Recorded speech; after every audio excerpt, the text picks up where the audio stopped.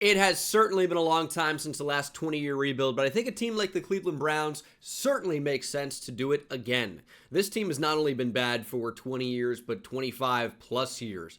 They really haven't been good since the 80s. So we're doing a 20-year rebuild starting in the 2025 season and ending 20 seasons into the future.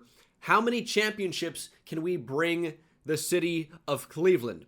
We're going to find out. When you choose online franchise, you can actually choose to start at a specific week. The only downside to this is that you get the same draft class every time, historically, and I imagine that would be the same here as well. So there will be an auto-generated draft class, but it's not completely random the way it is when you're starting from scratch in Madden.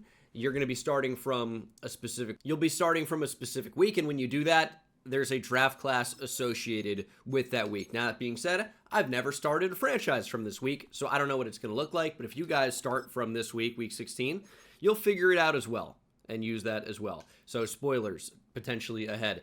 I don't know that I would be surprised, but it would be interesting. I think they're going to get probably a competition in there. I don't think Dylan Gabriel is the future, and I think Shedeur Sanders could be.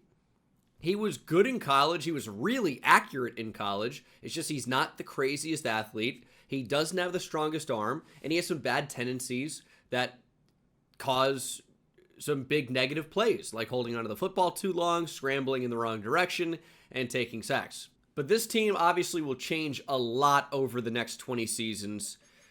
Quinshon Judkins looks good for the future. I like the idea of Dylan Sampson as a change of pace back. Obviously, Wyatt Teller has been a fantastic player before. Joel Bitonio has been rock solid for a decade. And, I mean, Harold Fannin, he's not really a true inline tight end, but in his role with the Browns, he's been awesome. He went to the best spot, really, for him to be successful, and he's been super productive, and I hope that in Madden, I know it's not really going to matter, we'll just be able to develop him like a superstar tight end. So, the concerns that you might have in real life about him don't exist here. He's just going to produce, which makes the older David Njoku a little bit more expendable. However, he's in the final year of his deal, so it's not like we can trade him. We definitely need to upgrade at receiver, though. Even though I like Cedric Tillman, Jerry Jeudy has never really found it as the superstar that was promised. And of course, Isaiah Bond has big-time potential. Honestly, probably should be a little bit faster than he is at 93 speed. He's, I feel like, one of the faster players in the league. But maybe we can develop him, of course, hook him. Some weird off-the-field stuff you can look into. I don't know what was ever corroborated. And then they have one of the greatest defenses in the league, one of the best rookie defenders in the league in Carson Swessinger. He's been absolutely incredible. Devin Bush is going to get paid. It took a little while, but the former 10th overall pick in the draft or thereabout with Pittsburgh has suddenly become incredible. He has had a great season, and I'm sure the front has something to do with it. He is a free agent as well. So we got a lot of decisions regarding a lot of these players coming back. JOK probably never plays again, unfortunately. That's a prediction I don't want to have to make, but I don't think it's going to happen. Mason Graham's played great as a rookie. Alex Wright is a really nice player, and of course, Myles Garrett is an inner circle defensive player of all time. I mean, is he a top 5 defensive player of all time? It seems crazy, but he is absolutely in the conversation. I mean, 21.5 sacks this year, and the season's not even over yet, is wild. I hope he breaks the record. We'll see, though. You know, Pittsburgh made it their entire mission to lose the game and not allow Myles Garrett to break the sack record. We'll see what happens, but I mean, if you're talking about top 5 defenders ever, it's Lawrence Taylor, Reggie White, Aaron Donald, and then, I mean, Myles Garrett's got to be in that conversation after that, I would say. It's tough for me to say, oh, Deacon Jones is there, or because I never watched him. It was so long ago. I guess I didn't really watch Lawrence Taylor or Reggie White either, but, you know, it's impossible to include a list without those guys. Like Bruce Smith is the sack record holder. Surely he's in that conversation. You could obviously look to the secondary as well. We're only talking front 7 players there, but, is Ray Lewis in the top 10? Is Deion Sanders? Is Rod Woodson? is Charles Woodson. Looking at a list here, Ed Reed is in the conversation, maybe J.J. Watt, me and Joe, Dick Butkus, Deacon Jones, Ronnie Lott, great player, Bob Lilly with the Cowboys. You know, there are only so many ways to do it. I think we kind of have a bias towards players that are playing now because we're seeing how good they are. Myles Garrett is just on another level. Denzel Ward's been a great player for a long time. Of course, the team traded for Tyson Campbell, but you're familiar enough with the team. It's been a losing season, 3-11 at this point, but there's still time to make an impact. The Browns actually did almost beat the Bills. I am going to force losses here, or at least a loss to the Bills. And then, of course, they did beat the Steelers. So at Bengals, we're going to simulate. We're going to head to the end of the season. You know about some of the free agents coming up. We've got some decisions to make, no question. But as always, we're focusing on bringing in younger players who can develop. I don't want to pay too much for these guys, and a lot of these players don't even want to return, which will complicate things a little bit. Tevin Jenkins on a 3-year extension, please. He's going to want more money. A lot of these players will. I'll let you know who we re-sign. Njoku's tough because I obviously can't give him a long extension, and he doesn't really want to be here, but am I really going to franchise tag a tight end? Probably not. Devin Bush I do want, though. 3 years, $13.5 million per year. Devin Bush is back. It's a very expensive deal for an inside linebacker, but I'm happy that he's going to be returning. And a lot of these players we're just going to let go. Joel Bitonio is probably on his way out. How many years left do we have with Joel Bitonio? He probably retires soon just because of his age. You think that? In real life, I have no idea. But in Madden, he's probably coming up to the end. Ronnie Hickman back on a 5-year deal, really cheap. I think he can develop for us. I like that. Wyatt Teller, I would like to keep. We are running out of money to try and keep players on this team, but Wyatt Teller is one that will re-sign. And then the rest can probably go. This is what the draft class looks like. There is a quarterback or two inside the top 5. Here's my plan. There are actually quite a few quarterbacks. We're going to scout these guys pretty heavily when they look like they could be good at first glance, especially Dante Hess from Wisconsin with the strong arm. But the plan is going to be Shedeur Sanders unless a quarterback makes more sense in the draft. We are not going to force it, but if a quarterback makes sense, a quarterback it will be. A 6'4", 235-pound wide receiver is interesting. Very, very interesting. Tevin Jenkins is back. Really not too bad per year, about $7.5 million. So we will absolutely take that. Don't want Malachi Corley. It's really just maybe Njoku at this point. Like, Martin Emerson's fine. I guess he's pretty cheap as well. It's not awful depth to have. If you can lock in him on this contract, and if he gets into the 80s, he is far exceeding what the cost would be. So absolutely we'll do that. Njoku I want to keep. I just don't know that it's going to happen. I also want to say, Myles Garrett trending towards being a top 5 defensive player of all time. Not necessarily right now. He's only 30. And he does end up breaking the sack record here in Sim with 23. Beats it by half a sack. These are the numbers on the year. They are unimpressive and also borrowed from real-life numbers. And, of course, the simulated games, the final 3 or whatever it was. Very bad numbers overall, except the defense was great. Myles Garrett was absolutely unbelievable. The team probably needs to do a better job of forcing turnovers. Even though the defense is great, I'd like to see a defensive back with more than 2 interceptions here in Madden. But I guess a lot of these numbers are borrowed from real life. But, again, that doesn't really matter very much in the game. Season recap has the Rams beating the Bills. Carson Schlesinger does win Defensive Rookie of the Year. Myles Garrett, of course, does win Defensive Player of the Year. I'm excited to see what dev trait Schlesinger has now. Surely would be superstar, you'd think. And these are the dev trait upgrades or downgrades for the squad. No star dev for Harold Fannin is a bit disappointing, but Schlesinger indeed does go up to superstar. Devin Bush up to star. Love to see that. We are off to free agency. We got $50 million in cap room. Joel Bitonio is a reason why he did not end up re-signing. He does have an offer. He's 34 years old. At some point, we do just need to get younger. That needs to happen. We also had some interesting retirements. Cornelius Lucas, Rayshon Jenkins, and DeAndre Carter. We do need someone to play left tackle.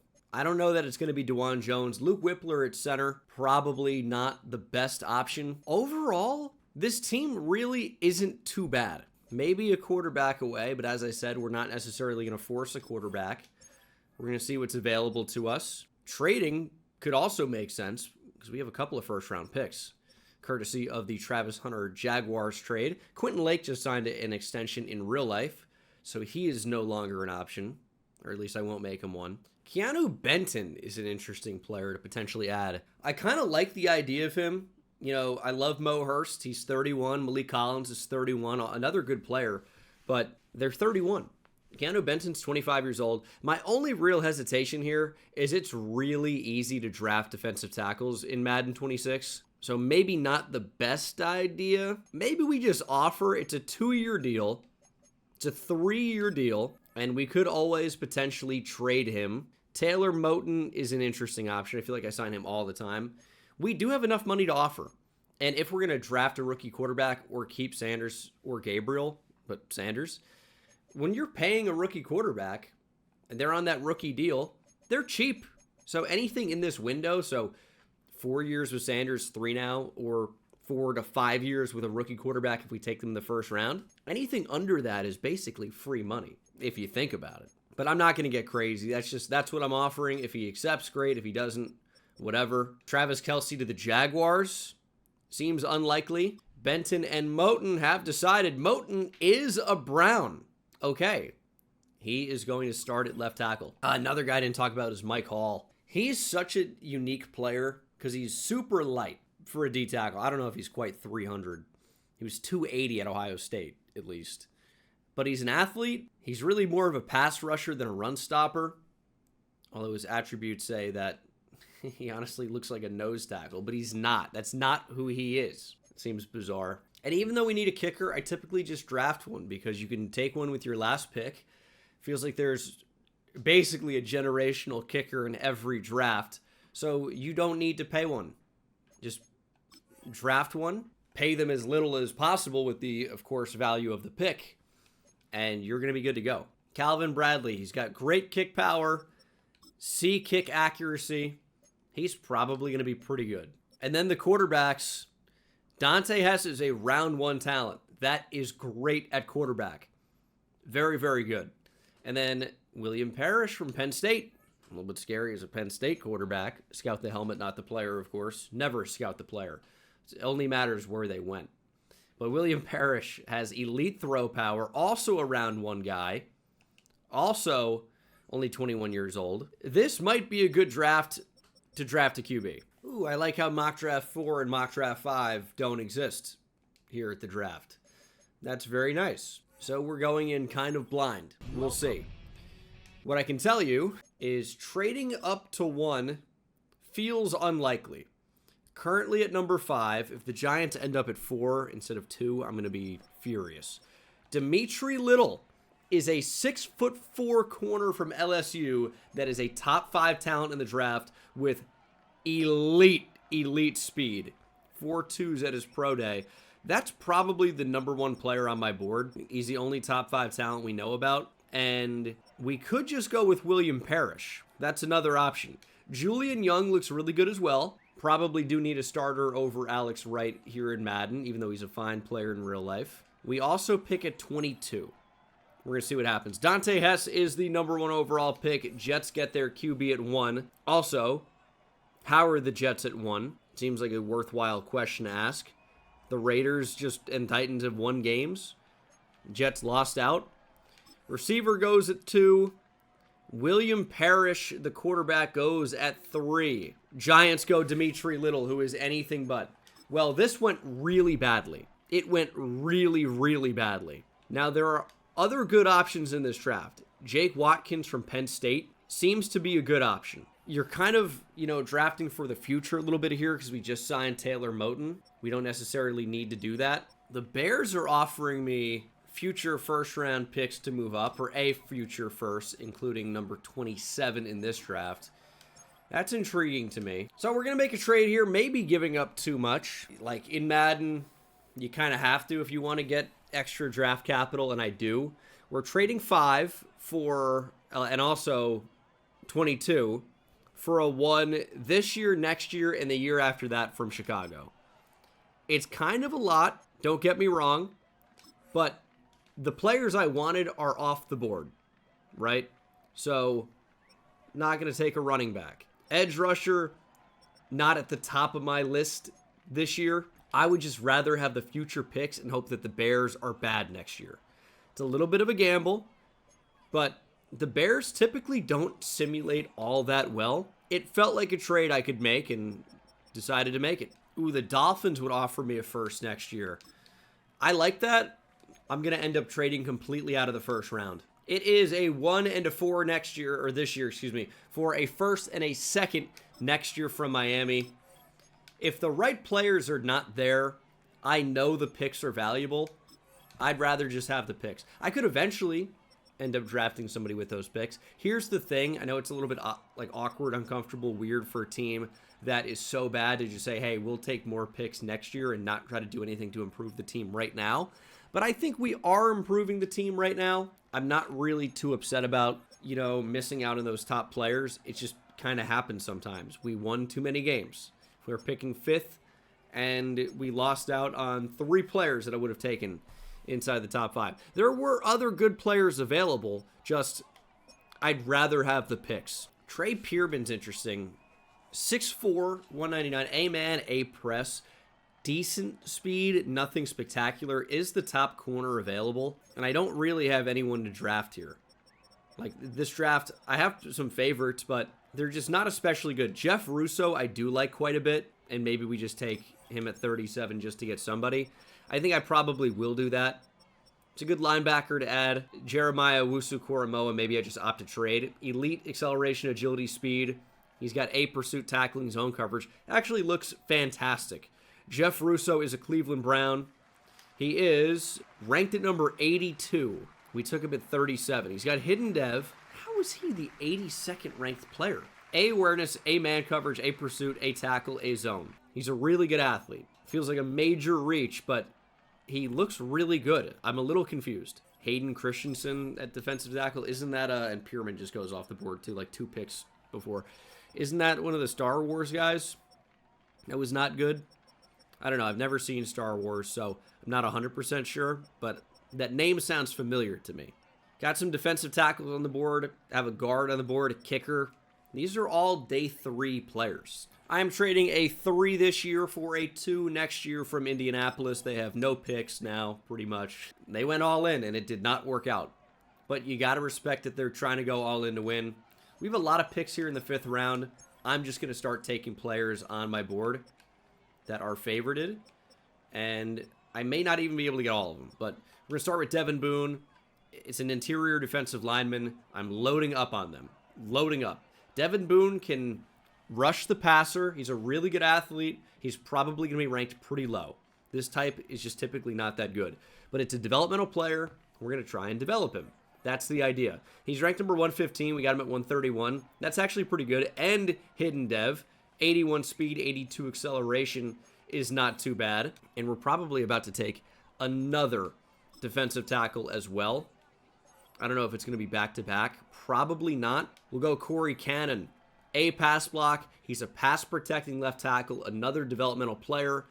Don't know if he's ever going to end up playing for us, but the idea is that we would develop him. He's ranked number 51. We got him at 133. Also hidden dev. Strength is not good, but he should be able to pass protect. And with hidden dev, we might actually have a future starter there. So I'm excited about that. I don't think that a kicker has any chance to go in the 5th here. It scared me for a second. So we're going to go Mark Baker. He's a big 350-pound nose tackle that ran a sub 540. Very intriguing. He is ranked number 49. Top 50 player. Got him at 136. Also hidden dev. Speed and acceleration are quite nice. Strength is pretty good at an 88. And we are dominating the 5th round. They can't stop us. And then in round 6, if he's available, we will come back and take the kicker at number 187. Hopefully he's still available. He is.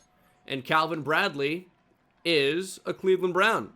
He's ranked number 90. We got him at 187. He does have hidden dev, 80 speed, but 94 kick power. The accuracy is going to be fine. We're just killing day 3. That's all we needed to do. Manu Escobar, the Saints franchise tight end, the New York Financier. Manu Escobar, you know what? He has elite speed, acceleration, and agility for a fullback. Let me get a fullback. A spin, A stiff arm, A trucking. He's ranked number 310. We got him at 220. He's got hidden dev. What's a good fullback comp there? LaRon McClain, maybe? I don't know. That feels like a pretty good draft for us. If he's Mike Allstott, that'd be sick. But I'm pretty happy with that. Look at this draft, dude. Weak side linebacker, 2 D tackles, a guard, a kicker, and a fullback. Positional value is not even being considered. He can't block, but Manu Escobar, again, not Saints franchise Manu Escobar, 86 speed, 86 trucking. I feel like he's pretty awesome. I don't know, he's a top 25 fullback right now. I don't know if we're going to really work a fullback in, but it's a little exciting. Top players in the draft, okay, the running back is good. And I knew he was going to be good, but we didn't need a running back. He's an 87 overall. This would be nice to get, probably. Goodness gracious. He's one of the highest overall players I've ever seen. Christian Dotson is pretty good, but we were never going to draft him, so I forgot about this. I mean, we have an alien on the team already, Myles Garrett. There's not really enough room for Predator. So we're going to go ahead. We're going to make a move. I'll take the cap penalty. The locker room chemistry just got a plus $1 million. Get this guy out of here. Dude, I need to get my wristwatch celebration out here during training camp. Oh, we missed gold. It's going to be gold soon, though. I don't know what I'm doing. Oh, hell yeah. There it is. I feel like I have negative aura, chat, after that watch celebration fail. XD, am I right? You know, it took me a minute to figure out why 73 looked so weird here. Well, maybe not weird, but not right. That's kind of weird. I keep fucking passing these. Joe Thomas. Anyway, I can't talk and do this at the same time. I don't have that type of skill set. I don't know what's going on with Quinshawn Judkins' hair, but I'm still stuffed up from being sick, so I can't even say Quinshawn Judkins. Sounds so nasally, but I think he's got like... You ever touch that plasma, like static electricity ball? It's not plasma, but your hair stands all the way up. What's going on up there? It's bizarre. Corey Cannon's actually up to a 77 overall. I think we're going to move him over from guard to center, and he'll just start. We are making a big-time trade, JOK to the Dolphins.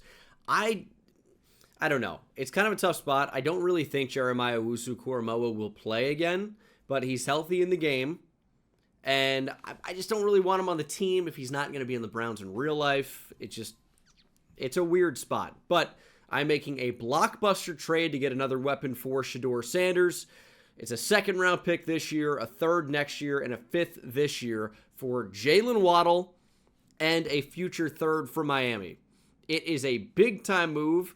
We are actually making an Alabama receiving core between Jalen Waddle, Jerry Jeudy, and Isaiah Bond. Not a bad idea, honestly. But that is a big-time wide receiver 1 upgrade. That should hopefully make the offense a lot better. And the defense is great, and now Russo can just slide into a starting spot. The Packers will give us Savion Williams for Malik Collins. I'm going to make that move. He's got star dev, 24 years old, really fun player. Currently doesn't really have a path to much playing time in Green Bay, but for a guy that you can kind of manufacture touches to a couple times a game, he can be electric. Shedeur is up to a 75 overall. I like that. And then defensively, we've got our starters penciled in right now. Could use a little bit more depth at safety. Baker's going to start. I like the idea of getting Boone in there. He's just a little bit too far away. And then I think we need more depth at corner. But hey, Rome wasn't built in a day. Maybe Cleveland was, shithole. No, I'm just kidding. That's a joke to fire you guys up. I was a joke. I was just kidding about that. Cleveland, oh man, what a place. But what was I saying? Yeah, we don't need to go undefeated in 2026, right? We can make strides, and that's what we're going to do. We are 1-6. Okay, so I said we were going to take a stride forward. We may have been turning and looking the wrong direction. We are 1-6. Whew. That's pretty bad. It may be time for an offensive playbook change. We're going to check out wide receiver, probably is the main focus position. Quarterback is still going to be in play I feel like we got better defensively and are significantly worse. How does that work? Also, I've got a new thing about the hair now. It's falling in a way that makes me think of Snape from Harry Potter. I don't know. It's interesting. Shador is going to be up to a 78 overall with morale. 78's pretty good. It's just him playing well is not going to help our defense out very much. If those guys could start getting stops, that'd be fantastic. Mark Baker and Russo both have star dev, by the way, as does Cannon at center, which I guess we already knew. My main goal is not to do what the Browns have effectively done in real life and waste Myles Garrett's career. I'd like to get him a championship. Let's see. We have some interesting free agents in here. I can't really bring back almost any of them. We have the money to. It's just a bad idea. Grant Delpit I do like, but I don't really like a 4-year deal. I'm going to wait on Wyatt Teller as well if we even want to do that. You know what we're going to do? We're just going to trade Wyatt Teller. I'd like to get Zach Zinner involved because Tyree Phillips got signed at some point. But who else is a free agent? Grant Delpit. We're 1-6. I kind of want to keep Grant Delpit, but Wyatt Teller, I like Wyatt Teller. I don't really want to trade him, but I would love to get some picks back. I'm going to have to trade both. We're committed to the tank at this point. The Titans will give us J.C. Latham. He's been a little bit up and down in real life, but that's quite an offer. Kayvon Thibodeau here is intriguing as well, but I think it's gotta be that first offer, or last offer, I guess. J.C. Latham will be a Cleveland Brown. We love our Alabama tackles here, so that'll be the play. The Titans are actually performing pretty well, so I'm not sure how much a future pick actually matters from them, but how about Wyatt Teller, Grant Delpit, Cedric Tillman, and a 4th for J.C. Latham and a 2028 2. We're 1-6. I mean, you got to commit to the tank at least a little bit, and that's the trade deadline. Our last time to do anything. It sucks to move on from those guys, but they're unfortunately a part of a losing era of Cleveland Browns football. And now that head coach Gene Dangus is in the mix, making the moves, making the trades, signing, drafting, we're going to be a winner. Maybe not this season, but eventually we end up going 6-11. Our defense got slightly better. Our offense got slightly worse. Shador, 3,800 yards, 22 touchdowns, 17 interceptions. Quinshon Judkins is just not quite good enough to be super productive. Jerry Jeudy did eclipse 1,000 yards. Jalen Waddle was real close. Harold Fannin was really close as well. And then defensively, Swessinger with another really productive year. Myles Garrett had 18 TFLs and 4.5 sacks. We need a defensive playbook change. That's absolutely ridiculous. Devin Bush had 5 interceptions. Crazy year from him. But the defense, dude, I mean, what are we doing? Myles Garrett had 4.5 sacks. This game pisses me off. Season recap has the Bills beating the Rams in the Super Bowl. Max Crosby wins Defensive Player of the Year. Nothing for us. Those are two, or at least the Jets are an AFC team, so no Defensive Rookie of the Year for us, and we didn't draft anyone on offense, so not going to happen. I mean, we drafted a guard, but we moved to center. Offensive linemen are not winning Offensive Rookie of the Year, even though sometimes they should. You know, the best rookie's been this year is probably Armand Membu, and he's not even in consideration to win the award, I'm sure. J.C. Latham, we will pick up the 5th-year option on him. We just traded for him, and everybody else can go. Elton Jenkins in free agency. I don't really know that there's anybody that we really want here. Carrington Valentine? Nah, we'll probably just stay put. Okay, so moving on to the NFL draft. I feel really good about this class, actually. And I am excited to hopefully find some great players for the future. We pick at number 4, number 9, number 13, and that's it. That's pretty good, though. Isaiah Williams is a top 5 talent at quarterback, expected to go at number 1. Again, it may be just out of our range. So sticking with Shador Sanders could still be a good idea. There are still some really good players available. I like Donnell Frazier a lot. A lot from Notre Dame. This is our Leonard Moore, if you guys are familiar with him. One of the best corners, if not, and I'll say it, the best corner in college football. He is. Mason Kinney was a quarterback that I thought was close and comparable. Expected to go in the back end of the first round. Steelers taking a QB here. What a surprise. trying to stay relevant. But I mean, if they're picking at 25, they clearly are still relevant. They're still quite good. Riley Russell's a player I like a lot. Elite speed, agility, change of direction. Kind of rare at safety. A play rec, a pursuit. It's a Grant Delpit replacement. And out of LSU. That's an option at 22. Do we make a move up for the quarterback? That's going to be the big question. There is another good QB on the board, but he's not Isaiah Williams, who we know is a top 5 talent at 21 years old. And the Saints have Tyler Shuck. They don't even need a quarterback. They've got their future, clearly. Says they need a quarterback. Interesting. I'm going to try to make a move up to 1. Shador's cool. He's a 75 overall. I want options. We have a lot of picks here. It feels doable that we could make a move up. Well, this is going to be the trade. It is a lot to move up to number 1, but this is what it costs. I think people highly underestimate what it takes to move up for a quarterback via the trade market. It costs a lot. My call, a first this year and next year, a second next year, a third this year, and a second in 2029 for number 1. It's a lot to move up just for another option, but he's a top 5 talent in the draft. He has an elite arm and good mobility. He's accurate. I mean, this seems to be the guy. Isaiah Williams, you are a Cleveland Brown. I'm sorry. He was ranked as the number 2 player in the draft. We got him at number 1. 1.94 ERA in college. He's a pitcher? All right. I mean, that explains the arm, I guess. He was a dominant pitcher if he was a starter. Still quite a good ERA for a reliever, but that'd be a fantastic starter ERA. But of course, in college, the stars can really shine more. But those are really high-scoring environments too. A lot of the time, I don't know. College baseball is another conversation for another time. Pinpoint accurate on intermediate throws, progresses well through reads. He's got hidden dev, 98 throw power, and I think the same speed as Shador Sanders. That is very interesting. We pick again at 9. I'm not going to trade up. We're just going to take what's there, and it seems to be the player I would have drafted anyway at 9, which is a cornerback, Jalen Ramsey. No, it is going to be Donnell Frazier. Is it too early to draft him? Feels like it isn't. We're just going to draft him at 9. Only 21 years old, ideal size. He's a top 5 player in the draft. Elite top-end speed.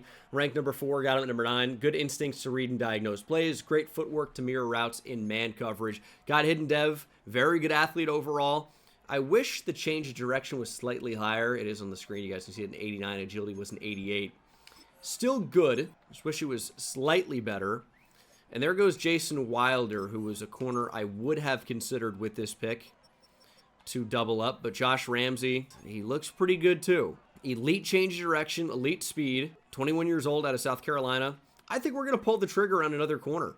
A to C man coverage, but he's got B zone coverage, and he's a man-to-man archetype. So I'm going to guess it's probably at least a B, if not an A. Josh Ramsey, welcome to Cleveland. He is ranked at number 14, got him at number 13.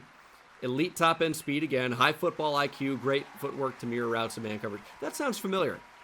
He only has normal dev, but 95 speed, 95 change of direction.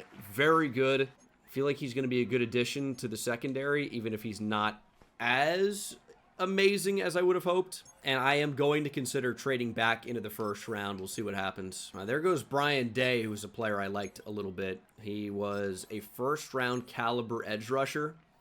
Enrique Valdez was a pretty good-looking linebacker. We had a draft story about him, but just didn't make sense at the time. Receivers, definitely something I'm considering. There are some round 1 talents, but do they make sense with this pick? I don't know. I feel like probably not. I feel like Amaro had a bad story about him. And then Jacob McDonald had a great draft story about him, but he just doesn't look good. Ooh, Nick Brooks, who we found down the board, is a top 5 talent. I was saying he looked really good. I didn't think he'd be a top 5 talent, but that is a really good option. 6'3", 317. It's a plug-and-play starter at center. Also like Caleb Bennett, but he's just not able to run block the same way. Okay, so what do we want to do here? I want to trade up, but probably not for a receiver. We are trading number 45, a second next year, a third the year after that, a fifth this year, for number 22 from Dallas. It's a lot to move up, but I traded down so much last year to give me the flexibility to move up and down the board.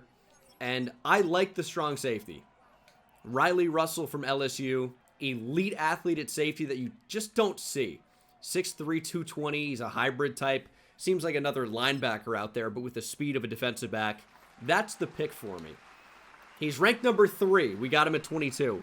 High football IQ routinely on display. Here comes the boom. It's going to be high hit power. Instinctive zone defender. Has hidden dev, 93 speed, 91 acceleration, 93 agility, 91 change of direction.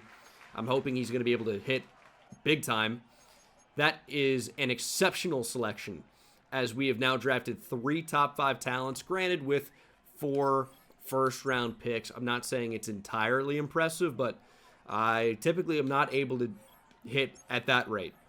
So I'm feeling pretty good about it. We could even go with a tight end here. I thought Darryl Farrell looked pretty good. 6'3", 251 at a UCF. A catching, A deep route running, elite speed, elite change of direction. If you can't draft a receiver, go draft another receiver at tight end. Darryl Farrell, ooh, bad. Ranked number 78, we got him at 38. Has normal dev, 89 speed though. How fun is that? Moving on. I'm going to draft a punter here. Colby Beckett. Ranked number 108, got him at 200. Huge leg, but struggles pitting teams inside the 20, like Punt God, Matt Ariza. He's got 93 kick power. Accuracy maybe isn't the best. We'll have the CPU take the final 2 picks of round 7. And I am really excited heading into this next year. I know we've created a little bit of a quarterback controversy. So Isaiah Likely's on the Steelers. We've done well. 81 overall for Isaiah Williams, one of the higher overall quarterback ratings I've ever seen here in Madden 26. Accuracy's pretty good. Obviously has an absolute cannon, unlike Cannon, who plays on our own offensive line. Donnell Frazier's an 80. That's really good. He's got good speed, good coverage, good play rec. He's a team player. We like that too. Josh Ramsey's a 77. I'm really not too mad about that. He looks good. Zone coverage is maybe a little bit lower, but looks good. And then Riley Russell's an 81. We crushed the draft. This is one of my best drafts ever. 89 hit power I thought was going to be 99. But 89 is still pretty good. And he's really fast. Coverage is going to improve over time. And Farrell was a bad pick. Farrell was a bad pick. Sometimes they're bad picks. I drafted Harold Fannin when I have Harold Fannin. I don't know why I did that.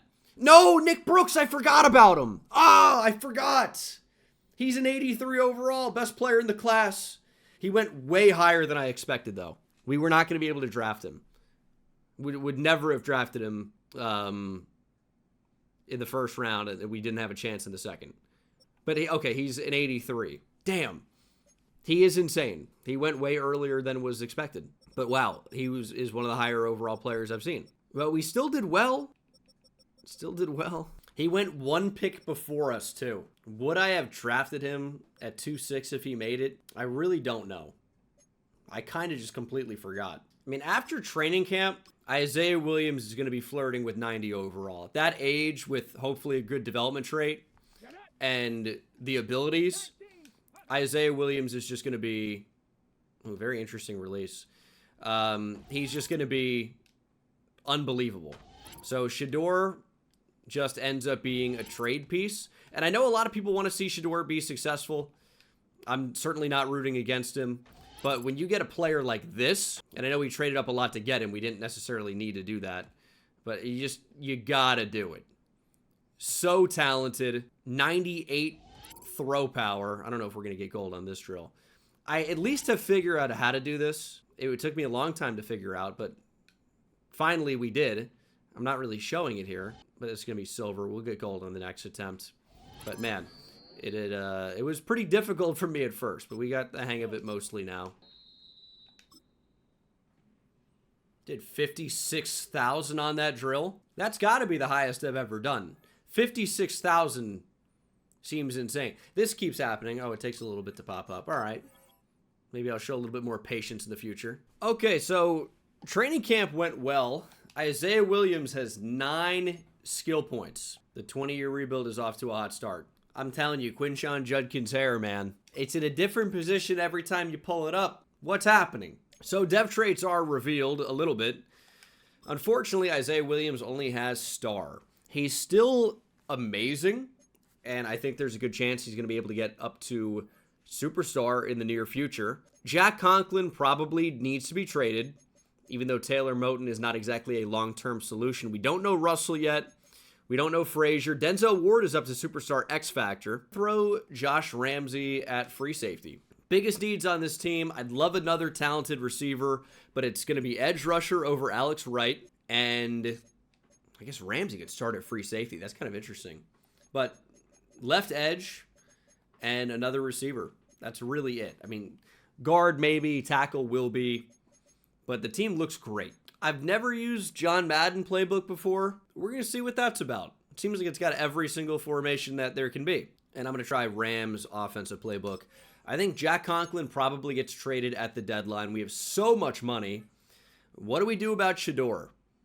We're going to hold on and try to develop him for another year. It's probably the same thing with Dylan Gabriel. Those two might be gone in multiple trades next year. And I'm excited to see what this rookie quarterback can do. And this is the turnaround we've been looking for. 5-1 here in 2027. Maybe the change at quarterback needed to happen. Russell is an X factor. Frazier's got superstar dev. So we haven't had the same luck drafting on offense so far, dev trait wise, but defense looking pretty good after this most recent class. I'm liking it. Ooh, we could trade for Greg Newsome. That could be interesting. Haven't seen that before. I'm thinking about trading Tyson Campbell. I don't really think we need him anymore. I'm kind of looking to upgrade at receiver. It's going to be Jack Conklin, Tyson Campbell, and 2 4s for a first-round pick this year from Minnesota. I think that's probably the only trade we're going to make here. I feel pretty good about it. We don't really need Tyson Campbell at this point. Martin Emerson is a perfectly capable third. Miles Harden's fine in that CB4 spot. If we don't like him there, we can move Ramsey back, even though he's settling in as our starting free safety. I want a couple of picks because maybe we want to move up for a defensive end. That's a possibility, right? But Frazier needed to get into that CB2 role. I like having 3 good corners, but Martin Emerson is under contract for the next 4 seasons with that extension. So we just need to play him more. But with his skill set, he's honestly a better fit at safety. So we might do a little bit of a midseason swap here. Denzel Ward is a big-time free agent, very expensive. I'd like to keep him for 3 seasons, and he wants to be here. It's quite expensive, truly. But hopefully he's going to sign it. And he does sign the extension. That's 3 years. Jerry Jeudy I'm not as crazy about at all. But he's really the only other big free agent to be. So do we trade Jerry Jeudy right now? He is 28 years old. Has never really got to a point where he feels like he's elite at all. Okay, I mean, I have to accept this. I wanted to go out and get another receiver. The Giants are offering me Abdul Carter and picks for Jerry Jeudy. Yes, I will do that. Horrendous trade by the Giants. What's new? It's painful to be a fan. But Abdul Carter is an unbelievable addition to this defense. It's just what we needed off the edge. He's an easy fit. It's unreal. Is this typically what the background looks like? I sure feel like I haven't noticed that. It looks weird to me. I will say that. Receiver now is significantly worse, but we're going to be buyers here at the deadline. We need to go out and get a receiver. Maybe do another trade with the Packers, bring in a Longhorn legend, Matthew Golden. It wouldn't take very much. I'm going to do this ridiculous package of a day 2 and many day 3 picks to get Matthew Golden. Love that. Now we have Isaiah Bond. We were talking about the Alabama connection. Now we're going to talk about the Texas connection. Of course, he transferred. And Matthew Golden, Texas. He was a Houston transfer. I'm in. And for the first time, we are a playoff team. 13-4, but still playing in the wild card. Isaiah Williams with by far the best rookie year in the history of the NFL. 4,800 passing yards, 40 touchdowns, only 4 interceptions. Pretty good. Quinshawn Judkins was a nice upgrade from what he's done the past couple of years, over 1,000 yards, but 4.2 per carry, 7 touchdowns. It's not amazing, but it's better. Receiving, oh my God! Jalen Waddle has broken the record for receiving yards in a season. 2,005 yards, 23 touchdowns. He averaged 118 per game, 13.5 per catch, 148 catches. We brought in Matthew Golden. He didn't score a touchdown the whole year. Savion Williams was highly productive. But Jalen Waddle has just posted the best season in the history of the NFL at receiver. He took his previous 2 seasons, combined them, and still outproduced them. Unreal. And if you take his career touchdowns, I'm not really a math expert, but it's close. It's close. He had more for the rest of his career combined, but 23 touchdowns is a lot. If you didn't realize that. Defensively, 150 tackles for Carson Schwarzenegger. Myles Garrett is back. 18 TFLs, 21 sacks. 10 for Abdul Carter, 9 for Graham. Seems like everybody produced. Interception numbers are not incredible. The John Madden defensive playbook was definitely interesting. I don't know that it's that good. Rams' offensive playbook is clearly very good. Like, we weren't bad. We had a lot of sacks, but we also just happen to have Myles Garrett, so you're going to do that. I mean, Rams' playbook on defense might just be the move, too. Go Rams, or Bills. Rams and the Bills have been in the Super Bowl every year. Maybe this year something changes. We're going to simulate in the wild card here against the Baltimore Ravens. A lot of history between these two teams. I think I say it in like every rebuild video. And we get crushed. That's the season. 24/7. Lights were too bright, I guess. Season recap, Rams in the Super Bowl, but they lose to the Colts. MVP Joe Burrow. Isaiah Williams, of course, won Offensive Rookie of the Year. Probably could have won MVP. They just go with Burrow. Going to pick up the 5th-year option on Abdul Carter and Mason Graham. I would love to get their interest up. Make these extensions a little bit more affordable because neither one will be cheap. Abdul Carter, I imagine, will be particularly ridiculous. He wants to play in a big market, which we cannot offer that. Just can't do it. Can't change anything. It just won't happen. Probably won't pick up the 5th year on Matthew Golden. We'll just look to extend him at some point, which will be soon, I suppose. It's important to keep a lot of money. This quarterback will be extremely expensive, so we're going to have to draft really well. And I think we probably end up using Shedeur Sanders to get us extra picks. Could go ahead and get Kamari Lassiter or Cooper DeJean. Nobody wants to be here. The challenge of using the Cleveland Browns. And also, Lassiter with a lot more offers than DeJean. Crazy. 3 times as many offers. +1 overall, same age. Lassiter has a better dev trait. I'd like both. I'm going to go after neither. We have fine other options at corner. It just probably is not worth the cost. Now, we lost Zach Zinner to free agency. Jalen Waddle only up to superstar. Williams up to superstar. Jalen Waddle broke the record for receiving yards in a season. To me, that should probably be guaranteed X Factor. It wasn't. And Offensive Player of the Year. It's kind of crazy he didn't go up to X Factor. How does he not? Christian Mahogany has no offers and would be an instant starter for us. That's who is going to get the offer. And he wants to be here. Wants to play for a playoff contender, and that's what the Browns are. It's well known. How about make a decision, Christian? He is a Brown. It's interesting. Sterling Kennedy's a top 5 talent at left tackle. Eddie Newton's a top 5 talent at running back. This might be another pretty strong draft class, or at least we know about them. Wow, Saints picking at 1 and 4. Zach Jefferson's also a top 5 talent. We know about all of them. The problem is they're all going to go top 5. When do we pick? 12? Ooh, is 12 within range to make something crazy happen? That would be irresponsible. And 24, but it's not impossible. I was going to say Tiki Barber, and then I saw him. Not quite Tiki Barber. My first favorite player, actually. Fun fact. The thing is, it's like, what do we even need in the draft? More depth at corner. I'd like to draft 1. And offensively, we are fine. It's maybe the best available receiver. So it's like, why would you not at least consider a trade up, especially when there is a fantastic tackle available? And that's going to be a need. Elijah Elliott looks pretty good, though. And we could use another receiver. The receiver class is actually really awful. Yeah, maybe it's just going to have to be simulate to 12 and see what happens. Which could lead us to losing out on somebody that we want, but we'll see. Elijah Elliott is still available. He's got D catching, but he can run. Hey, that's fun. We're going to draft Darius Hayward-Bay here. He's got a spin move. How fun is that? He's ranked at number 21. Took him at number 12. Speed, speed, speed.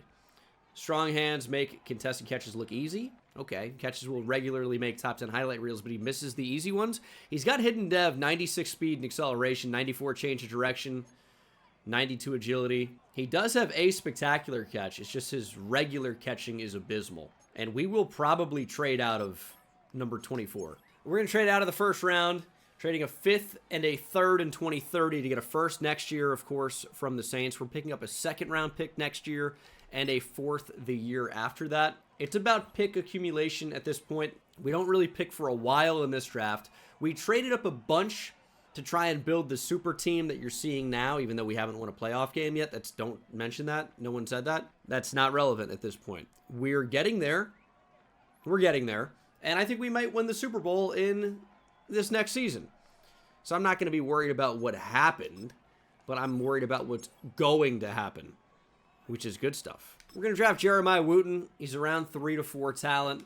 Looks pretty awful, but he is good value for the spot. He actually has 91 speed, 90 acceleration, 90 change of direction, hidden development at 6'3". It's an interesting player. Dylan Randolph has B-man coverage, ran a 4.5 at 6'2". We'll take that. Top 100 player that we got at 216. That's pretty good. Also hidden development. That's a great player to add. Draft recap. 76 overall for Elijah Elliott. Not amazing, not terrible, and the athleticism you simply can't teach, like truly. So, ooh, wow. Ooh, wow. I did not see the USC run support strong safety. That was an oversight. Guaranteed generational player with 99 hit power and the worst speed you've ever seen from a defensive back. Love this archetype. Only seen it 100,000 times this year. But this draft was absolutely stacked. 85 overall for Eddie Newton, 83 for Keegan Cofield, 83 for Zach Jefferson. Sterling Kennedy was an 81. Did they do something to the draft classes? This is the most stacked draft class I've ever seen. I adjusted nothing. I never adjust anything. This draft is ridiculous. Ooh, Elijah Elliott, it does say double me here, which leads me to believe he's an X-Factor type player. Is his X-Factor not being revealed right now? I feel like it is. All right, well, Elijah Elliott has X-Factor. So that could change things. Ooh, Matthew Golden up to Superstar Dev. The first training camp dev trade upgrade we've seen. They're typically a little bit more common with the coach abilities thrown on there, but we haven't seen one. How about a dev trade upgrade for our Superstar Corner? Now a Superstar X-Factor. That draft pick is looking better and better and better. Our defense is looking spectacular. We got a superstar upgrade for our defensive tackle Baker as well, but Donnell Frazier up. And look at all the skill points, man.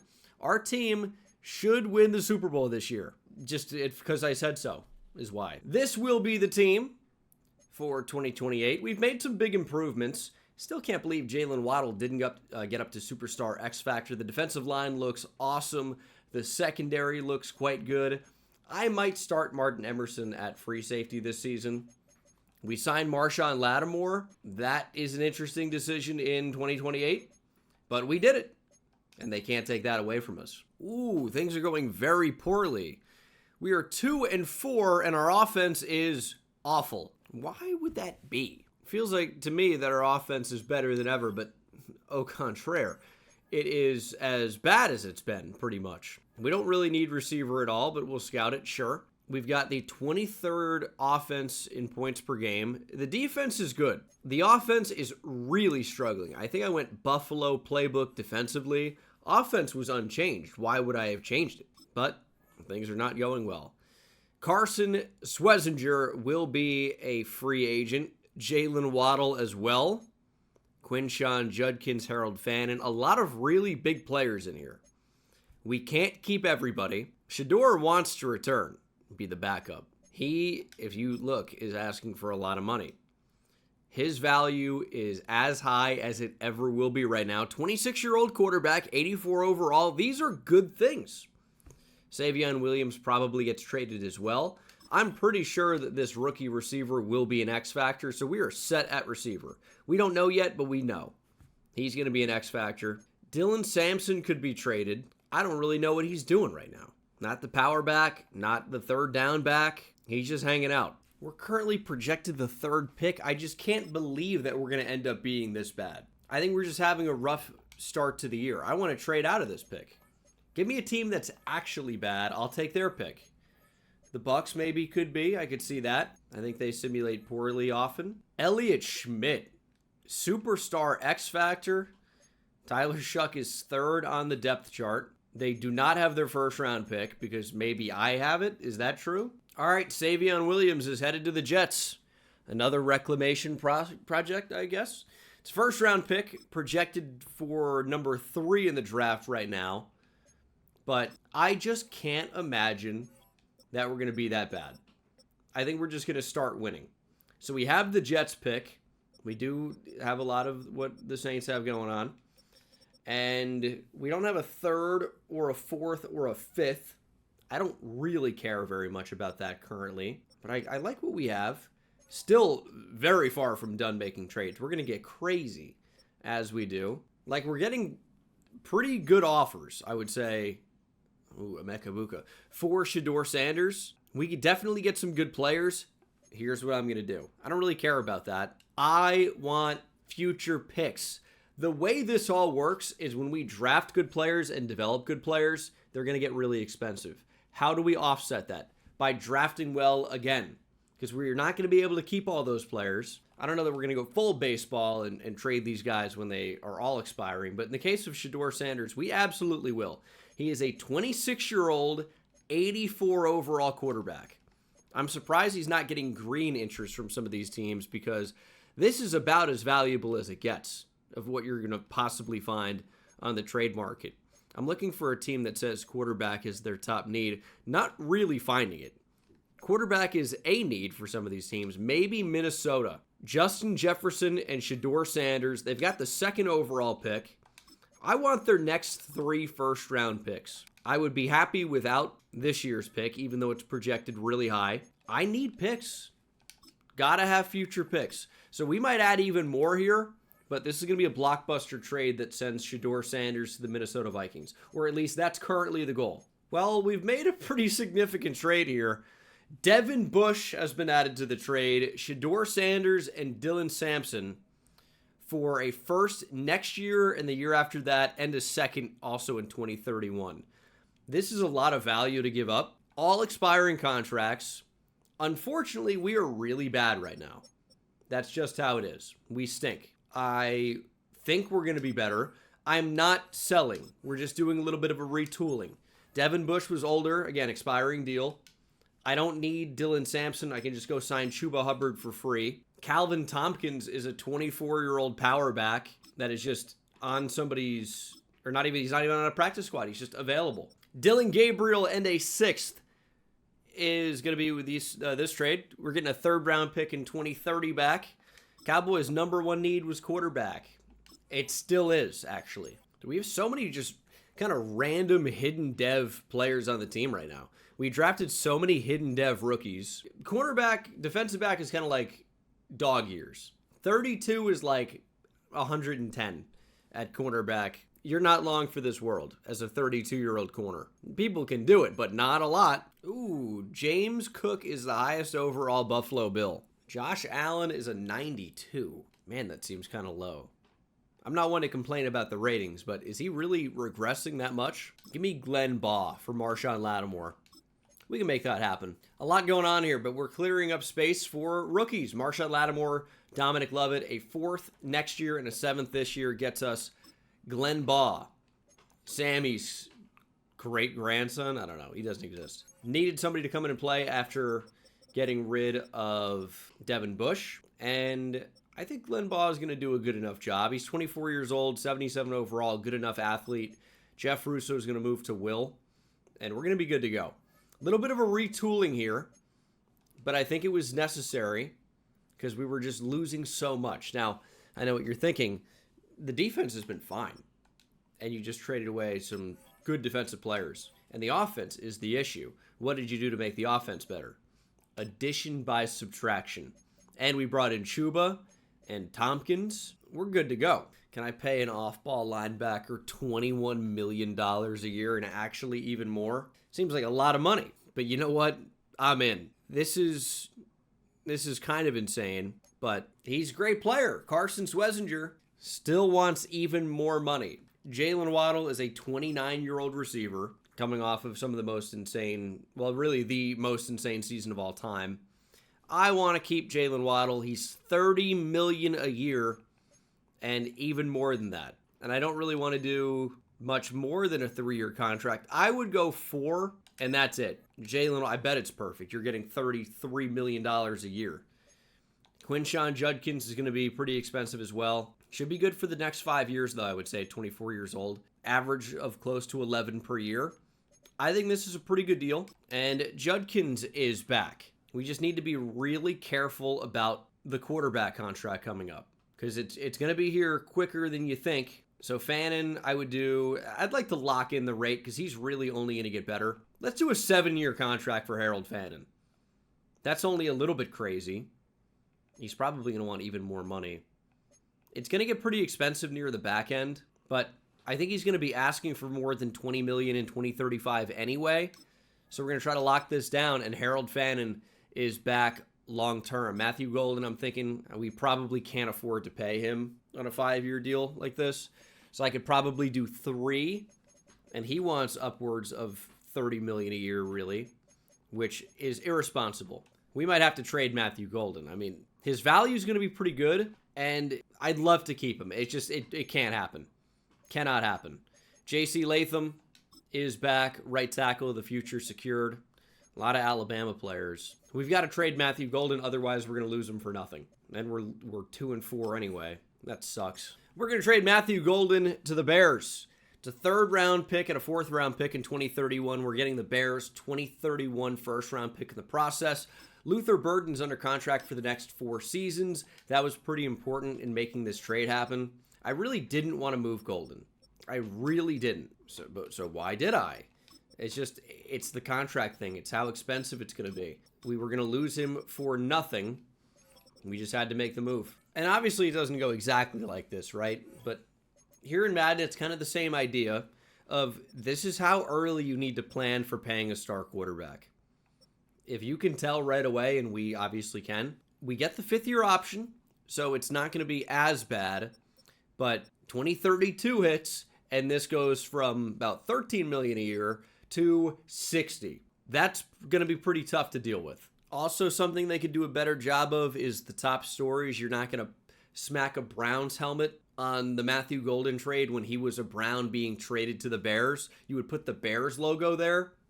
That feels like an easy thing that should be fixed. This is how I found out friend of the channel, Trevor Penning, has a brother that plays in the NFL. Jared simply did not know that. Taylor Moton is going to be a free agent. He's 34. I kind of imagine he just retires. So tackle is going to be a pretty big deal.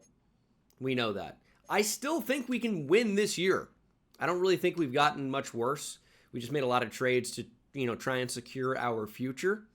There are a lot of good tackles at the top of this draft. 4 of the top 5, and another in the top 10, and another in the top 11 are tackles. So this is a pretty good year to need an offensive tackle. That's definitely something we're going to consider. We finished 9-8, and we missed the playoffs. I was simulating not week by week, but a few weeks at a time to get the focus players in there. And it looked like we were making a little bit of a comeback, but back-to-back losses against the Jets and Commanders. And this hurts our draft pick that we got of the Jets as well. Great. I don't know how we lose that game. Losing the Bengals too. Very up and down team. It seems like you don't know what you're going to get. 44-3, 31-3 against the Chiefs, who are still good. They were 8-3 entering that game. Patriots, or something like that. 33-10, 38-3. Then we lose to the Bengals, Commanders, Jets, Steelers. So strange, but can't make the playoffs every year. I think I said this was going to be the Super Bowl year, right? I was crazy back then. I didn't know what I was talking about. Isaiah Williams still had a great year. Accuracy's developing. Rushing, Quinshawn Judkins had by far his best season. Jalen Waddle is still dominating. I think it's a great rookie year for Elijah Elliott, who is a superstar X Factor with double me. It sure is. Although you can change it so it doesn't really matter a whole ton. This is a sick draft pick. He's unreal. What a player. You know what he kind of feels like is like the Odell type mold. Elite spectacular catch.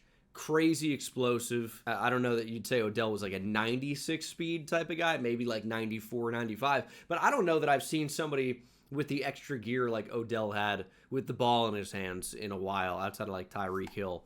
Like Odell just exploded after the catch. I was watching Odell take slants to the house just to feel something the other day. It's a sad life, but it was an excellent time. Even though the Giants weren't that great, we had Odell at least. But Elijah Elliott, I feel like, is in a similar mold. Really fun player. Superstar X Factor. And had a very solid rookie year, even though it wasn't on the same level of Jalen Waddle, who continues to produce at a fantastic level. Schwezinger, again, highly productive. The entire D-line really was. Myles Garrett and Mark Baker with 16 TFLs and 10 sacks, 15 TFLs and 8 sacks for Carter, 9.5 sacks for Mason Graham. The defense is playing well. The offense ended up being the second best in football. Look, we had the number 1 scoring defense. We ended up with the number 4 scoring offense. And still, we just lost too many close games and missed the playoffs. The team, though, has showed me, at least statistically here, that maybe we got a little bit unlucky. Maybe we need to do a little bit of a better job finishing games. But we can be one of the best teams in the league. And hopefully we see that in 2029. Falcons beat the Jets in the Super Bowl? Oh, I've made a big mistake. What? Do I have the 31st pick in the draft now? The Jets took that trade and, oh my God, it's simply unbelievable. The pick I traded to the Jets was not my own. It was, okay, it was the Saints. I have traded away 1-1 in the draft. This was a blunder. I mean, this is truly an all-time mistake. Oh, yeah, we still don't have Carson Schwezinger under contract. He wants to play for a big market. I'll give you slightly more money, and then we're going to start talking about a franchise tag, which is what's going to happen. It's a middle linebacker franchise tag. It's less than what you were going to make. I'll franchise tag you every year if I want to. We can probably just draft a running back. Tompkins actually seems okay. Wants to be here, not terribly expensive. He'll be back next season. Chuba Hubbard will not be. I think we're going to let Tevin Jenkins walk. And Taylor Moton is sub 80 overall now. He's looking for $10 million a year. I'm okay with that.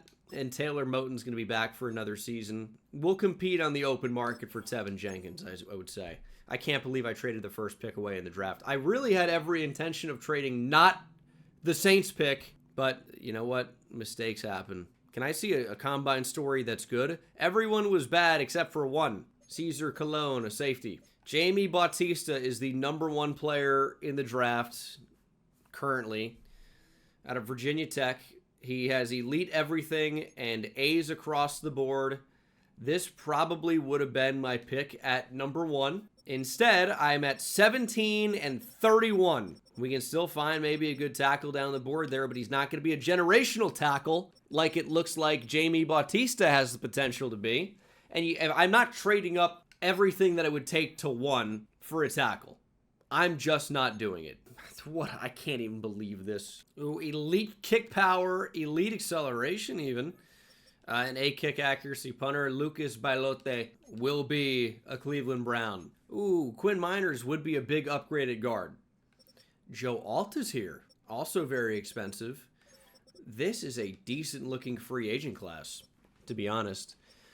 Joe Alt intrigues me, but I think I would rather just draft a tackle for the price, but I do need a guard. Wyatt Milam's not a bad idea.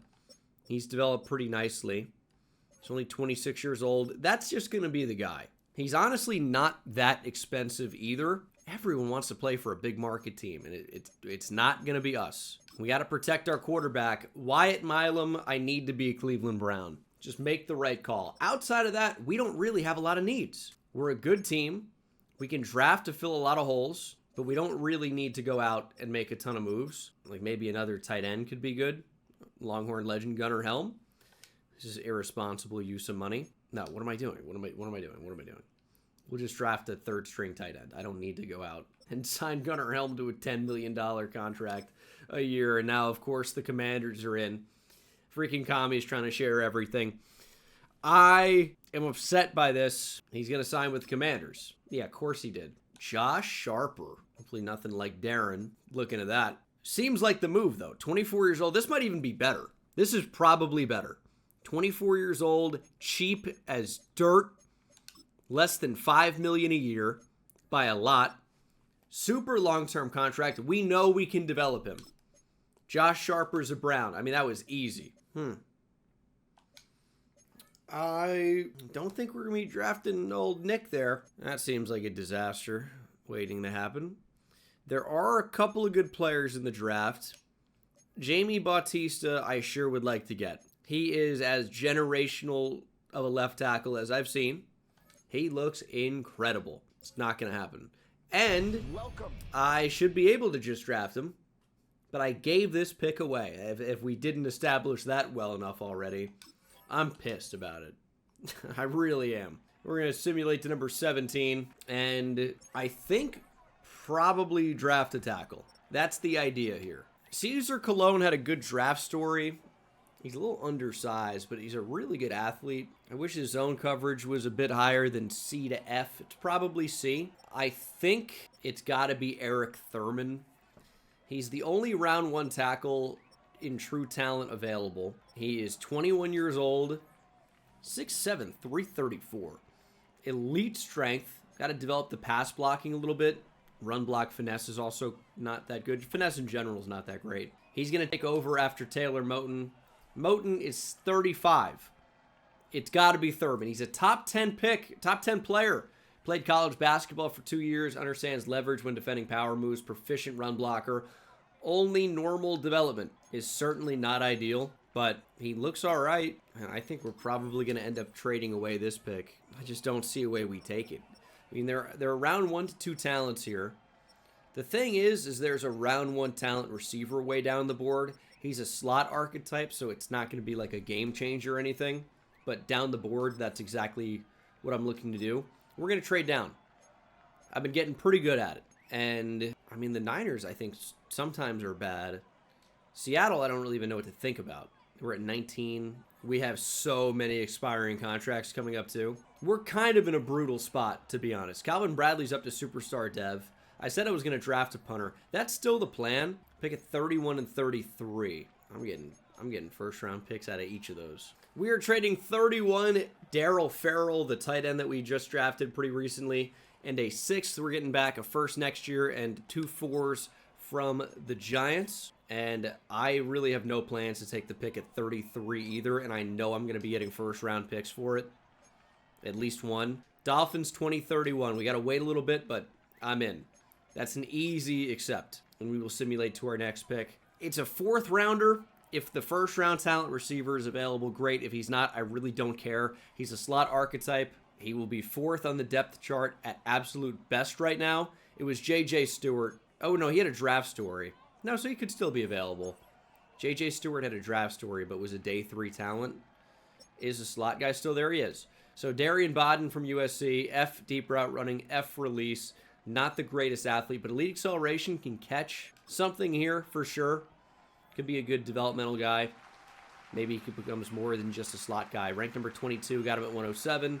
Normal dev, as really is to be expected with this type of player. It's kind of what we've seen a lot. But not a bad pick for the spot. And then Lucas Bailote will be a pick here in the 4th round. I'll take a punter in the 4th and not even think about it. Easy pick. He's ranked number 92. We got him at 125. Tremendous leg, coffin corner specialist. He's got normal dev, but 97 kick power. Is he going to be better than my current punter?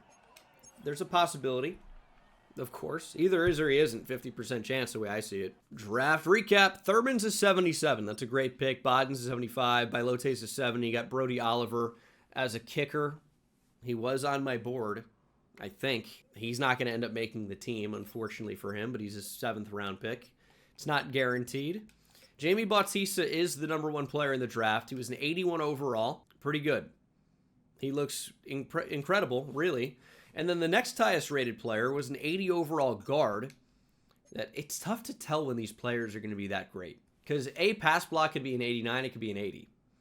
It's really tough to say. So that's just how it works. Tom Dalton, we didn't know was going to be a super elite pass protector. Or in terms of just overall player. Another good guard here. All offensive linemen at the top. Kind of unusual. We did get one of the best players in the draft, though, so I feel pretty good about it. Isaiah Williams is up to X Factor. Jalen Waddle's finally up to X Factor. Elliott has it and probably will play over Luther Burden. And then defensively, you guys know the drill. Myles Garrett is down from X Factor and regressing. Baker's up to X Factor, so that's interesting. I'm going to put Martin Emerson back in that number 1 spot. We've got some really good corners. We've got a really good team in general. So I'm hoping to actually see it translate this year. Put Elliott in the slot. I think he's probably going to be incredibly productive there. And I'd like to see this team actually get it going. We've got a great approval breakdown from everybody but these Cleveland fans. And I can't blame them. They just, got built up just to get let down again. But this year will be different. Well, we are reverse Brownsing right now. The Bears are 0-7. We are 6-0. This is very nice. Players ready to negotiate, though, will be a lot. Mark Baker, Abdul Carter, and nobody wants to be here, by the way. Carson Schwezinger, Jeff Russo, Mason Graham was in there.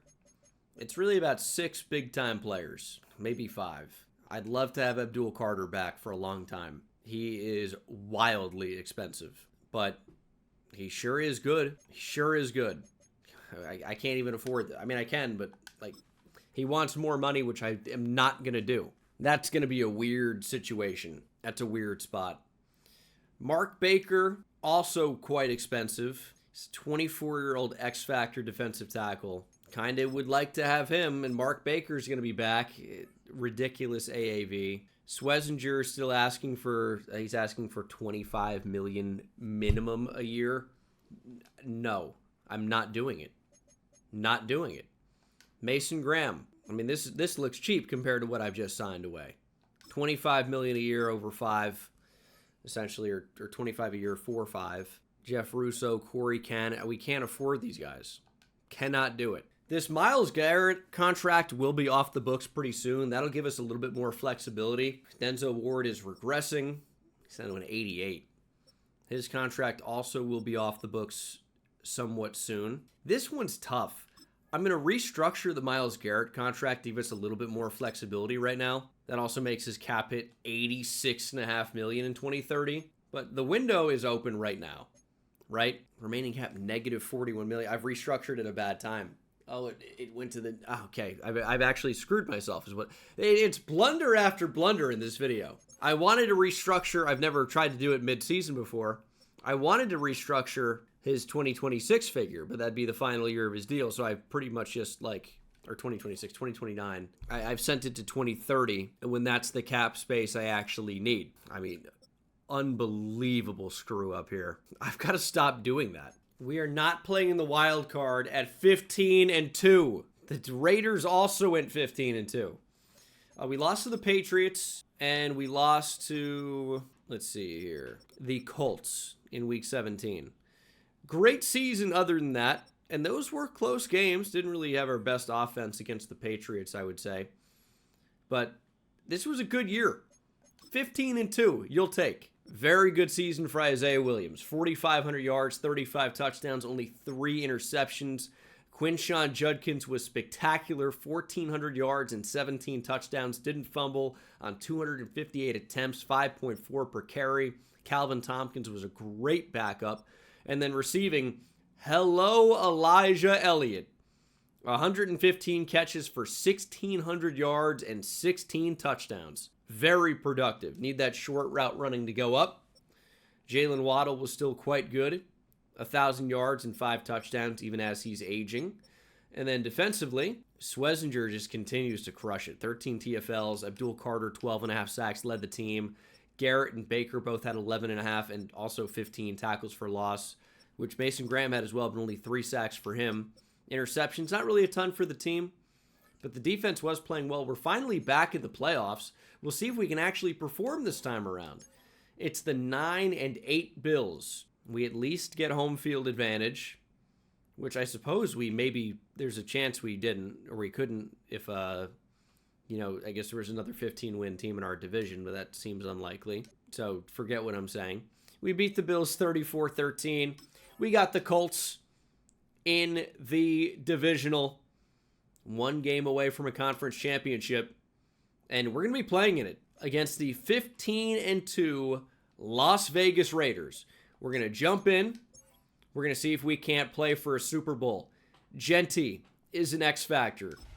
Peralta is an X Factor. We're going to find out who that is. Let's go, Browns. Come on. Find the end zone. There's 7. Raiders have been held off the scoreboard so far and thought that was going to change, but into the second half, it has not. 14-0. Raiders finally with 3. 21-3. Let's see our defense make a play. This might be the final time you see Abdul Carter, Mark Baker, Mason Graham, and Myles Garrett together.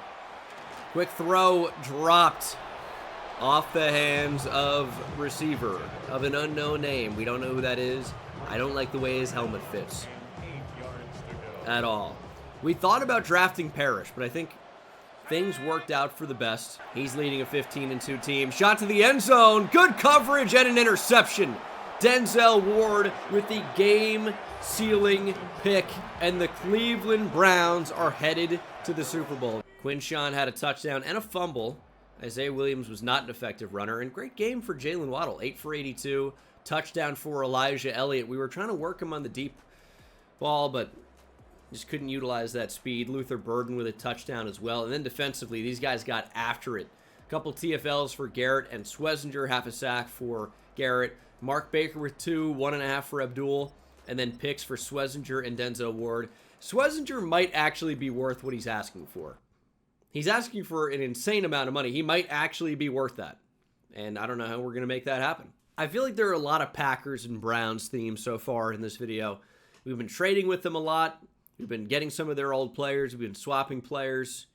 All I can think about is Deshaun Kaiser every time I see the 2 logos. But these are the 2 teams that have made it all the way. 15-2 versus the 11-6 Green Bay Packers. And this is going to be one of the final games that the band's all together. We are losing talent. Judkins up to superstar. Waddle down from X Factor to just regular superstar.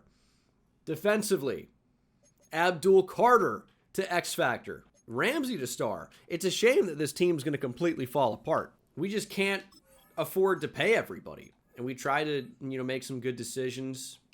Not all of them have worked out. Isaiah McDuffie's an X Factor now. Also, Edgerrin Cooper is an X Factor. Micah Parsons, of course, rocking X Factor. This looks to be a very good Green Bay Packers defense.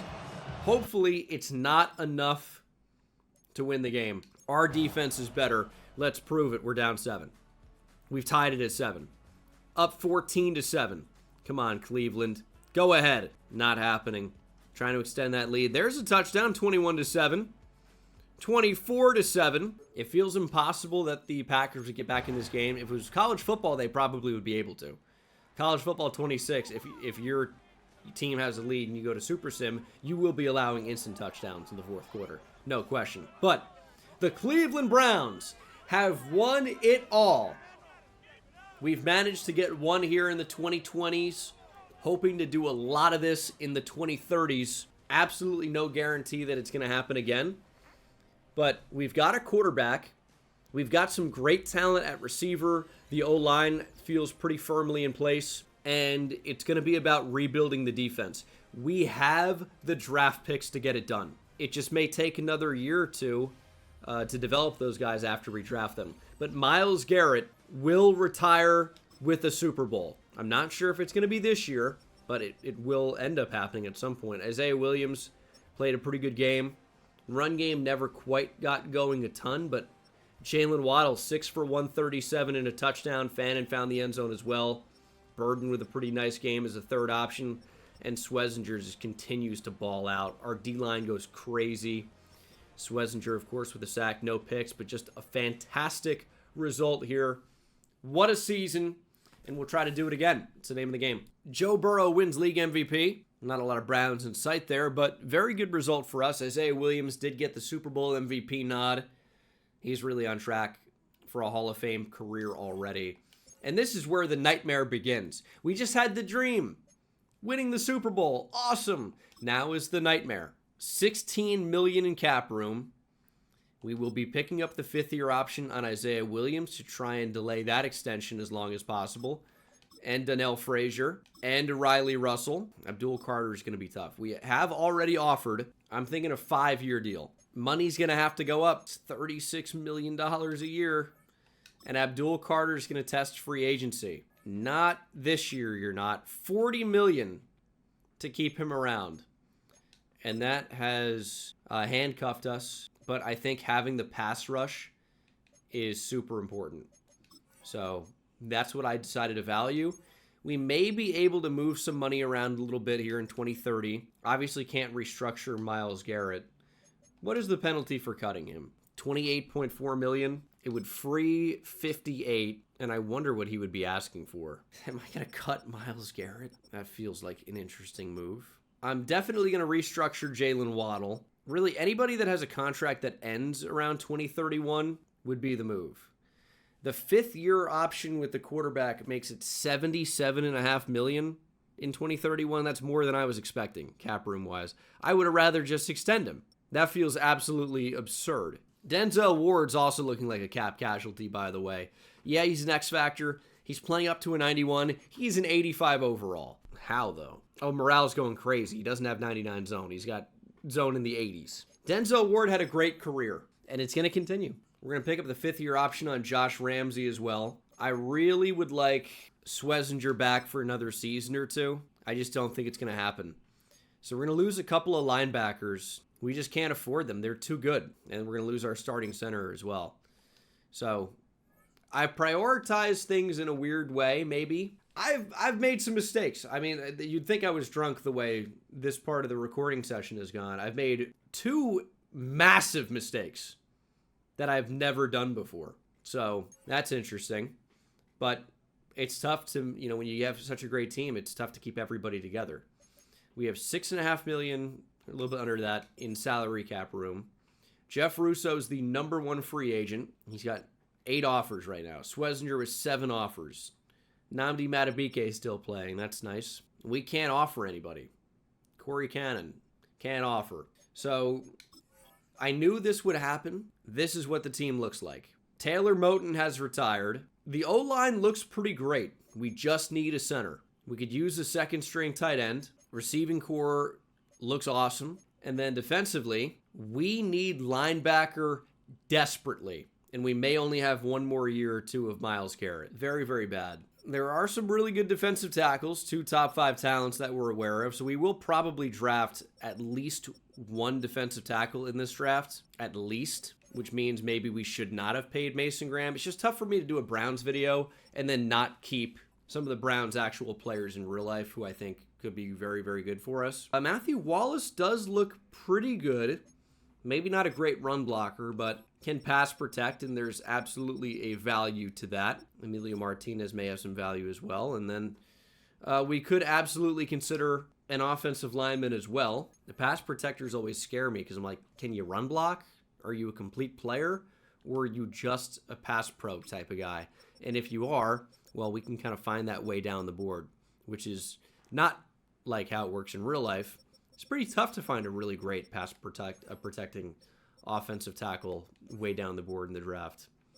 Not impossible, but definitely does not happen every day because the draft is really only a couple days a year is why.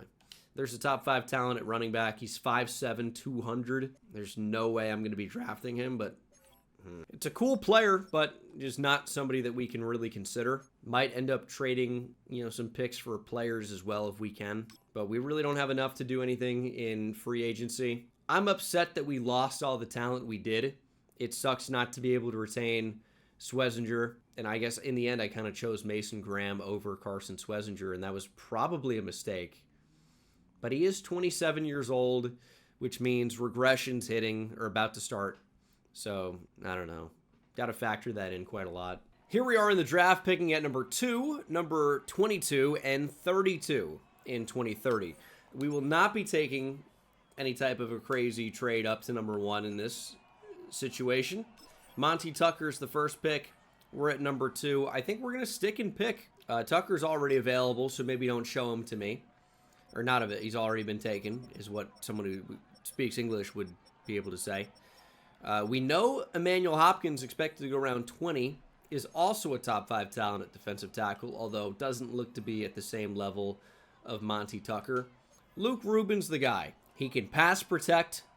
He's 6'4", 312. I feel like that frame could slide inside. Maybe he plays center. I don't know. But Luke Rubin's the pick. He's a top 5 talent. We're at 2. We're taking him. He's ranked number 5. Got him at number 2. He's got hidden dev, 87 strength, decent enough speed and acceleration.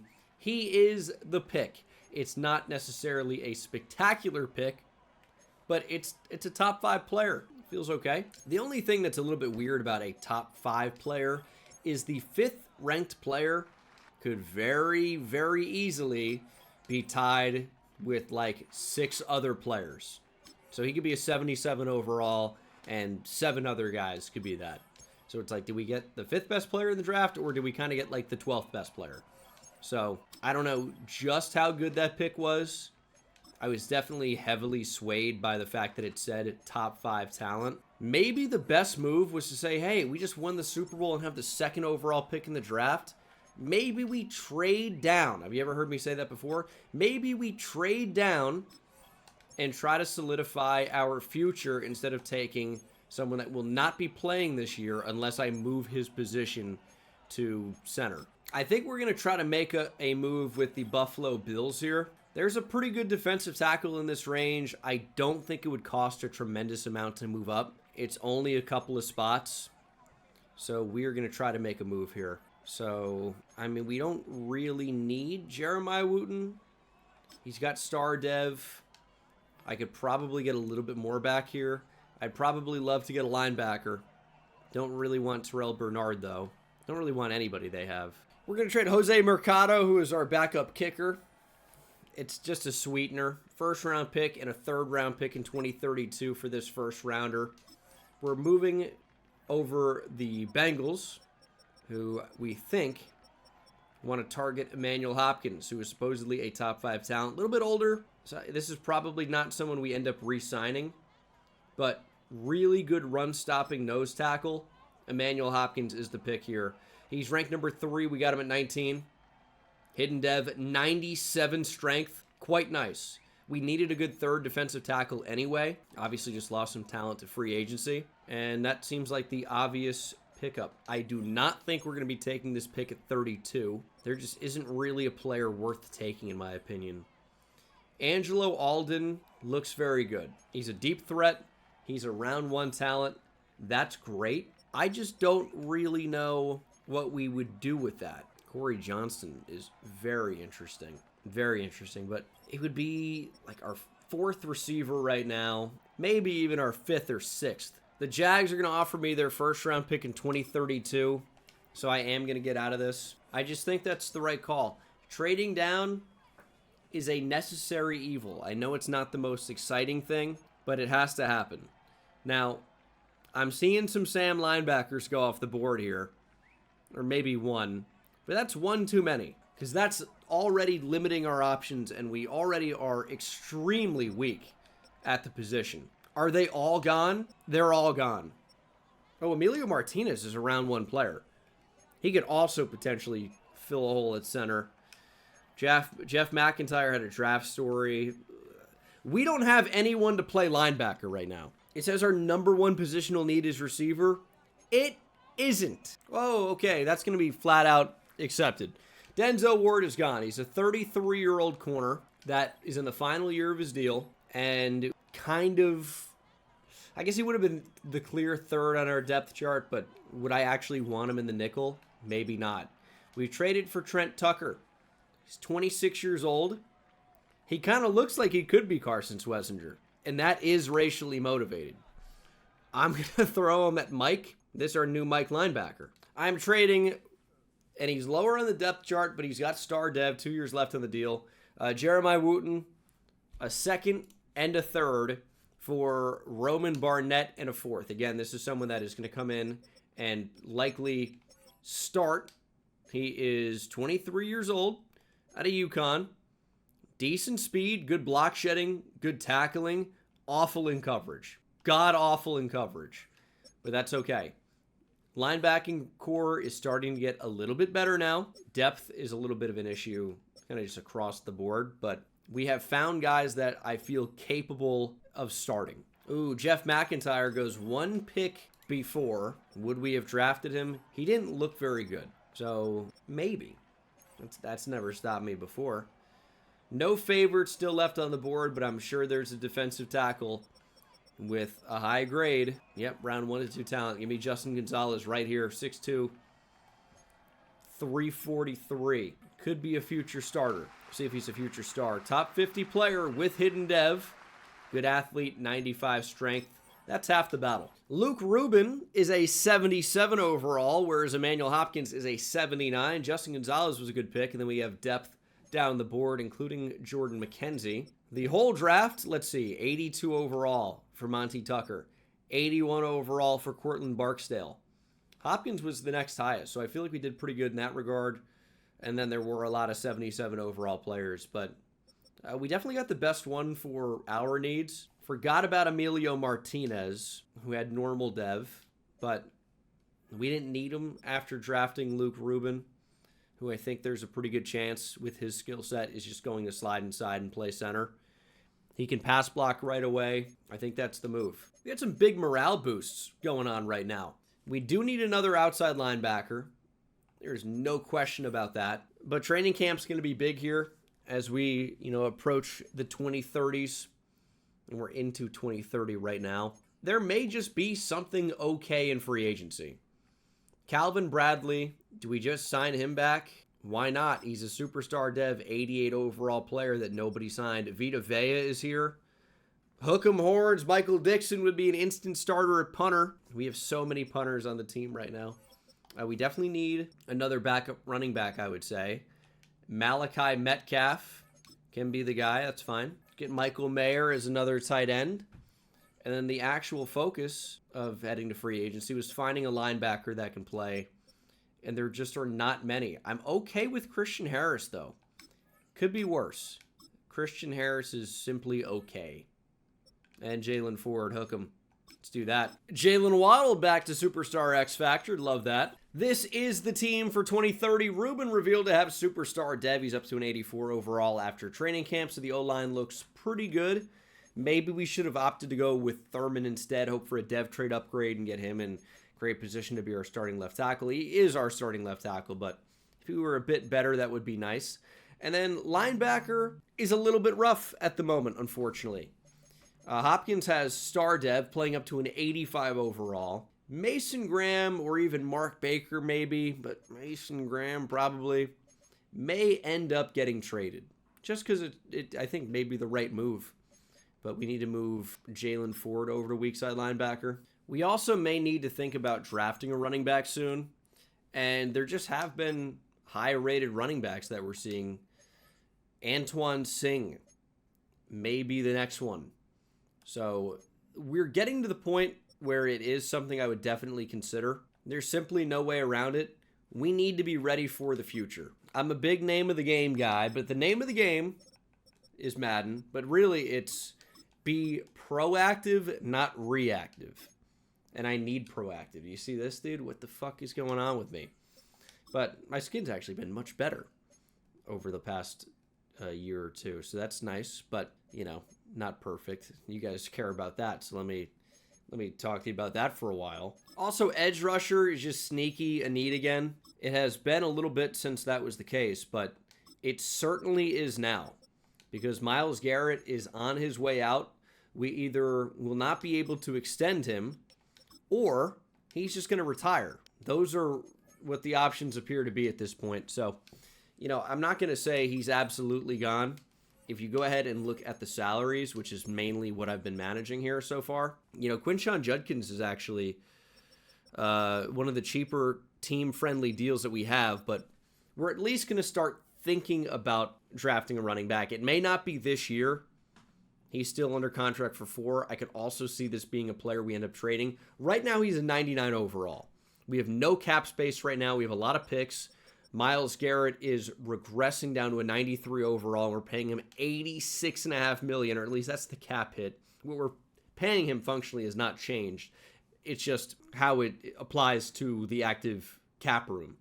So I guess that is functional in a way. He's still quite good, just not to the same level that he once was. Midseason mark, we are 6-1.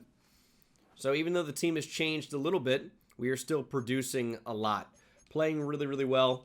21 players that will be free agents. Abdul Carter, still don't really have money to afford anybody. Emerson is clearly going to walk.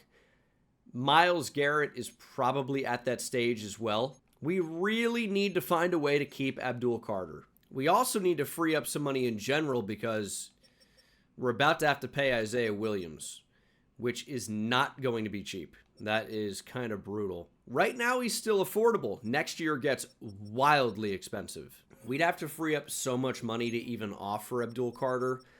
I'm not really sure how feasible it is. We're paying Jalen Waddle so much, but I'm kind of fine with it. Maybe we restructure this in the offseason. That's what it's going to have to be, because I'm obviously not going to trade Carter at this point. We are in it to win it. I'm not going to trade Myles Garrett. I'm going to try to get him another Super Bowl. This is 2030. I think we're making pretty good pace so far. And again, we are a wild card team. 11-6 with a 96 overall team. Maybe we'll get the first round bye at one point. Isaiah Williams continues to dominate. 4,400 yards, 35 touchdowns, 23 picks. Quinshawn was very productive again. And then Jalen Waddle continues to crush it.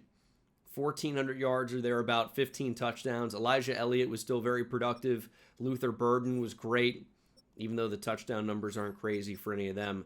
Defensively, 160 tackles for Trent Tucker, 9 for loss, 3 sacks, 3 picks. What a year.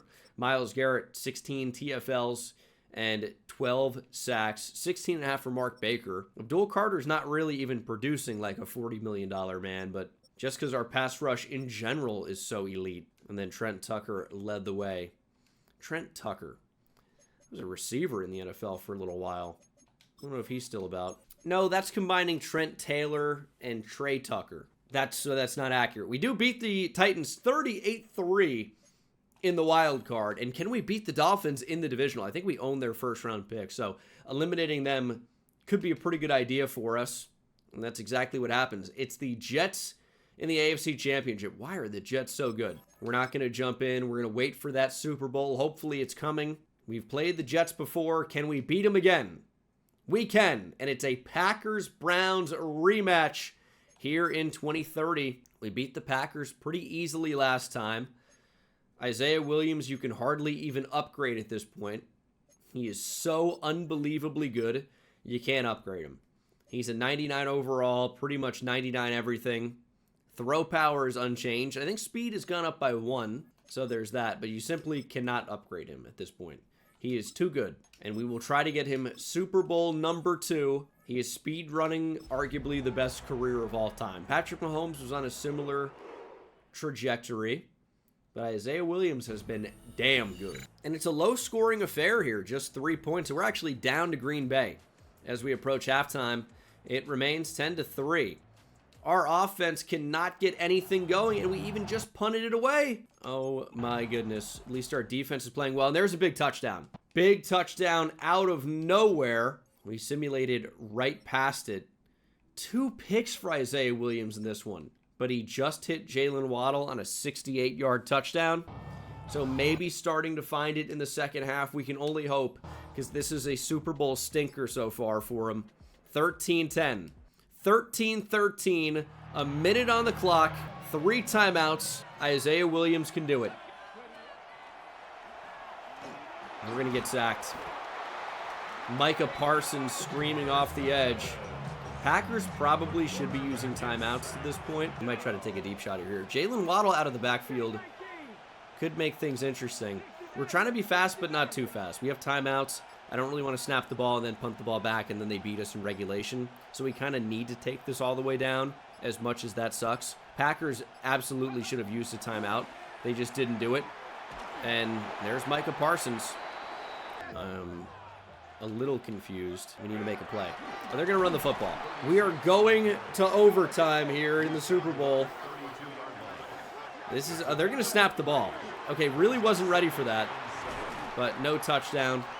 Yep, indeed we're going to OT. B.J. Kirkpatrick has blown it. Had a chance there to put his team in position to win the game. Packers didn't really even go for it. He's a quarterback wearing number 0. I hate everything about this guy. His number is actually If you squint a little bit, it's actually the face that his first name makes. We're going to kick here to start OT. All right, one stop. Yeah, that's wide open over the middle. We probably should have carried that, and we're not running with it at all. Packers would have a Jennings that's crushing it down the field. I don't know if there's any relation to Greg, though. I did look at it. If we hold them to 3, that works too. Touchdown wins the game. Although touchdowns have come at a premium in this one.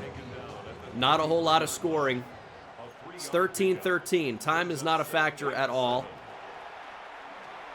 Please come away with the football. How is that caught? Where's my secondary? They're going to throw, and that's wide open. Touchdown, Tucker Kraft. Awful effort from the defense. Swiss cheese against the Cheeseheads. I just think any set of vertical routes don't really work that well. I really hate it. Like, I have just huge deep threats that really can't do anything because they can't get vertical. So it's pretty much completely worthless. Harold Fannin is open, and he drops it as he lost the space, and the throw did not lead him far enough up the field. And this offensive playbook gets a little bit crazy, though, with all these motions. We're going to roll out. You better get up the field. Does playmaker not work? 4th and 3. Game on the line. It's got to go to Fannin. What is that throw? And oh my God, he's wide open when we throw the ball. Packers win the Super Bowl. Dude, what are we supposed to do there? Season recap. Isaiah Williams wins his first MVP. About time on that. I can't believe we lost that Super Bowl. It just feels like, to me, offense is impossible sometimes. Just simply can't figure out a way to move the ball when I need to. And it's unfortunate. It really is. Certainly an area for improvement. There's a reason I'm making trades, and that's it. We'll pick up the 5th year on Elijah Elliott. We have negative $29 million in available cap room. And we have a huge extension coming up for Isaiah Williams. So we need to clear up money right now. We probably can't afford to keep everyone we want to keep. Jalen Waddle, I don't want to restructure him because then it's a lot of money in 2032, and I'm going to need money in 2032 to pay Isaiah Williams. I'm going to say we're going to restructure Mark Baker. I want to be able to afford Abdul Carter. We're going to restructure Mason Graham, and one of those defensive tackles becomes a trade candidate. It's probably Mason Graham, but not yet. Probably not yet. And then Fannin's actually quite expensive right now as well, but gets cheaper near the back end of that, so we're just going to move that money. We just can't do it. We can't do it. We don't have the money. It's not going to happen. Garrett and Carter are gone. Ronnie Hickman's gone as well. We have no pass rush. We have interior defensive line, but we have no ability to get to the quarterback off the edge, and that is a major problem. Now, Garrett's 35. Time was up. Time's up. Myles Garrett, you're exposed. But Abdul Carter, that's a pretty big loss. What a class for there to be, like, no good edge rushers. That's unfortunate. I mean, round 1 talent for McLean. We've got no chance to get him. Antoine Singh's a top 5 talent. Not going to happen for us this draft. We have a lot of picks this draft, I thought. Where are they? 17, 21, 25, 31. So we have a lot of picks. They're just not super high. You'd figured one would have ended up in the top 10. Didn't happen. But this NFL draft does not actually seem all that good. Welcome to the NFL draft. I mean, a lot of good value at corner down the board, and that's probably where we end up going with at least one of those picks. Darryl Nash looks quite good, actually. But a lot of these players are just not especially great looking, and that is a problem. So we're just going to simulate. It's probably going to be a lot of trading down again. That's what we need to do. Darryl Nash is off the board at 14. Well, all right. What about Michael Irving? Not quite Michael Irvin, but Marcus Irving. There is a round 1 tackle, 6'8", 324. Not with this pick. It's just not going to happen. The Ravens have been bad for multiple years in a row, and I guess that's partially because we're so good in the division. But I need picks from the Bucs. I'd love to get 2 first-round picks for this pick. There's no chance that's going to happen. Oh, it's happened. I guess because they're in the future, they don't seem to be valuable. I guess the Bucs are at 17. Okay, whose number 3 overall pick is that really from? Where did the Bucs get that? trying to see quickly which team is missing here, but that's like impossible to do. Some of you have done it because it could be your favorite team or a team in the division, but I can't figure it out. Obviously, a lot of teams are missing because I have some picks too. But yeah, I have no idea. The Bucks are just at 3, so we maybe didn't get some great picks there, but we got some picks. I don't know how good they're going to be. I am trading 2 1s this year, 21 and 25, for 2 1s from the Bears, 2032 and 2033, including a 2032 second round pick. I just don't want to draft anybody. Which, also, what is this guy's name? Who the number 7 overall pick? Is that supposed to be Connor? Conor? But the O is like weirdly cut off for some reason. Yeah, I guess. It kind of looks like it's CCNCR. Or maybe even that's an A in the second thing. He said locker room cancer car. We're at 31. I need an edge rusher desperately. But maybe a corner is the play that can play safety with his own cover ability. Sidney Wheatley, you are my Ronnie Hickman replacement. Got him at number 31. He is number 41 in true talent. Does have hidden dev. He's a moderately good athlete. I mean, I just can't draft an edge rusher to draft one. They looked so bad. Jake Oberg could be a bit better. We'll take the chance because I need someone to play off the edge. Relative of Scott Oberg, former MLB reliever. Ranked number 93. We got him at 49.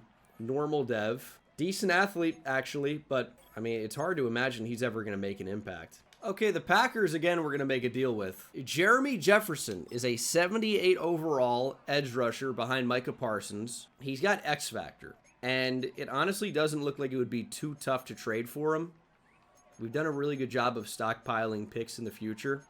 So many of them. I am going to trade a second-round pick in 2032 and a second-round pick this year for Jeremy Jefferson. I will say I didn't do my due diligence before making this trade. I'm just going to hope that he's good because of his dev trait. He's a 78 overall run stopper.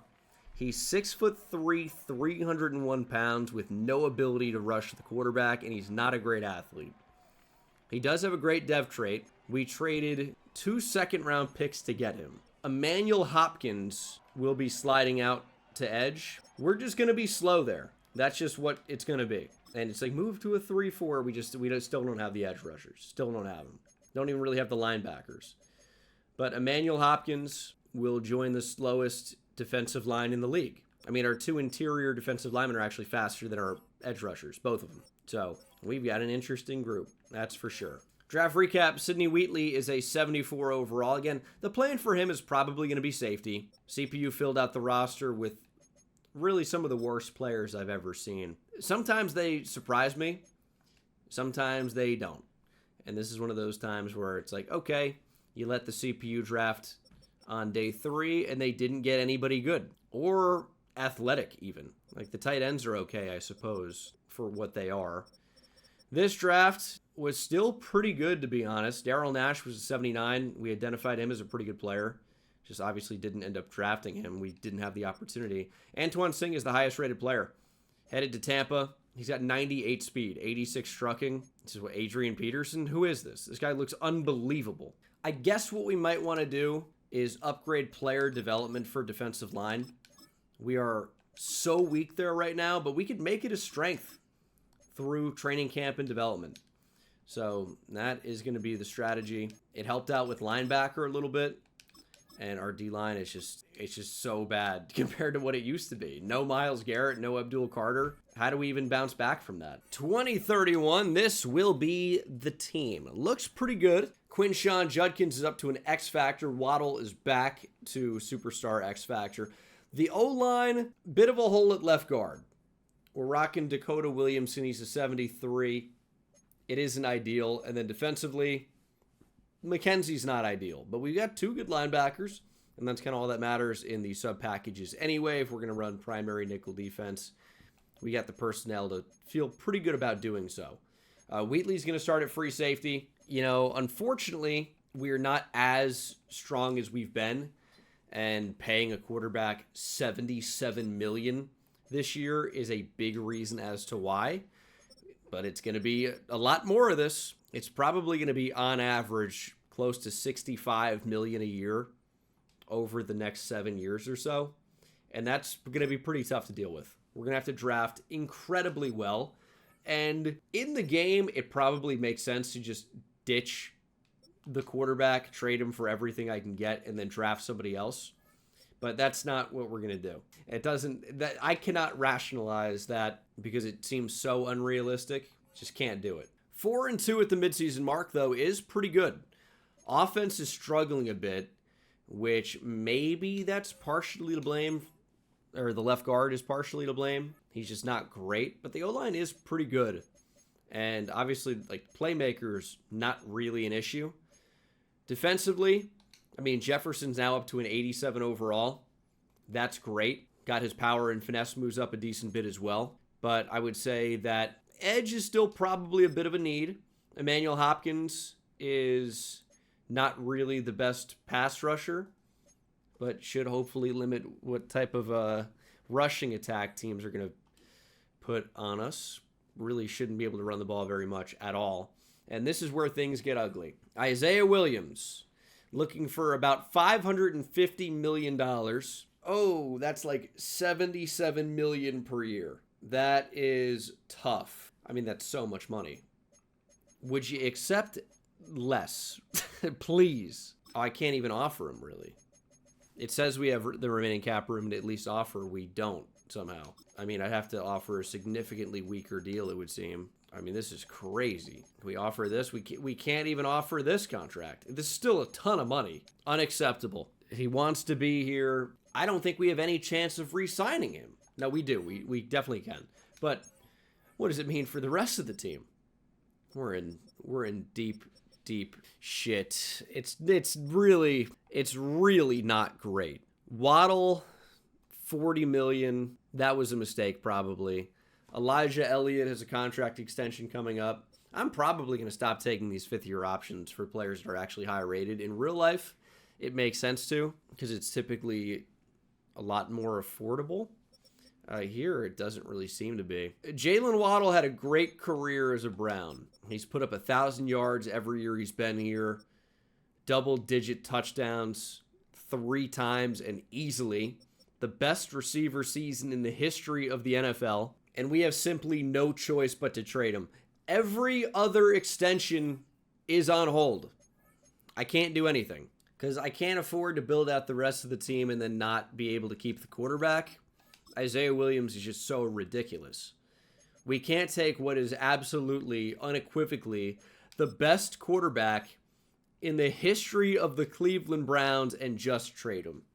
Darian Bodden does have some trade value. Jeffrey Simmons for a year is actually pretty interesting. But we could potentially look into some trades here. Of the available, or of the players that will be free agents, there's so many good ones. Who would I actually consider trading here? Calvin Tompkins, the backup running back, needs to go. And these draft picks are not free, by the way, either. I know that. Each one of these has an associated value that you have to pay the slot of that pick. So having a bunch of picks gets expensive too. But, I mean, when you're paying a quarterback $77.5 million a year, that's expensive. Colt Hunter might be the whitest name I've ever heard. It actually sounds like the forum name for a rare gun collector. I am trying to make a big-time trade. You see who's a part of it. Luther Burden could be on the move. But if we're going to trade him, he's in the final year of his deal. I need value back.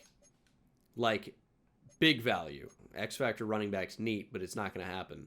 Ben Miranda might be the move. Like, I don't get why the Jets have interest in Calvin Tompkins, but the Jaguars, whose number one need is running back, don't have any interest at all. Doesn't really make a whole lot of sense to me. I'm looking for a younger, cheaper receiver under contract who fits the bill. I mean, Jamie Bautista would be great to add. Colt Goodwell, another guard named Colt, actually would be a decent fit. I'm looking for players that are under contract a little longer than that. Give me Devon Kennedy, too. I would very happily make this trade, but there might be more moving pieces, more moving parts. Do I gamble on the Jets being bad again? Calvin Tompkins, 18 currently projected for Colt Goodwell, new starting left guard, Devon Kennedy, more depth, and superstar depth at corner, and the 5th overall pick. Not quite. Not quite. But this will be the trade. Tompkins, a first, our first, I'm 90% sure. I didn't check. A second in 2033, a 4th and a 5th this year. for Goodwill Kennedy and a second in 2033. So again, got to wait a little while on that, but that's a huge trade for us. New starting left guard. We have better depth at corner now by a lot with Kennedy, even though he's currently CB4. Could probably play over Randolph. Randolph, I also think, is an expiring contract. So that is someone I would feel okay trading, even though I think the depth is important. We could potentially do better than him. Okay, this trade is accepted. Luther Burden is on the move. It is a big swap. A first rounder, number 18 projected this year, second round pick next year. We're getting Glenn Baugh back, and we're picking up a young superstar type receiver in the form of Ty Hartwell. Why are we going out to get 3 superstar receivers? Jalen Waddle will be traded. We need a replacement following him, and it's going to be Ty Hartwell. Keeping Jalen Waddle, obviously, for this run. He is an X factor, but he's also a slot archetype, so he's a little bit not well-rounded right now. Or at least, maybe that's not true, but he's not the fastest. He's not going to win down the field at all. I'm hoping to develop him maybe in that aspect a little bit, but his speed's never going to get better, and 5'9" with 89 speed's not great. But I'm thinking Elijah Elliott can be the field spacer. Hartwell can eat in the slot. And, of course, unfortunately, Jalen Waddle will just not be on the team next year. I hate to say that. I'm not going to tell him. I'm not going to let him know. But I want him to help us win a Super Bowl, but that's probably going to be it. We needed to create money. Burden was a free agent, and it's still going to be really tough to get this extension done, but we're going to do everything we can to make it happen. 4-2, hoping for another 11-plus win season. We finally get a first-round bye. 14-3. The only loss was to the Bengals after the midseason mark, so we really locked in with the new team. Isaiah Williams is probably going to win another MVP with 4,500 yards passing, 42 touchdowns, and only 3 interceptions. You don't see a lot of 40 touchdown seasons. Quinshon Judkins was once again very good. We could use a backup running back. Elijah Elliott went over 1,000 yards. Darian Bodden, 14 touchdowns from the slot. Jalen Waddle, still quite productive, and Ty Hartwell was mostly with the Raiders, so production's not going to be crazy. And then Trent Tucker continuing to perform really well, accumulating big-time production, big-time numbers. Mason Graham and Emmanuel Hopkins went double digits for sacks. Mark Baker was close. Jeremy Jefferson still not that great of a pass rusher. Need to force more interceptions. I like forcing more turnovers. It just hasn't really been happening. And it's going to be the Broncos here in the divisional. That is an interesting draw. They're 9-8, but an 89 overall, so they can't be slept on. That's pretty good. But we've been here before. We've won a lot of playoff games. Just unfortunately did not win the most recent Super Bowl, and it's a narrow victory over the Broncos 16-13. And now the 11-6 Bengals that have won a playoff game, believe it or not. And I guess the Marvin Lewis era is over. The Bengals went to a Super Bowl, so clearly they've won a few. But they really haven't even been back to the playoffs very often. And we are playing in them. In the Super Bowl, we continue our run. Panthers, Browns, it's the Gary Barnidge Bowl. I'll use that one on Immaculate Grid. Gil Carrington supposedly was dominant at the Senior Bowl, you'd assume. I'm more of an East-West Shrine Game guy. Shout out Eric Galco. But Super Bowl time, playing the Panthers. We've got the advantage. Let's go make it happen. Sports welcomes you to the following presentation of the National Football League. And here we go, down 7-0 quickly, but we managed to tie it, thankfully. 14-7 now. Offense is doing wonders in simulation against this Carolina defense. They're getting crushed. It's 28-7, 28-14 now into the fourth quarter, 35-14. Our offense really just cannot be stopped. There's no reason to jump in because we absolutely decimate the Carolina Panthers in the Super Bowl. Our defense was too much for the Panthers in the Super Bowl. That sounds a little bit familiar. I wonder if their quarterback decided to not jump on a fumble as if that was the reason they lost the game. But it's some people remember. It was a factor. I don't know. Browns with the big-time Super Bowl, and Isaiah Williams is getting harder and harder and harder not to pay. He wins his second Super Bowl. He's been to 3. It's likely back-to-back MVPs for him. So he's going to get maybe the biggest contract in the history of the National Football League. I'm looking to avoid that. But that might be what ends up happening here. If my controller, it's off. Okay. Isaiah Williams outdueled Taylor McDonald. 279 yards passing, 2 touchdowns. Quinshawn Judkins with 3 on just 10 attempts. A really short yardage monster here. Harold Fannin with a great game, 69 yards receiving. Nice. Elijah Elliott with a good game as well, but the ball was really evenly spread around. Ty Hartwell with a nice game, by the way, as well. Defensively, sacks for Oberg, Hopkins, and Graham. A couple TFLs for Baker, who's had a great career with us. Season recap, as Jeffrey Simmons has retired. Maybe a good thing we didn't trade for him. Their controller's just not going to be on now. This Xbox, dude, what a fucking piece of junk. So, of course, we did win the Super Bowl. Isaiah Williams with the Super Bowl MVP and NFL MVP. Just need to get some good defensive players now, and we can probably repeat. It's as easy as that. So we have a little bit more cap room now, as we're into the new league year officially. And again, this is a big part of what these 20-year rebuilds are. I've got to be really mindful of these contracts. Now, Jalen Waddle will be traded. What a career with us. 33 years old at his first season, under 1,000 yards. It's just about that time. He's not worth that 40 mil. I can't trade him right now. We got to extend the quarterback first.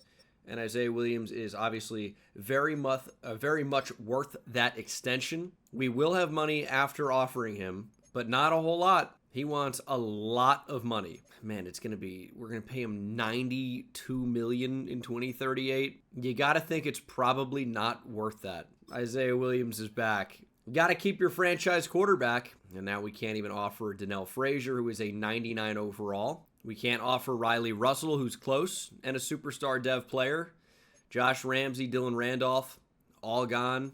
Now, we just had money, and of course we gave a big contract to our quarterback, Isaiah Williams here, but it gets even more expensive than what I thought I offered. The cap hit is over $100 million in 2036. Oh my God. I might as well restructure it immediately, try to get some money to bring back somebody else. Oh, $2 million will be added to the final 6 years of his contract. Oh no. I'm already paying him $100 and whatever million a year. It's insane. So we just can't re-sign anybody. It's pretty unfortunate, but these are 5 big players that we're not going to be able to get back ever, really. We chose the quarterback, which is in real life you kind of have to do, right? In the game, it is just stupid. It's stupid to do it, but we're doing it. Not like we've had a ton of realism so far. I've had multiple first-round picks in every draft because I'm a trade-down fiend. But I'll keep doing it. Just our top players here. Very sad, but, it is what it is. NFL draft time. Need to do well, and I think we're going to. The mock draft was looking pretty good for us. We pick at 5 and 13, and we have identified 2 top 5 talents within those ranges, or within that range. Dante Vernon is 1. Remember, we are trading Jalen Waddle. Elite speed. Great deep route running. I'm sure the spectacular catch is pretty good. He's pretty similar to a receiver we currently have on the rosters, I'm sure you know. And the other top 5 talent is actually a little bit farther down the board. It's Arnold Harrington. And Harrington is a little bit slow. But what he makes up for that lack of speed is with very good ability. He's got 4.64 speed. It's actually not bad for a linebacker at all, but in Madden it's terrible. A play rec, a pursuit, a zone, a tackle. Very, very good player. So maybe just a little bit early to take him at 13, especially if it means passing up on a first-round talent at offensive tackle. But it's just going to be what happens. I know wide receiver at 5, you don't necessarily need wide receiver. You went out, made a trade for a receiver. But sometimes you just need to take the best player available, especially when they look like a future superstar. And having 3 wide receivers that are really good, not really a big issue to me. But unfortunately, before you make this pick, Jalen Waddle will need to be traded. The teams we can actually trade him to may be somewhat limited because this is a big financial commitment. $41 million this year for Jalen Waddle. I'm not sure if it comes out to exactly that after the trade, but they'll still be paying a significant amount. Not every team has the cap room able to even entertain a trade here. Wow. Donnell Frazier is a 49er. Can I just get Donnell Frazier back? No, and that'd be kind of crazy anyway. Morgan Freeman? Yeah, I've got to make this happen. Morgan Freeman needs to be a Brown. Oh, I don't know if that sounded great, but we can't make the trade. It's maybe the worst impression ever. We tried to make a trade for Morgan Freeman, but in the end, we just couldn't do it. It's not quite there. I don't have the depth, although I feel like I'm speaking higher when I do. We actually need to create a little bit more cap space, which may be feasible by trading away somebody else. Oh, I found another Allman brother. Why does this keep happening? The 49ers just cannot afford to trade Morgan Freeman, I guess. Their cap room says that it's not going to work out. The name was perfect, and I mean, he's young and under contract for a while, but the fact that, and they also have Josh Ramsey, but it's the fact that they just extended him that is making him impossible to trade. I don't know if that's going to be the same for Irons. And then Maurice McElroy might not be a bad idea. 26 years old, superstar development, 88 overall, strong safety. Jalen Waddle could help us replace some big losses here. Well, it's a pretty big trade, and I'm not sure we're even doing well here. But we've got players under contract who are young and good. That seems to be pretty good. Good dev traits as well. Jalen Waddle, a first this year, or well, next year, and this 2033. Fuck me. So I don't even know if we're doing that well with this trade, but we are sending Jalen Waddle to the 49ers. It's 2 first-round picks next year and a second in 2034 to get it done. In return from the 49ers, we are getting 2 instant starters, and both with good dev traits. Reggie Irons is a 23-year-old going into year 2. He looks like Raphael Wilkinson from Lions franchise. I'm pretty sure. 91 zone coverage. Could even move back to safety if we wanted to, right? But obviously we have a safety. We just traded for one, I mean, so not going to do that. So we got McElroy at strong safety.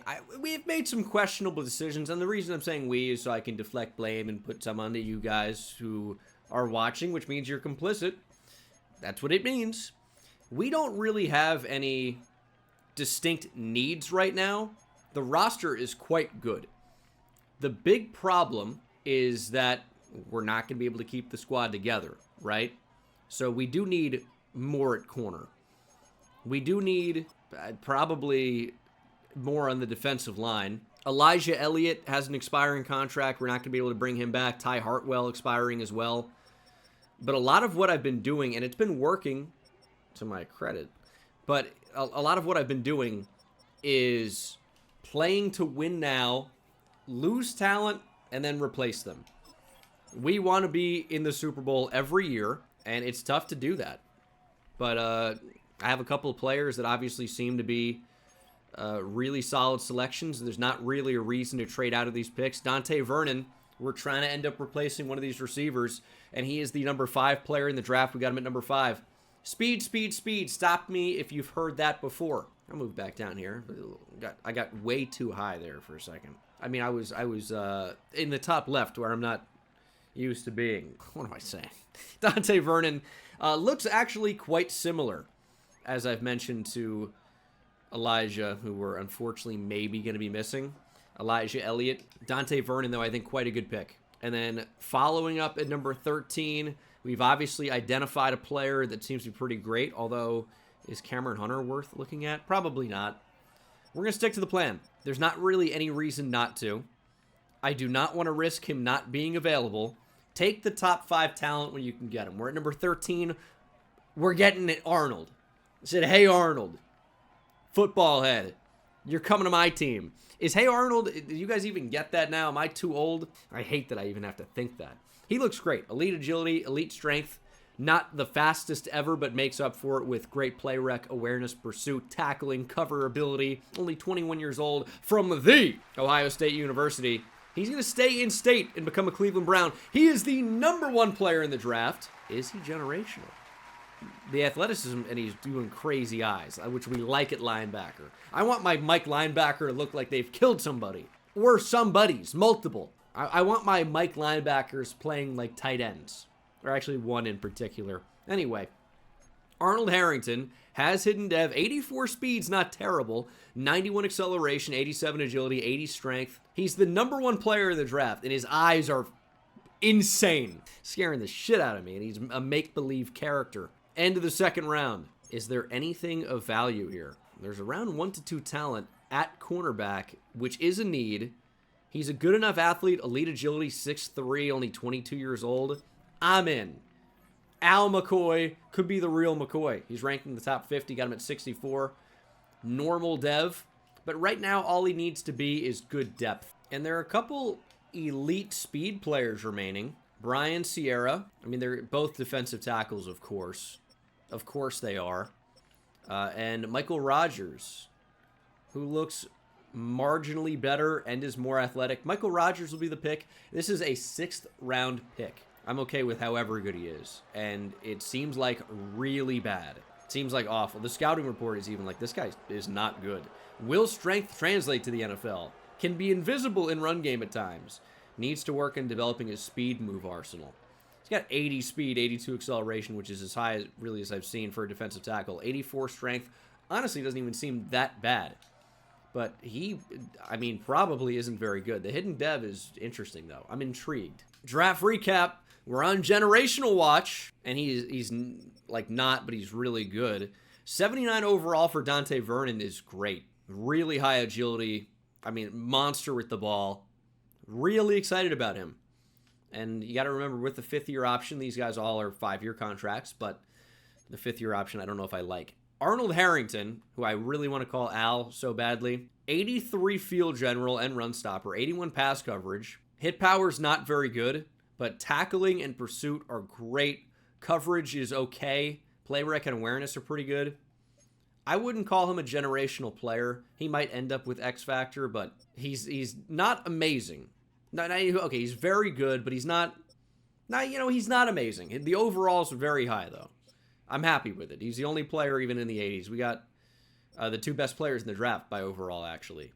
But interestingly enough, Dante Vernon was number 5. Jason Tucker was either number 4 or 6. The 2 best players in the draft outside of Arnold Harrington, not here.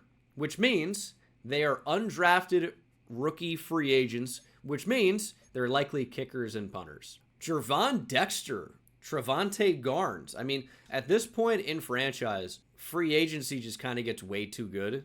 And Trevante Garnes does look pretty awesome, to be honest. And then Tim Barnett also looks pretty awesome.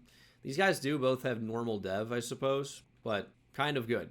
Arnold Lew, another Arnold, 2 players in the top 5 named Arnold. 80 overall rookie kicker. Not much in the kick power department, but quite good. And then Jackson Gates is not the rookie. Where's the rookie?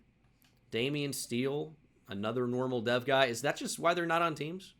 Normal dev. I will say 97 agility, 96 change of direction at 6'6", 205 is insane. I mean, I'm interested in that. We can do something. And the other rookie is Jerry Mann. Saints already got to him. A little bit more power, a little bit less accuracy. Tucker and Arnold Harrington, there's a bit of a resemblance there, I'm not going to lie. And this White, his name is White, Emmett White, this honky looks like them too. Also, Arnold Harrington does have X Factor, Mind Reader ability, Mind Reader. So that's a pretty good start. Dante Vernon has hidden, which now we know means not X Factor, but could be superstar still. And I need another running back. Trevante Garnes is far and away the best option. He's the youngest. He's also the best. This will be the team as we get ready to start the next season. Dante Vernon revealed to have star dev, but 87 overall. Team looks absolutely fantastic. Harrington is going to start at will over Baugh, who's a really good backup to have, but Harrington, of course, X Factor, 88 overall as a rookie. Like, he's got to start. Got to start in some capacity. We're a little bit weak in the secondary. We might do some retooling somewhere around the trade deadline. Might see what type of reinforcements we can add. There are some okay players to find, at least overall, while seeing 33-year-old Jaquan Brisker seems crazy. And there's, okay defensive backs to potentially add, or CBs even, but we're gonna stick with what we have for right now. Gonna make a trade here. Mid-season mark, kind of has to be done. Ty Hartwell. Hartwell has an expiring deal. We're gonna be getting Jerry Morton from Seattle. Or not, due to salary cap restrictions. We'll scratch that from the record. The whole reason I want that player is because of the contract. You'll see. I'm going to make it happen. Making a huge trade here at the deadline. J.C. Latham, Ty Hartwell. Both gone. Hartwell is in the final year of an expiring contract. J.C. Latham, 2 years left. 29 years old. His cap hit is unreal. $25.5 million. Just not worth it, in my opinion, so traded him. Also, a 2034 first-round pick. In return, we are getting Jerry Morton, an 89 overall corner who's 25 years old with 5 years left remaining on his deal. Jonathan Perez is a left tackle that's going to step right in for J.C. Latham. Young, 24 years old, superstar development. It's really an upgrade long-term over J.C. Latham. And we're getting Juan Cruz, who's going to be a backup at right tackle. In order to make that happen, we need to throw in a first-round pick next year. So kind of a lot to give up, but we have, I think, locked some players down on cheap deals for a long time. Like, it was huge to get Perez. It was huge to go out and get Jerry Morton. We had to trade a receiver in order to get it done. Bodden, final year of his deal, but he's a fine backup. And then, of course, we drafted Dante Vernon for a reason. I would like to be able to extend Elijah Elliott just because he's been a really good player for us and we drafted him. I want to see him make an impact. So it might be like $30 million a year to make that happen. And then, of course, new highest overall corner. Wanted to go out and get a better third corner. Well, we did that by getting the new highest overall corner on the team. And we are 5-2, of course. But this is what I was talking about briefly, at least hinting at. Elijah Elliott, incredibly expensive. Right now, we actually cannot afford to offer him this deal, which is like $34 million a year. Don't really want to pay him quite that much, but we might have to pay him a lot in order to get him under contract. So I'm thinking maybe a franchise tag candidate. Roman Barnett would be great, and he is affordable. So I'm going to at least offer him a contract, and he's going to want a little bit more money. But Elijah Elliott, I would love to keep around. It might just not be able to happen. And we can't pay Colt Goodwell that. I think we're going to make one more trade at the deadline here, and it's trading Glenn Baugh. He's 28 years old. We have 3 good linebackers. It doesn't necessarily need to be him, although he is asking for no money at all. I'd rather have him for less than $3 million a year for 2 seasons rather than trade him. So, okay, we're not going to trade him. Okay, we're getting crazy. Trading Juan Cruz. Sam Tomlinson, our backup quarterback, is 26 years old and a 78 overall. It's a first this year, a second 2 years from now, a third this year, and a 5th next year for 2 first-round picks from Buffalo. So it's a first-round pick swap, and then a 2nd, 3rd, 5th, and then Tomlinson and Cruz for that other first. Josh Allen is 36 years old and an 81 overall. So they're potentially looking for a new quarterback, and it's the one who looks exactly like their best player. Boise State running back Will Lafferty. All right. But seeing 81 overall Josh Allen just seems crazy. Still has a cannon, though. So it's taken me a pretty decent time to record this, and as I've been recording, Kevin Stefanski has been fired. And my Giants may be the front runner to land him. That'll be interesting, but of course, just trying to create a little bit more cap space where we can, but I'm not willing to trade players that will help us win a championship when the end goal is to win, obviously, as many championships as possible. So we can't really offer any more extensions at this point, and I'm not really super interested in trading anybody else.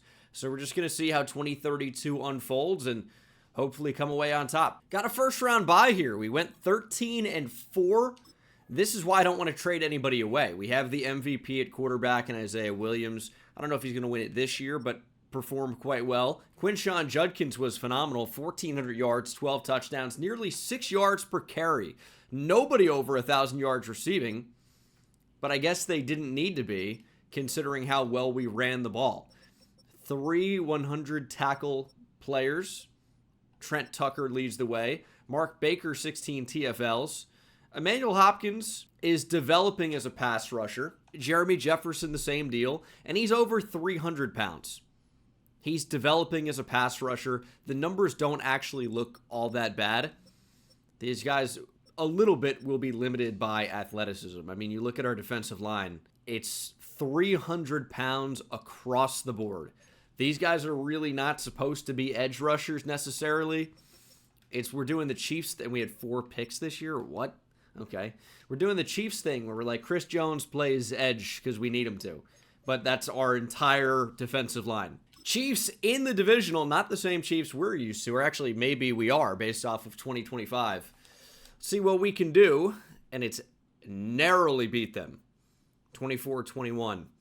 Patriots in the AFC Championship. We are yet again 1 game from a Super Bowl appearance. Isaiah Williams is quite literally too good to be upgraded. He has not quite 99 everything, but he is very, very good. It's not even going to let us do that because it's going to be bucket something. Don't show this to RBT. He's going to cry, piss his pants laughing about the bucket. We're headed to the Super Bowl, and hopefully, I said it a little bit prematurely, to be honest, but this was a great season for us, and I didn't really feel like that was going to be what stopped us.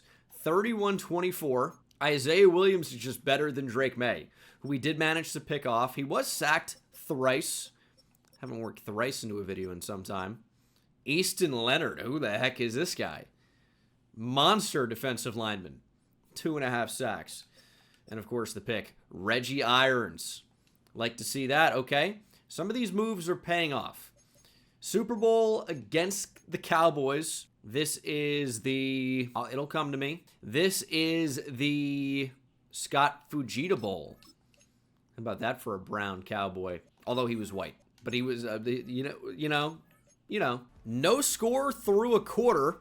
Dallas on the board first with 3. We answer with a touchdown. So we approach halftime. It's still 7-3. 14-3 now into the 4th quarter. Holding on to that lead and extending it. It's over. Throw in the towel. Another Super Bowl for your Cleveland Browns. Started a bit slow, but our defense was just incredible. Our offense ended up finding it. This is what we do. I don't think there was any Gatorade in that bucket at all. And this may be a little bit of a look at the future. Kevin Stefanski winning a Super Bowl, only it will be with the Giants. Now we'll see. John Harbaugh supposedly in play. I'll tell you what, with as long as it's taking me to record this, and these 20-year rebuilds take forever. Obviously, this one's taking me a bit longer for reasons I've touched upon already with being sick and all that, and struggling to find some of the time. But these take a tremendous amount of time. By the time I finally finish, we actually might know who the Giants' head coach is, and maybe it is Kevin Stefanski or Harbaugh. Maybe Colin Holt, quarterback for the Dallas Cowboys. Honestly, didn't really appear to play all that badly, but they just couldn't really get much going. We didn't even run the ball that effectively. Dante Vernon with a big game. Darian Bodden playing fairly well. Our best receiver actually didn't even have a catch, although our pass rush went crazy. I mean, even Jake Oberg getting after it. Spent kind of a high pick on him, and he really hasn't done anything because I kind of don't let him do anything. I've thought about trading him, but he has essentially no value. Maybe a sack in the Super Bowl will boost that value up a bit, and I can get anything back for him. Tavondre Sweat retiring. Amon-Ra St. Brown. Justin Jefferson. Man, Byron Young, this is how you know we're getting deep. Kyron Williams retiring. J.C. Horn. Okay, the league is changing in 2032. Isaiah Williams wins both Super Bowl MVP and NFL MVP. No other Browns in those conversations. Now, it's going to be tough to get better here in the offseason. As I keep talking about it, when you pay a quarterback this much, you do get handcuffed a little bit. We've got 20 players ready to extend. Elijah Elliott didn't even have a catch in the Super Bowl. He's 27 now. He's down to superstar dev. It probably just needs to be the end of the Elijah Elliott era, in which case, yes, we probably should have traded him. We've got options to potentially consider picking up as well. Might opt to just extend those guys instead when the time comes. You got a lot of free agents, though. So you could say that that may have been the Super Bowl window, and that maybe now our window's closing a little bit, because we're going to lose a lot of talent. But I don't know that that's necessarily going to be the case. Okay, are we serious? A 27-year-old quarterback who just won MVP and Super Bowl MVP is regressing? Make this make sense. With X Factor development trait, by the way, why in the world would he be regressing? We upgraded it back, I guess, but that's so stupid. I mean, Roman Barnett we can sign to a somewhat affordable contract for how good he is and considering his age. He wants to play for a new team, though, and the franchise tag is actually 1 year, $5.5 million, because the Sam linebacker position's kind of weird. We're going to franchise tag him, which is probably going to end up being a trend. Emmanuel Hopkins, we can probably let walk. I mean, if they don't want to be here, it's going to be difficult to bring them back on a contract that makes sense for everybody. And Darian Bodden might have to walk as well. It's like, what do we actually need? Colt Goodwell is not a bad idea. Eric Thurman, we probably want, but is just too expensive. We've got to be aware of that. We might have to try and develop Damian Steele a little bit. He's going to test free agency. We're going to lose a lot of players. I'm not really too worried about Damian Steele, but who can we actually afford to pay? We probably could have traded Javonte Garnes, but maybe he helps us win a Super Bowl. I can't really pay Colt Goodwell $17 million a year.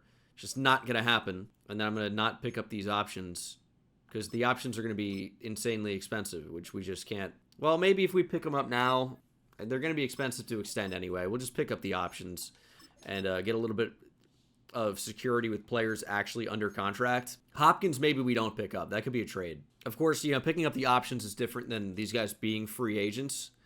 I just don't think we're going to pick those up. Like Colt Goodwell, a 2-year deal might be fine. He doesn't really want to be here. It's still pretty expensive. Not interested in signing. That's okay. We're going to have to revamp the offensive line a little bit, but I can't bring anybody else back. I'm hoping to find a generational running back in the draft that we can bring in post Quinshon Judkins. I'm just not really seeing them, unfortunately. And I get that. It's going to be rare to find these guys, but I sure would like one to appear. Marquez Griffin, I think, is going to be a freak. That's going to be somebody we heavily consider. And once again, by the way, the right edge rushers are just not available. So the biggest thing we need, we really don't have a way to get. Mike linebacker class is abysmal. Maybe the worst I've ever seen. Oh, USC run support strong safety. Terrell Duval needs to be a Brown. He's generational. I know it without looking. He's generational. I am 100% sure. There are 2. There are 3. But these are not run support guys. This is bait. This is a trap. I think they've got to be run support. I think Terrell Duval is the generational build. The others may be good, may be shit. It's hard to say. Cedric Guyton, pretty good-looking Oregon State free safety. I don't know how this draft is going to go. It's weird. We have a lot of holes to fill. We've got $40 million in cap room for this season. So we are able to go out and make something happen. We're paying Isaiah Williams so much. We're paying Mark Baker so much. It will end up getting a little bit cheaper, but this may be a player we end up trading at peak value. Judkins is in the final year of his deal and is 29. We've got some decisions to make from a roster construction standpoint. We know what we need. Center, although I think Ruben could play center because he's a center. So guard. Why do they do this with the depth chart? Guard, but really best O-lineman. Harold Fannin is getting into trade territory. He's not contributing enough, and these are good years. He's not contributing enough for 21 mil, but it gets significantly cheaper, I guess, in 2034 and 2035. So maybe we just hold on to him because that's probably about what he is worth. We need receiver desperately. Can't emphasize that enough. And then defensively, Tucker, Harrington, Barnett, and Baugh are a great 4. Baugh is on a team-friendly deal, but is regressing. So this becomes kind of a weird spot. We know edge is going to be a need, but I guess this draft can be more offensive-focused. And I'm tempted to try and sign one of these receivers as well. It may not be Elijah Elliott, but Ty Hartwell could make some sense. Malik Neighbors could make some sense, but is looking to be way more expensive than I'd like him to be. But for 2 years, maybe at a lot cheaper of a value, maybe I'm in, but he's not going to like that. So that's not going to happen. Darian Bodden is just probably going to be back. I probably prefer him to Neighbors, honestly. He's not as dynamic, but he's honestly not that expensive for his value. I guess maybe normal dev and the fact that he's a slot receiver is holding him back. We need a number 2 so badly, and he's pretty cheap for how good he is. $10 million a year. Could look to bring Jalen Waddle back. He doesn't really want to be here. It's kind of tough. Brent Green's going to have to play because I don't really think that we have tackle money. It's really just we need an interior offensive lineman. Obviously an upgrade at tackle could be nice, at left tackle specifically. But it's expensive to do it. Jeff Barker, a little bit cheaper, I guess. And he would be plug and play for 4 seasons. The 4 seasons Orlando. Give me Jeff Barker. And he probably just accepts that. Tyson Tatum, very cheap. These are the type of contracts we need to hand out. These are the type of players we need to sign. Because he is worth a lot more than this. And he's being extremely undervalued right now. So we're going to offer the absolute best contract we can. Find the 25-year-old free agents that are actually very good and get them under contract ASAP. Let's see what happens. Bodden's still deciding, and now the Bengals are in. We do get Tyson Tatum and Jeff Barker, 2 new starters instantly, and I feel pretty good about that. I don't know what we need to do to get Darian Bodden. I'm not really interested in $15 million a year. I wanted to get him on a bit of a steal. This will hopefully be a comparable offer that boosts us above Cincinnati and gets us a wide receiver too. Elijah Elliott to the Eagles. Ty Hartwell is going to be in the division. He's a Pittsburgh Steeler. Neighbors to the Commanders. What are we doing? Come on now. Trevante Garnes is a Bear.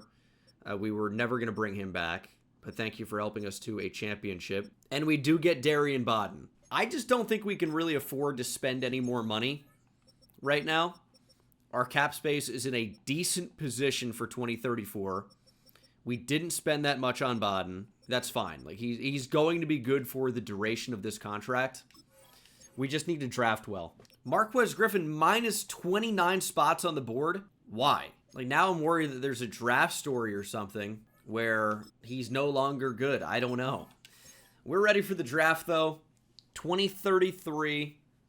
We are nearly 10 years into this 20-year rebuild. So we have a pick at number 17. We're not taking Dylan Ellington. Cedric Guyton, we know, is a top 5 player. Terrell Duval is a top 5 player. Might just want to move up. For one of those, because Terrell Duval, we know, is going to be generational as he is a run support USC strong safety. He's going to be really slow, but I think that's probably okay. Jarek Blaylock had a draft story about him. Big corner, too. 5'11", but 206.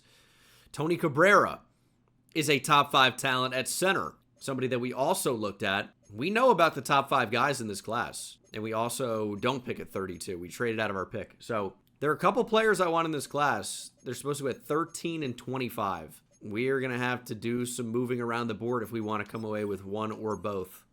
And I'm okay with Marquez Griffin being moved down the board here. This is a stud player that we don't necessarily need to spend a first-round pick on. But we just don't have the picks. We have 17. We don't have a 2 or a 3 this year. We don't have a 2 next year. And we don't have a 2 the year after that. This is where players will need to be traded. And we've got players. We really do. It's an interesting trade. We're trading kind of a lot here. Trent Tucker. Justin Gonzalez, who's on the final year of his deal as well. Al McCoy has 2 years left. Our 4th corner, we're going to be okay. A 3rd in 2035 and a 6th next year. We're getting a 1 and a 2 back from Denver. And we are far from done. Good teams don't just stay good, they try to get better. We are going to need to trade away some players to kind of retool this roster a bit. Brent Green, final year of his deal. We just signed a starter over him and Jeff Barker. He's got to go. We can't afford to have depth. We need guys that can play. We just traded away our 3rd D tackle. Well, guess what? It's easy to draft defensive tackles. Jake Oberg probably needs to be traded. Jordan McKenzie can be traded, even though he might be in line to play a little bit. We're going to start the draft The idea is that we eventually trade up. I think that spot at number 13 seems like a potential possibility. We kind of know how this draft is going to start, and it's going about as planned with Victor Peralta, number 1. A lot of good tackles in this class. We've seen 3 taken in the top 5. Didn't really love the edge rushers. I like the speed rushers a lot more than the power guys. So I typically don't really consider the power rushers as strongly, and maybe that's a mistake. Seahawks go with Kentrell Whittington, a quarterback, and we are potentially going to be moving up here at 13 with Miami. We are trading Oberg and Green to Philadelphia for a couple of third round picks, actually. So there are some moving pieces to this trade, but we get a little bit more ammo when moving up. The Dolphins, because of their cap situation, cannot actually trade for any players. So if we were going to pull this trade off, which I'm hoping to, it's got to be exclusively with picks. And I don't know if the 4th is enough to get it done, but I think this current 3rd will be. And we have moved up from 16 to 13. We still have 17. And at number 13 overall, I guess we have a decision between the 2 safeties. Cedric Guyton looks great. Really good athlete, elite agility. He could be great, but I think I've got to go with the known quantity, which is Terrell Duval. He actually isn't even as slow as you'd expect. He might have higher than 84 speed. He might be closer to 87, but USC run support, strong safety's got to be the pick. Terrell Duval, number 1 player in the draft. We got him at 13. High football IQ, brings the thunder. Oh, I wonder if he's going to have 99 hit power. If you haven't seen a video before, USC run support, strong safeties, generational every time with 99 hit power. Because this game's awesome. Understands and executes zone assignments. Hidden dev. He does have 84 speed. It typically is, even though he runs a 4.55. Disappointing with that speed. Guyton is the very next pick. I'm excited to see how good he is. There goes Ezekiel Mitchell. The 16th pick ends up being a left tackle instead, and we're at 17 now. Okay, that's going to be a trade that's accepted. Wow. Maurice McElroy is gone. We traded for him. He's in the final year of his deal. He's gone. We are trading number 17 and Maurice McElroy for a first this year and in 2035 from Buffalo and 2 seconds. 1 this year, 1 next year. That is an interesting trade as the Bills move up, and we are now picking at 24. And at 24, we've got some options. I'll tell you, Darnell Pinkins looks pretty good. Linebacker's not the biggest need for us right now. I know we eventually need a running back. It's just not the right time to take a running back, probably. I think we've got to go with the center. We know he's a top 5 talent. Tony Cabrera, 22 years old out of Florida State. Elite strength, elite change of direction. I think he's going to be our something on the interior of the future. I think he's just too good of a player to not draft at this point. He's ranked number 4. We got him at 24. He's got hidden dev, 93 strength, 83 acceleration. I don't know if he's going to be a starter this season, but that was a player we needed to draft. Chiefs go with a different center, so they were definitely going to take Tony Cabrera. Well, maybe not definitely, but seems like they were probably in line to do so. We're at 48 and 49. The question is, do we want to move up? Probably not for the linebacker. Probably not. But I want Marquez Griffin. Just where is he going to go? I don't know. There goes Darnell Pinkins. I don't really want to risk it. I'm going to try to move up with Carolina. We are trading a 2 this year, a 3 and a 4 next year to move up to 34. It just had to be done. You know, I think that Marquez Griffin is too good of a player not to draft at this point. Elite speed and acceleration, a perfect third receiver to develop. Maybe he needs to work on simple concentration drops. That's fine. I think the talent is undeniable. He's actually a top 10 player in the draft. Got him at 34, elite top-end speed, but apparently quiet, soft hands that catch everything. So, oh wow. I'm not really sure about the concentration drops. He's got 99 speed. 94 change of direction, 95 acceleration, 92 agility, 99 speed for Marquez Griffin. We will be able to develop him. He hopefully will be a monster, and we will simulate to number 49. This might be a trade down spot at this point. We are trading this second round pick and a 7th for a 2 and a 2 over the next couple of years from New Orleans. And we'll just see what type of players we can find down the board. I'm looking to add a defensive tackle. I'm looking to add a kicker. I'm looking to add a punter. Those are the big things that we want to upgrade or acquire in the case of a kicker or a punter. There are not any currently on the roster. But the defensive tackles don't actually look incredible. I could be passing up better talent to fill positional needs here. Now, Anthony Castillo has a play rec, a tackle. Good athlete. He's going to be our guy here. He's ranked number 69. Nice. Got him at 128. Good value. Hidden dev. Maybe not the strongest, but a good athlete. Good last pick of the 4th round. Okay, Oscar Bernal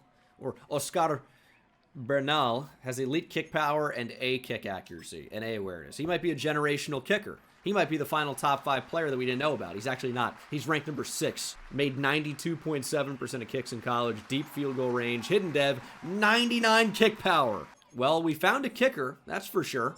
We need a punter. None have A kick accuracy.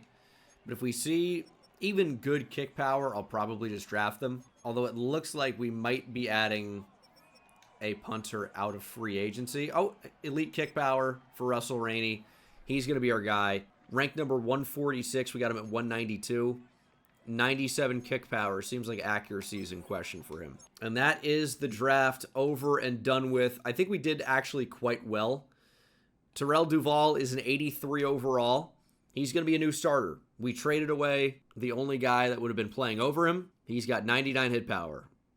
Not a surprise. He is slow, but we knew he was going to be slow. I thought he'd be a bit faster than that, actually, but he is pretty good. Tony Cabrera is an 81. He's going to be ready to step in and start at center sometime over the next couple of years. 80 overall for Bernal. Russell Rainey's not quite as good. Castillo's a 71. Marquez Griffin's a 78. He's got normal dev, but he's a really good player. He's a training camp away from being elite, and we might do training camp. If we look at the entire NFL here, Victor Peralta was quite good. We got the number 1 player in the draft, obviously, and tied for number 2. Guyton was an 81. With the speed, you might prefer Cedric Guyton. I was hoping that, Terrell Duval would be closer to like an 86 overall to make that feel a bit better. Pierman looked great, and he is. He's an 80 overall. Thought he looked fantastic. I actually wanted to draft a quarterback as well. I don't know when he would have gone, but he ran pretty well at the combine. Not anything like 4.2 speed, but in the 4.4s. Thought he could have been a decent backup. I'll know the name when I see it. Jay Russo. This is who I wanted to draft. He has 93 speed. It's interesting. Wow, look at the free agents. Leo Powell is just going to be a Cleveland Brown. How can he not be? Big power back with some good speed. It's a very good backup to have. Stephen Bolton, superstar dev punter. That's our next punter. Shaquille Dunbar, pretty good backup edge. When you're this deep in a franchise, it's so easy to get players that just should not be available in free agency, really. And you can just get them. Like, Dwayne Sellers probably shouldn't be here, but there's so many good cornerbacks at this point that I guess it's a bit easier to figure out why a corner would be available. We're going to bring Jalen Waddle back. There were some other options, but Jalen Waddle has a history here. I think he can be productive. Probably not, because he's not going to play very much, but I like the idea of bringing him back for the storyline. This could be the final year for Quinshon Judkins. I'm not necessarily planning on him not being here next year. It is the final year under contract, and I can tell you I'm not signing him to a long-term extension. 3 years would be the absolute max, and I probably think about franchise tagging him as well. That might be a better decision, but still a really good player. Obviously, 98 overall. He's an absolute stud. It's just that he's not going to be able to stay good forever. He's 29 years old, and he's going to get expensive. There just hasn't been a running back that we've been in position to draft. So we've got to figure that out. Maybe sign a fullback before doing this drill so you don't have your idiot tight end run into the blocking dummy every single rep. Dev trait increase already for our normal dev development wide receiver. Marquez is a star in the making, and now he's got the dev trait to prove it. Terrell Duval, of course, does have Superstar X Factor. He was always going to have Superstar X Factor. I guess that's the big reason about why you take the slow, known generational safety over the faster, probably quite good safety that could have been anywhere from like a 77 to an 80 plus. But, Terrell Duval is up to an 89 overall. As a rookie, yes, he's slow.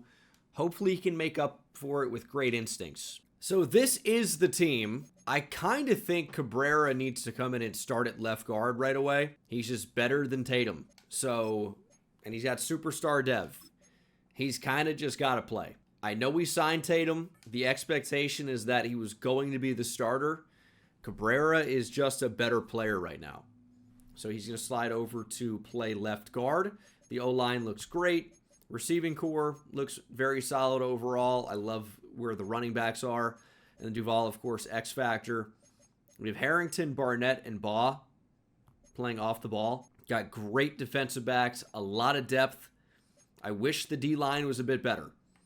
But overall, this is going to be a really, really tough team to beat. Hoping for another championship. I'll tell you, when I auto-generated this class, I was desperately hoping for a running back in the top 5.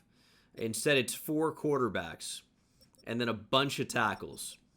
Not exactly what I needed. Is Jeffrey Farley going to be the guy? He's 6'2", 230. Jared McFadden is 6'2", 235. There's some big backs in this class.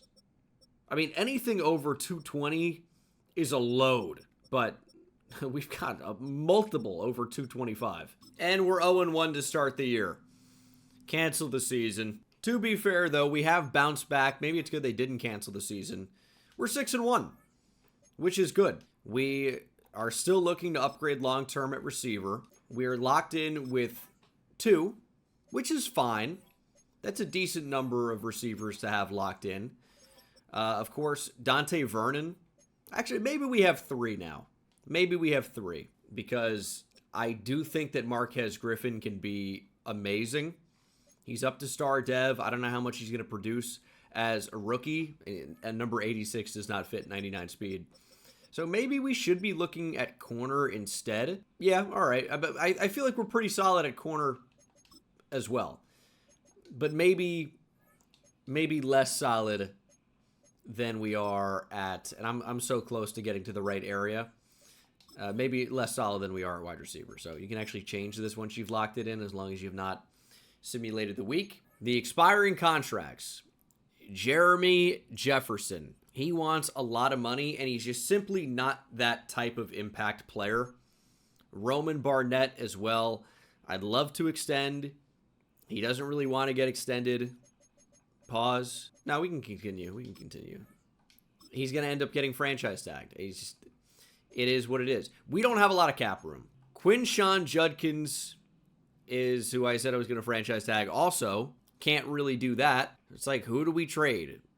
Emmanuel Hopkins, maybe. But he's not exactly going to free up a lot of space for when we really need this money, which is next year. 2034, that's when Isaiah Williams jumps up to $100 million, and then 104, and then 108. Man, is he affordable in 2037, though. But goodness, is he not affordable at all in 2034. Mason Graham, he might need to go. Mark Baker, I don't really want to trade any of these players, of course. But Mason Graham maybe could be one to go. Like Quinshawn Judkins, we probably should trade, but if I want to be successful this year, we cannot trade him. We just can't pay 2 interior defensive linemen combined like $80 million. We can't do that. And it's actually slightly over that in the same year if we're going to be effective. We just can't do it. We'll keep Mark Baker. Mason Graham probably just needs to go. He's been very accomplished for us. He's had a great career, but he probably needs to go. But if we're going to win a championship this year, he kind of needs to be on the roster. So you can see the predicament. I probably just don't do anything. It's tough for me to trade Mason Graham because he's actually on the team. Like, I want to keep some guys who are actually on the team. He's a lifetime Brown. It's usually not that great, but here he's found some success. A lot of success, really. There's nobody to trade. We're just going to eat it. Simulating to the playoffs, I would highly imagine that we're going to be a part of them, considering we were like 10-1. See what we end up finishing. It's 14-3, back-to-back losses to end the year. Don't know if that bodes especially well, but Isaiah Williams was great, as he always is. Is he $100 million great? I don't know. That's in 1 year, but a very, very good season. Quinshawn took a step back compared to where he was last year. He's got 87 speed. That is definitely not a lot of speed to have. Darian Bodden produced in the slot, though, let me tell you. That contract extension is looking genius. He's a great short route runner. He made the most of his opportunities. He actually led our team in average per catch because the game is completely playbook-based. It doesn't really make any sense to player ability. 19 touchdowns. This is a crazy year. Dante Vernon was awesome. Marquez Griffin was awesome. Jalen Waddle collected a paycheck because, again, the sim playbook logic and the sim logic is just completely insanely stupid.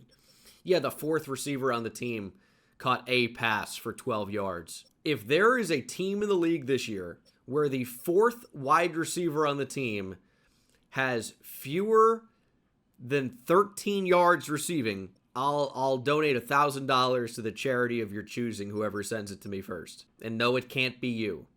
But this literally is impossible. Defensively, Arnold Harrington was all over the field. 11 TFLs for Emmanuel Hopkins. 13 sacks. Okay, the edge rushers are starting to find it a little bit. They are starting to find it. They're not great pass rushers, but they actually were productive this season. They outproduced Mark Baker and Mason Graham. Jeremy Jefferson had 13.5 sacks to lead the team. Sidney Wheatley had 4 picks to lead the team. That's as many picks as we had all of last year as a team. He's making plays. We have a good young secondary. And Terrell Duval is tackling players. That's about as much as we can rely on him to do with 84 speed. But to be fair, he does have pretty good zone coverage as well. So I don't want to sleep on him. Agnew of Cincinnati was going crazy. But we're in the playoffs. We're skipping the wild card round as we have the first round bye in the AFC. We won a Super Bowl last year. We're playing for another. It's the Titans in the divisional. They went 9-8, and they surely will end our season because there's no way they can end our season, which means we're going to lose. Okay, we crushed them 34-3. Reverse Jenks works to perfection. But we will probably lose to the Broncos, and our season will be over. It's just one of those things that happens. And we reverse jinxed again. Let's go. Browns, Giants. My Giants in the Super Bowl. Is this going to be the Kevin Stefanski Bowl? Probably not. Well, I don't say probably not. It may be. Reuben Drones was a Brown Giant. John Greco is probably my biggest pull. Danny Shelton, I think might have been on the Giants for a few games, was definitely a Brown. These are the updated dev traits. Bodden is up to Superstar, crushing it. Superstar for Bernal, the kicker. And then defensively, Castillo's up to 77 overall. I'm not noticing any dev traits on defense, but I mean, Hopkins could have gone up to Superstar after a good year. It's a possibility. But we're going to jump in here. We've had such a fantastic run here. We're doing the most on what feels to be a pretty limited budget based on, our quarterback kind of constraining the rest of the entire team. But we've done enough. We've traded. We've found ways to win anyway. And we're going to try to take home another championship. The rain is coming down here at Stadium Unknown. I can't even tell. We're up 7-0. Halftime, we've allowed 0 points. And then a touchdown makes it 14. Giants on the board with 3. They're actually making it close after a touchdown. It's 14-9. We're going to be inside 4 minutes. I'm trying to figure out where we are here. I mean, the rain is absolutely coming down. We're going to run the ball. There's Judkins to the outside. Nowhere to go. He's got 8 for 19 as Javon Holland makes a big tackle. Field goal keeps it a 1-possession game, so ideally we find the end zone. That would be ideal. We'll see if it can happen. That's wide open. Did we time it up right? Enough. Williams has been picked off in this game. That stops the clock as he gets out of bounds, so that actually is not the best result for us. Gonna get a little bit creative. Vernon slipped as we tried to spin. It will keep the clock running. We need to come away with a touchdown. If this drive ends in a touchdown, the game is over. The Giants likely will start calling timeouts after the 2-minute warning, and we didn't need to let this tick all the way down. Judkins fighting for more. The Giants are actually calling timeouts on this side of the 2-minute warning. That's probably a good idea. I didn't think they would, but they do. That's a smart call. That's the right decision. Judkins boxed up. What do we do here? I think you got to take the points. I know some of you are like, how is this even a decision? But, I really consider that maybe it's the right move to go for it. try to win the game, but the Giants need a touchdown and a 2-point conversion. I just don't know that they're going to be able to do that. We're going to trust the defense has allowed 9 points the entire game. That's got to be the move. It absolutely has to be. I don't think there was actually ever really even a decision to go for it. I will say that. But you got to think about it at least.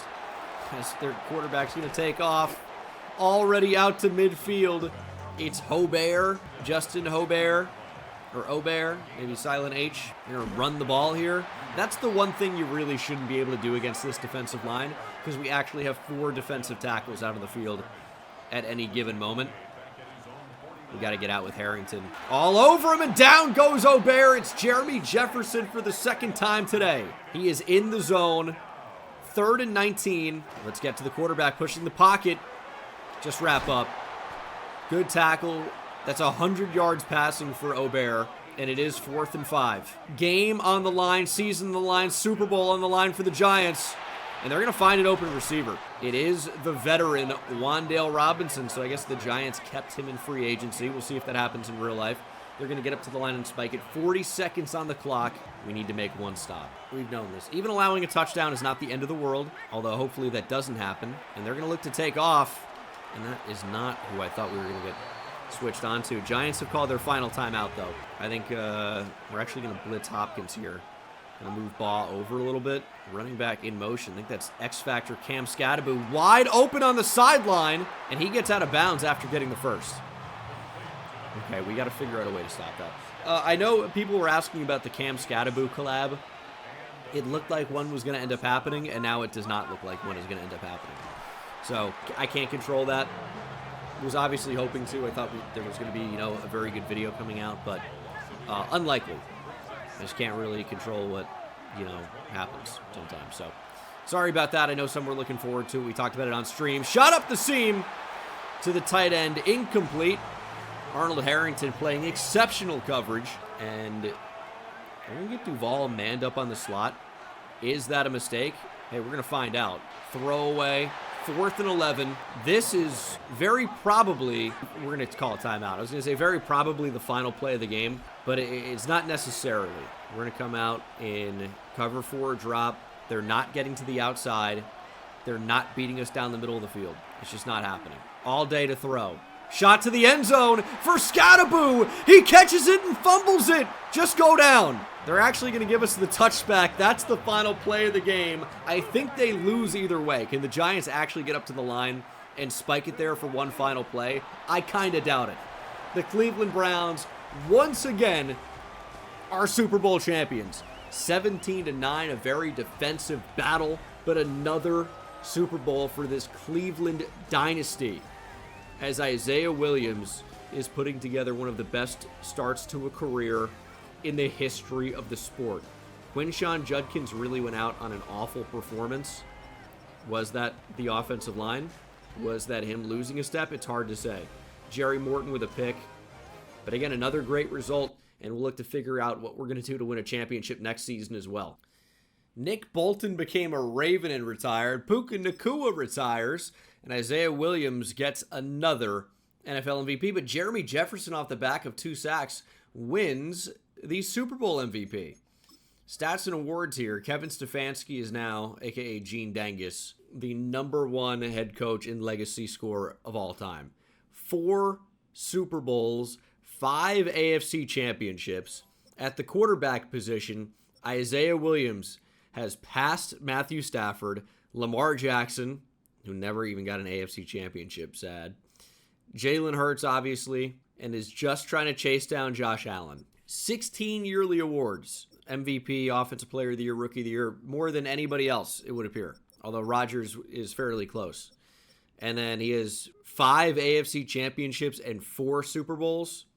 I wish they'd pop Tom Brady up there because Isaiah Williams is better. Nah, he probably needs a few more Super Bowls first, but he's making $100 million next season.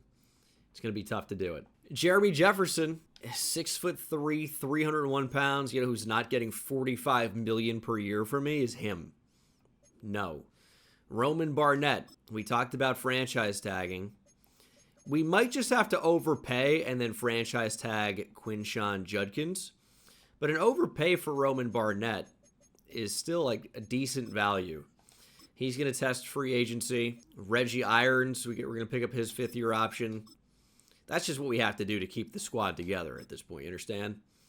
Quinshawn wants a lot of money. I don't have a lot of money, which means, Quinshawn, you're not getting a lot of money, at least not from me. What does the franchise tag cost? We're about to find out. It is roughly probably $15 million. 16.6. I am going to franchise tag Quinshawn Judkins, pick up the option on Sidney Wheatley, because you're just not getting a 91 overall corner for cheap. Emmanuel Hopkins can go, and then everybody else we just sign in free agency for nothing. We'll be able to do that again. And now, after the Judkins franchise tag, he's like, I'm not coming back. Wrong. Not going to happen. You will be here, whether you like it or not. Actually, you might be cooking. I'm trading you.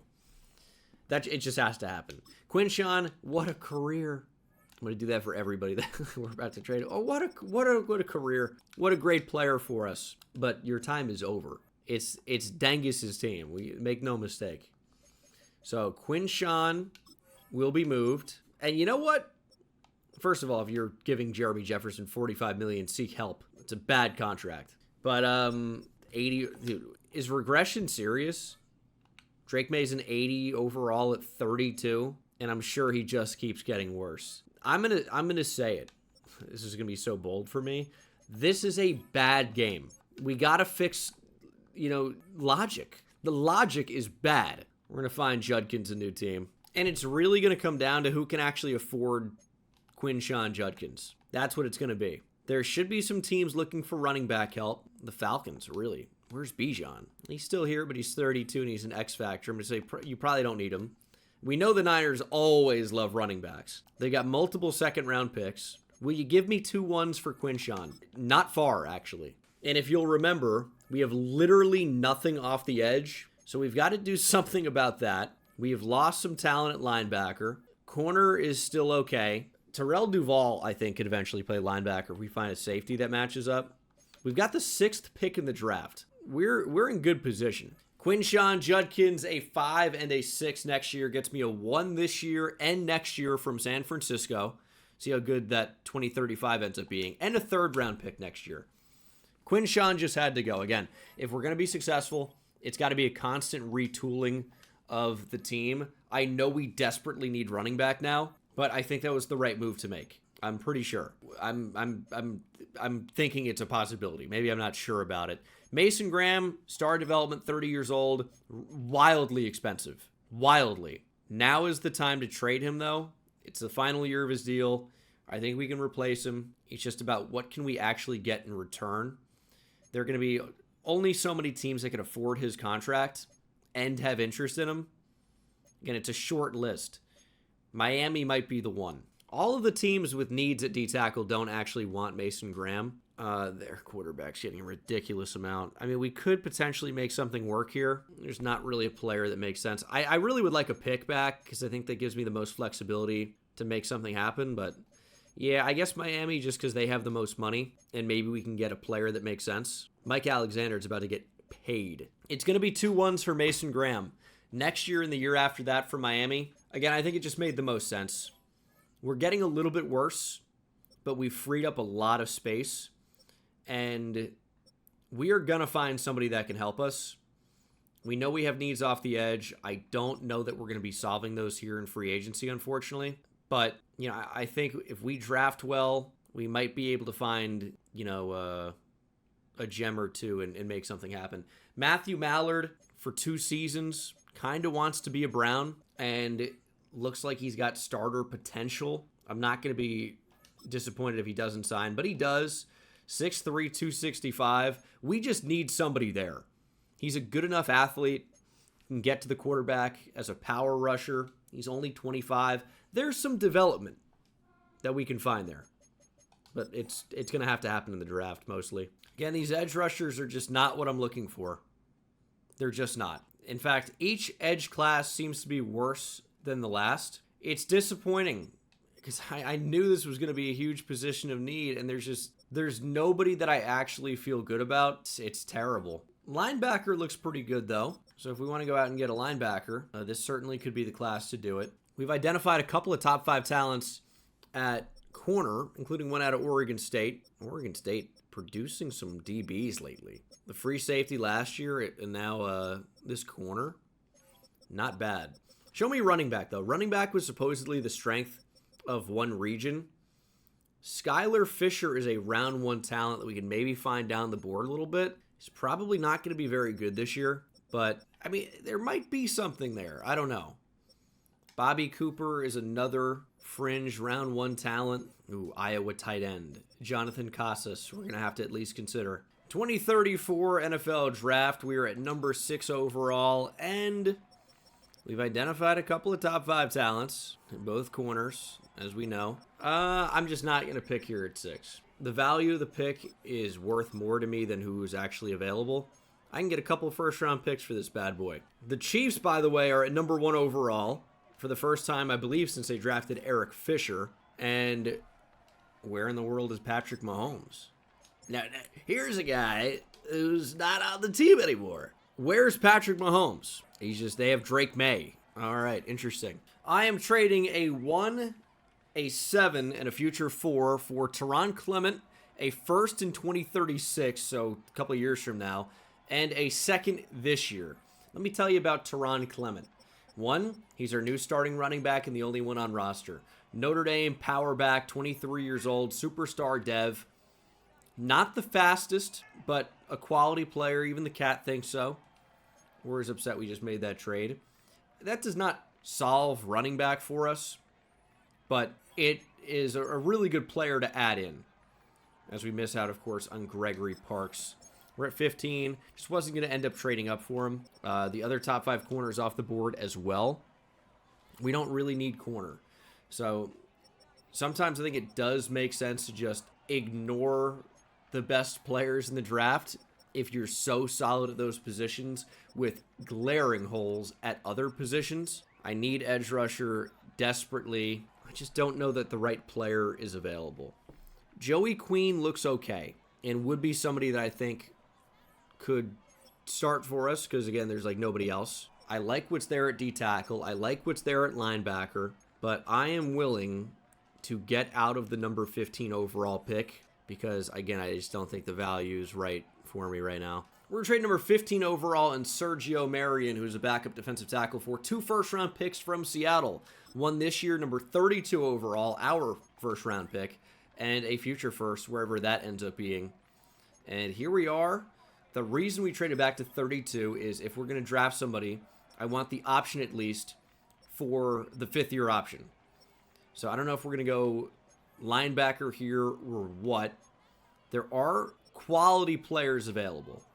Didn't really look at center, but Kari Kitchen's a cool name, and I'm sure he's pretty good. Alejandro Ramos looks like a really high-quality linebacker that we can find down the board. It's a really good linebacker class. I probably just can't take one of those here for that reason. It's just not wise. We're not going to go with an edge rusher, of course. I am going to end up going with do we take the running back here? Oh, gosh. Yeah, let's go Skylar Fisher. Just traded for a running back, and now we're drafting one in the first round. He's only 21 years old, though. North Dakota State. Room to grow. He's actually a top 10 player. Got him at 32 hidden dev. Definitely fast enough at 90 speed, 93 acceleration. Unlikely to start for us this year, but that seems to be a pretty solid pick. And now we have a lot of second-round picks. 38, 55, 44 as well. And this is where I think the linebackers come off the board. It's just about identifying, okay, which ones do we actually want? Because there are a lot that seem about the same, and we know that the one is around 1 talent down the board a little bit. So what do we do here? We're going to take a couple linebackers here, and I think with the idea that one of them moves down to play edge, maybe even multiple.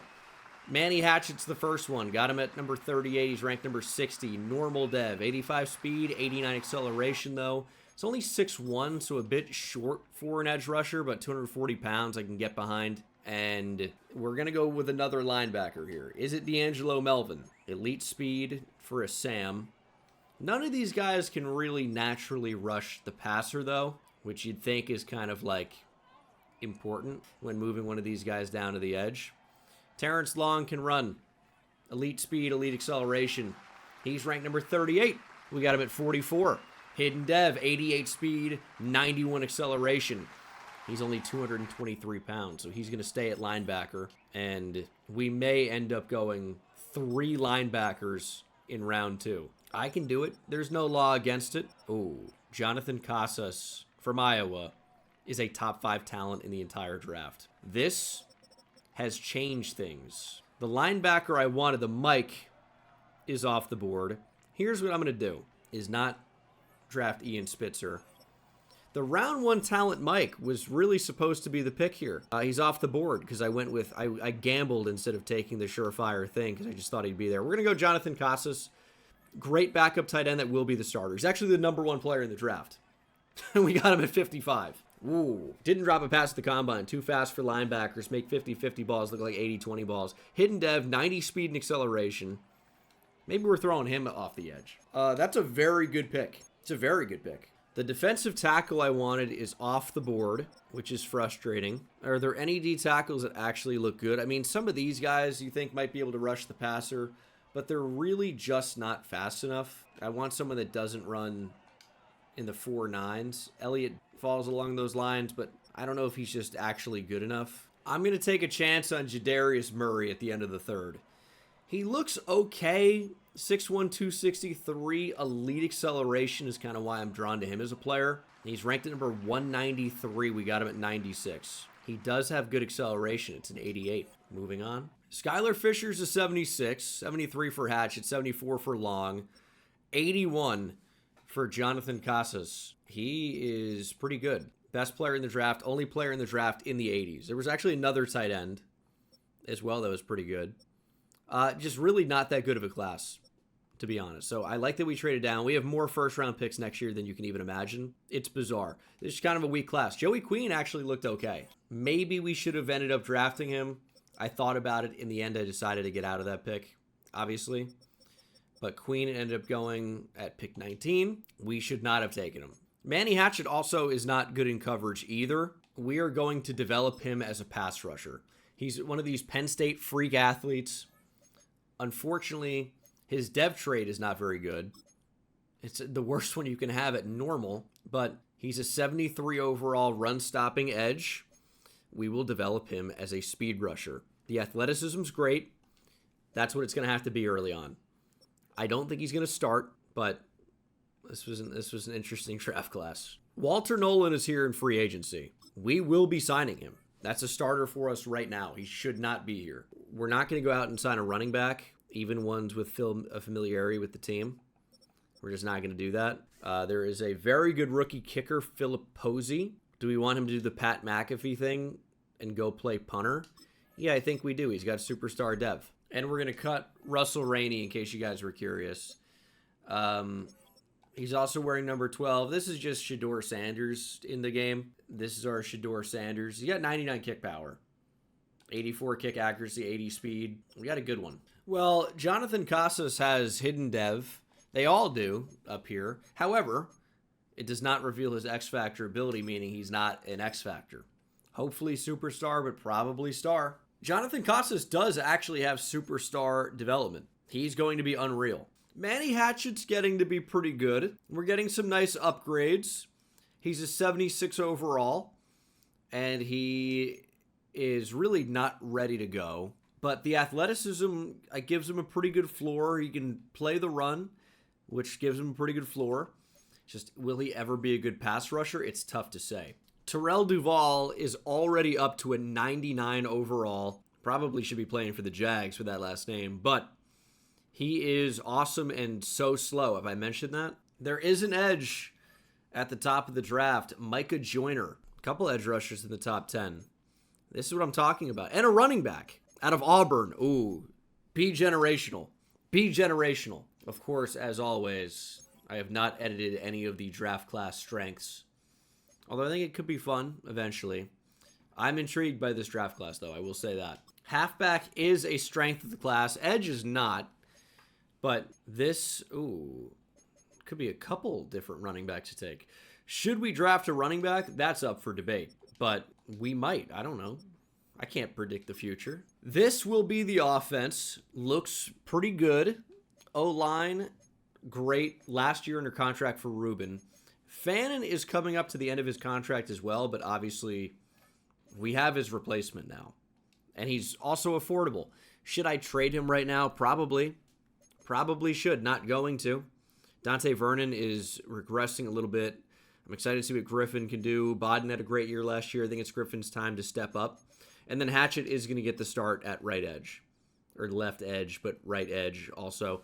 I hope the athleticism carries him. Because right now, as a pass rusher, he's just not all that good. Finding Walter Nolan for free in free agency was really nice. The team is, without question, worse than we were last year. But when you're paying a quarterback $105 million as we start 0-1 again, it's difficult to keep as good of a team every single year. I mean, I've said that a million times now. Luke Rubin wants to return. We have the money to offer him an extension. It's a lot of money for a center. I think we can make something work here. 4-year contract. Luke Rubin is back. It's under 20 mil AAV. Does it limit what else we can do at the position? I'd like to get Devon Kennedy back as well. He wants to be here, but he wants more money. There is no more money. There's no more money. But we don't really have anybody else who's a free agent, so we should be able to keep Devon Kennedy. One way or another, I think he will be a Brown next season. Feel pretty good about that. Playoff time, I certainly think we're going to be a playoff team. Hard to imagine that we're not. We were like 8-3 at one point, and we finished 14-3. The offense and defense are just at the top of the league. And Isaiah Williams put together one of his best seasons yet at 28 years old. He's fighting to stay good. He keeps regressing because, well, after all, he is older than me now. So, holy cow. You can't be good forever. But this is a career high in touchdown passes. It's a low number of interceptions and just about a career high in yards. I mean, his rookie year is going to be tough to compete with. Unreal. But you could make a strong argument this is the best year of his career. He was awesome because we really couldn't run the ball that much. I mean, Teron Clement was not great, but he's not supposed to be yet because you have to be a 90 overall to be good in this game as a running back in simulation. Marquez Griffin was incredible in the slot. 1,500 yards, 22 receiving touchdowns. But it's not like Dante Vernon and Darian Bodden didn't produce. They both had over 1,000 yards receiving. Both had 90 catches. Harold Fannin was awesome. Jonathan Costas was honestly a decent tight end too, who also barely produced. But again, that's pretty good for Madden standards. And the pass rush was good. Manny Hatchett, as a rookie, 10 TFLs, 15.5 sacks. He's playing up to 80 finesse moves. It was a 75. The speed off the edge is so valuable, and he puts up an incredible rookie year. Mallard had 15 sacks, 14 for Baker, 10.5 for Nolan. Nobody had more than one interception. We had 5 as a team. I still can't believe in real life this year the Jets did not have one interception as a team over a whole season. 0. It's simply unbelievable. The Giants have had some bad years. I think they've had 1 or 2 in a season. But 0 for a team, I don't know when the last time that happened was, but it has to be some time ago, I would expect. We have the Broncos in the divisional. They went 11-6. Great year for Denver. Again, I'd like to think that we're going to be in a pretty good position to beat them, and we do. 49-14. Steelers are pretty good. I mean, it's a tough AFC North. The Bengals are always pretty good. Obviously, this Cleveland Browns team has run the division for some time now. AFC Championship, Super Bowl berth on the line. Can anybody beat the juggernaut Browns? 4 Super Bowls so far. Looking for a 5th. We won't get one. It's a Steelers-Cardinals rematch. Our season finally ends before the Super Bowl. Disappointing to say the least, but I think we're looking at the Defensive Rookie of the Year. Marquez Griffin is up to Superstar Dev. Love to see that. And then defensively, Superstar Dev for Hatchett. The gamble has paid off in a big way. Even Long starting as a rookie, he's up to Star Dev, or had Star Dev. He's up to an 83 overall. Mallard's a 90. And we have guys under contract. So next season, I would hope that we're back in the Super Bowl. We are at the halfway point, or just about. So this is going to be very interesting. It says we have negative 12.3 in cap room. Isaiah Williams did win another MVP. Manny Hatchett did win Defensive Rookie of the Year. Marquez Griffin won Offensive Player of the Year. Things were lining up to win another Super Bowl. It just didn't happen. And then the Steelers absolutely blew out the Cardinals. It's disappointing not to win at all. I mean, I've jumped in a lot for the AFC Championship game. Didn't do it this time around. Maybe I should have. I just thought we were going to get in. That's really the difference. I thought we'd be there. Arnold Harrington is going to be so expensive. We might as well pick up the 5th-year option. I've talked about that, but that kind of is our best bet. Dante Vernon will pick up the 5th-year option as well. It's just he's going to be too expensive to extend. 93 overall for him. Devon Kennedy is going to be a franchise tag to keep the team together. Just want to let him decline my offer so that we can franchise tag him. We're going to be in the negative for cap room, but that's okay because we can keep Devon Kennedy and we can make another run. We just won't be able to bring back Walter Nolan, but that's okay. We have so much draft capital that we're going to be able to make something happen. Yeah, you know what? Jalen Edmonds is a top 5 talent. Can't catch, doesn't need to. This is basically Adrian Peterson. That's who this is. Well, it really is Bo Jackson, I guess. But, Adrian Peterson is slightly more topical, I guess. But it's Bo Jackson. Auburn running back, ridiculous athlete. We're drafting Jalen Edmonds. I don't care if it's a 3, 2, or 1. We are doing it. And then Micah Joyner. Do we even really need an edge rusher? He actually looks pretty good. Not a top 5 talent, but I feel like it's tough to find those off the edge. It really is. And then I saw a Buckhalter. Remember Carell Buckhalter? Probably not. We're not going to draft him, obviously, because there's a way better running back. I've been searching for a generational running back, and we found one. There's no doubt in my mind we have found one. We have a lot of picks. There is nothing stopping me from getting Jalen Edmonds. Nothing. Micah Joyner expected to go at number 1. Jalen Edmonds expected to go at number 2. And I'm finding that I don't have the top pick I was hoping to have. I have 7, which is good. 18, 22, 24, 30. It's going to be tough to get 1 and 2, given the picks that I have. Was hoping for a little bit more luck with where those picks ended up. No.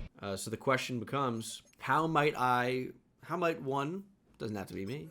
Well, actually it does. But how might one acquire said picks? I want the edge rusher. He looks good. We need edge.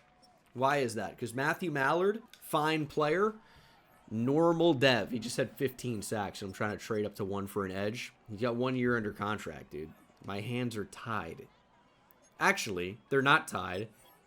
He's gone. Actually, he can't be gone because I don't have the cap room to trade him. Oh, boy. That's tough. Oh, the cap hit of my quarterback's only $107 million. That's nothing. We really can't trade anybody because the franchise tag thing.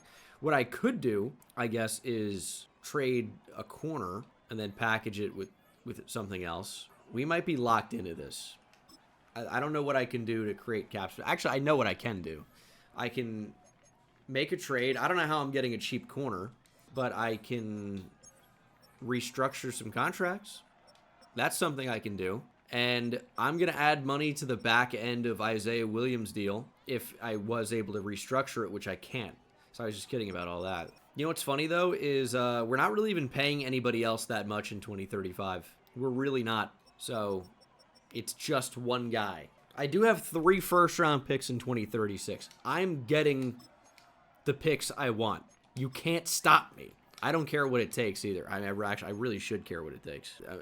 I need to make the right move for our future. I need to protect our future. I will say, though, I am an idiot if I trade 4 first-round picks to move up for an edge rusher.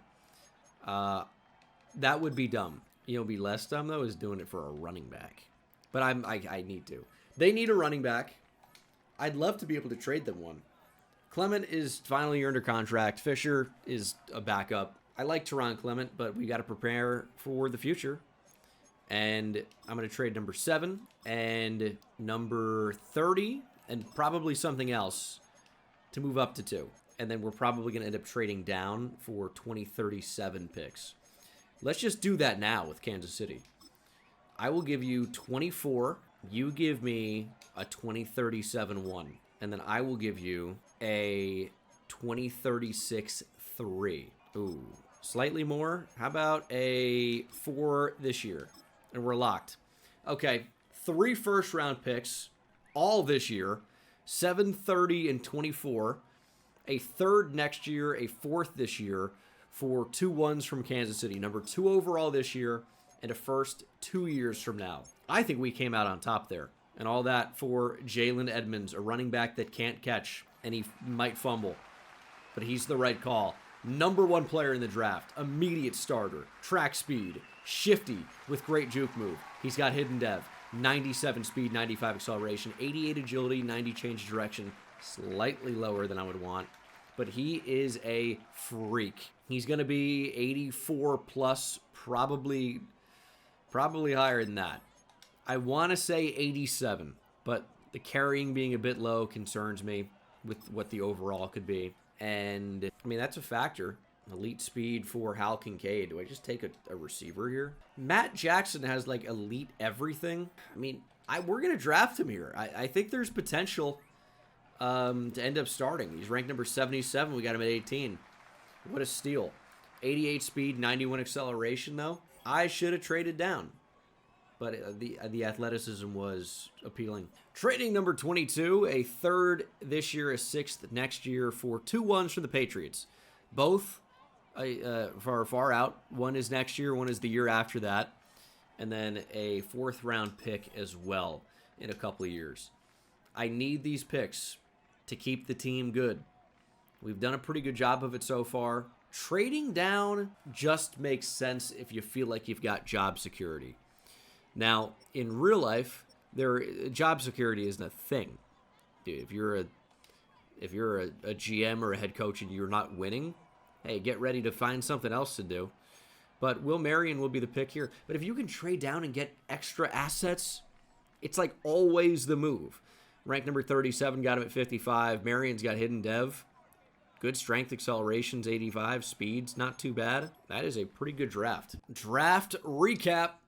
84 overall for Jalen Edmonds. Matt Jackson's a 71. He's going to be more of a developmental player, and that's fine. A&M guy, should have known.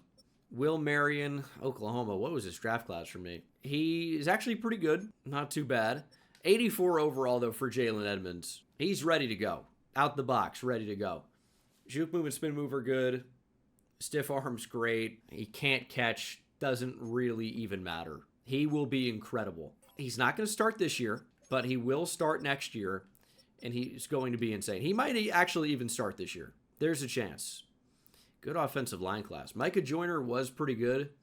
78 overall. Man, 86 speed, 89 acceleration, 85 finesse moves. It was the right move to not get him unless he's got, like, X Factor.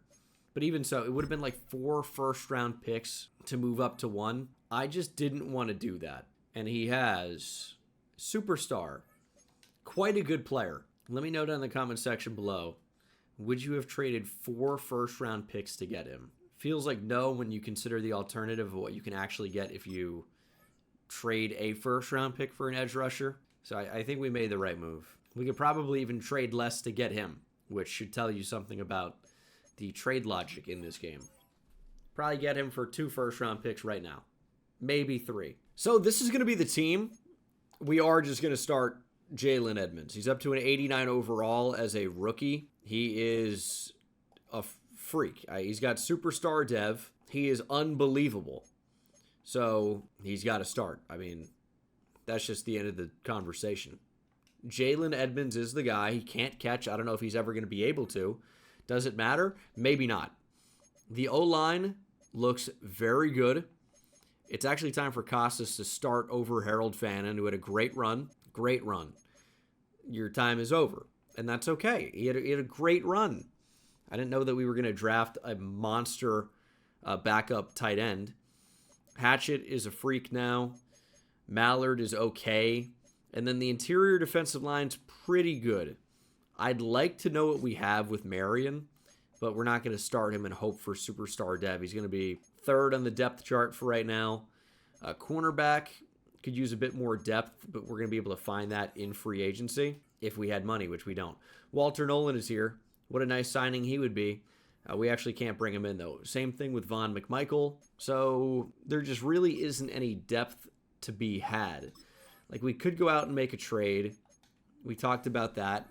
You know, we have expiring contracts with, we just extended Luke Rubin. We have expiring contracts with Josh Sharper. Tackle should be okay, although Jonathan Perez is expiring. And then we have a lot of depth at D-tackle, but no one especially good. This is the final year under contract for Mark Baker, but this is as affordable as he has been. A couple of good weak side linebackers. The depth in the secondary is not great. I don't know that it's going to matter all that much because the starters are so good. I'm not trading any of the expiring contracts. We're just ready to go. I'll see you guys at the midseason mark here in 2035. We're going straight there. And we are 5-1. Al McCoy on the block. Well, we traded him to the Broncos. It's kind of interesting. I mean, we obviously have drafted an unbelievable running back, but I think you're seeing him playing up to a 92 overall as a rookie halfway through his rookie year. This is going to be one of the craziest players we've ever drafted. The production is not necessarily going to match the ability, in my opinion, but I mean, the ability is just absolutely unreal. Players ready to negotiate. Jonathan Perez, Reggie Irons. It's going to be a lot of players because we have a lot of cap room. 87 mil in the bottom left might be blocked. It's because everybody's a free agent. Harold Fannin. I mean, are we going to be able to trade him here because we don't have the cap room right now? We need to make something happen. Projected to pick at number 5 overall. Teron Clement probably could be traded, but that's you know, getting rid of a good player and not really freeing up a ton of cap space. And the entire goal of potentially moving on from players right now is to free up cap space. So it leaves me in a pretty weird spot where I'm like, who can we actually move off of here? I don't really think anybody. Like Devon Kennedy, it still wouldn't even work. I guess we could get like Teron Clement out. There is a way where maybe all of these players can be involved in a trade and we could get back to plus cap room where we can actually afford to do something. But that'd be a lot to move around right now where it probably just doesn't make any sense to do so. What am I going to trade both of my starting cornerbacks at the trade deadline? I mean, it's just not going to happen. I'm not paying 30 mil for Jonathan Perez, though. Not doing that. I'd like to keep Reggie Irons. I definitely need to keep Devon Kennedy. This is a player that is worth paying. $25 million per year for one of the best corners in the league needs to be done. If I can get it on a little bit cheaper, every dollar helps. Devon Kennedy is back. Maybe we do then trade Reggie Irons because we brought back Kennedy. We're going to bring back Sidney Wheatley, who absolutely wants to be here. Wants a little bit more money to be here, though. Reggie Irons is getting paid a lot.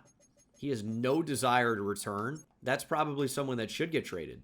And if we trade Irons and Harold Fannin, we should actually be able to make something happen here. Or not, because Irons is not actually helping us out as much as we think. Okay, because it's next year's cap and he's not even under contract. I don't even know. Mark Baker does not want to be here. God, man. Well, that's tough because we're paying him so much money.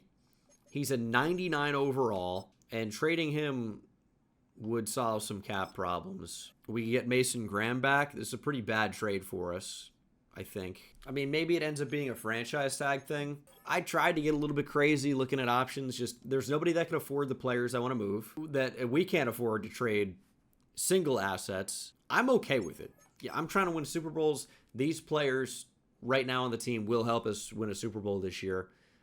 Didn't do it last year. Obviously want to do it every year. But we can't worry about the future right now. I mean, a little bit, right? That's why I have the picks. But we need to focus on the team we have in place right now and how do they help us win. First round bye, another 14-win season. All we do is go 14-3. Very good season for Isaiah Williams. Jalen Edmonds had a nice rookie year, 1,100 yards, 4.5 per carry, only 5 touchdowns. He's a 94 overall, playing up to a 96 as a rookie. As a rookie, it's unreal. Darian Bodden over 1,000 yards, 8 touchdowns. Marquez Griffin, 10 touchdowns, 105 catches for 995 yards. This is a Jarvis Landry season if I've ever seen one. Dante Vernon, what a year. 1,300 yards, 13 touchdowns. Jonathan Casas produced. Jalen Edmonds had 6 touchdowns as a receiver. So much for not being able to catch. Harold Fannin, we paid $10 million for 3 catches. I mean, maybe a little bit even over that. He's making like $3.5 million per catch. It's a pretty good deal. Mark Baker continues to play great. 15.5 sacks, 16 TFLs, but it's Manny Hatchett again. What a start to his career.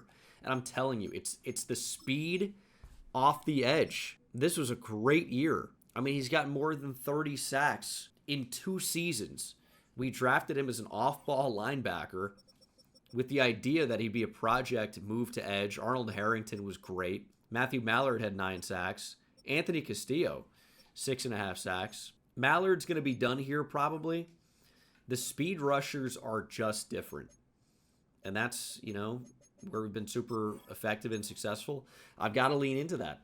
Getting speed rushers is a pretty good way to get after the quarterback quickly, believe it or not. Division round against the Steelers. They knocked us out of the playoffs last year. I feel like it doesn't need to be said, but I'll say it anyway.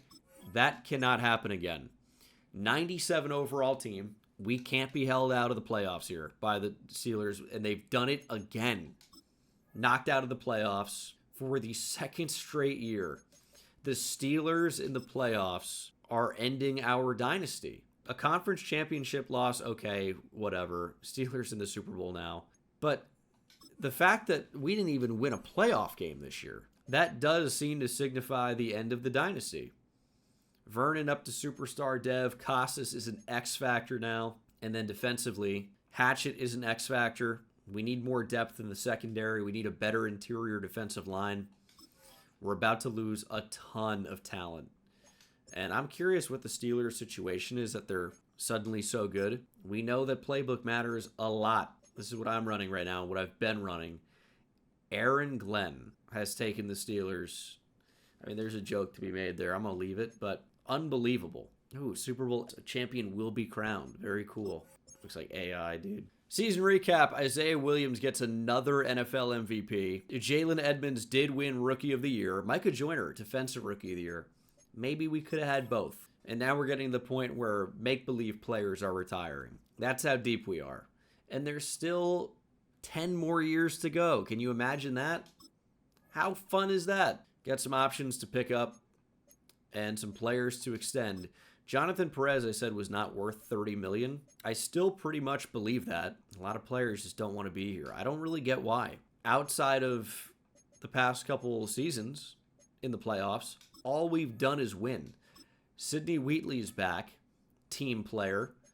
But the rest, I mean, who can we possibly bring back? I guess we're just going to keep the money, let everybody walk. I mean, we'll pick up the options on Cabrera and Duval. Seems like we just drafted him. We'll have 2 more years left. Jonathan Perez is maybe tag him for a year because tackle is pretty tough to replace. And knowing what I know now, as we're going to franchise tag Jonathan Perez, I should have just traded my stars and just played for a reset year. Instead, we went for it all and we paid the price. We lose a ton of big-time starters, and we don't even win anything. Hey, we won first round bye, and then we won first team to get eliminated from the playoffs. A lot of firsts for us. So cool. So obviously, we can't do anything here in free agency. I still feel like we've drafted really well. We've set ourselves up with picks. I think we're going to find ways to be effective here. So we're not going to get too crazy. This is the team. We still have our quarterback. We still have very good receivers. We still have a great offensive line. The offense in general is incredible. It's just patching up some holes defensively, and they're not really even that big. It's upgrade on the IDL, upgrade an edge spot. We can do it. So we actually are in a pretty good spot because 2 of the top 3 players expected to go are top 5 talents. We are at number 1 overall, by the way. Good way to find that out. Quentin Nelson, not the one we would want. He's retired at this point, probably. It doesn't really look like top 5 projection on Nate Cox. Looks like he's projected to go at number 10. I'm hoping to find an edge rusher pretty desperately, but we don't have the true talent on almost anybody in there. And we've got a real decision to make at number 1 overall. It is a rare position to be in. We also pick at 13, 22, and 28. It would be very easy to take one of these top 5 defensive tackles at number 1. And that may end up being the right move. Whoa! Tony Snyder at 6'3", 285 ran in the 4.5s? I've never seen that before. Elite agility, elite change of direction. Okay. What about Logan Parks from Bama? He's also got a bunch of A's. He also has elite speed, but ran 4.8. Whoa. And is stronger. 2 very, very good interior defensive linemen. There's a round 1 D tackle down the board with elite strength and great speed. I also like that. A lot of UDFA D tackles. And then, of course, some still good players down the board. We've got a real decision to make. And I think it's just sticking and picking. Because if we lose out on Tony Snyder, I don't think I'd be able to live with myself. Genuinely. He looks absolutely incredible. It's not worth another team getting him. We're going to go with Tony Snyder out of LSU at number 1 overall.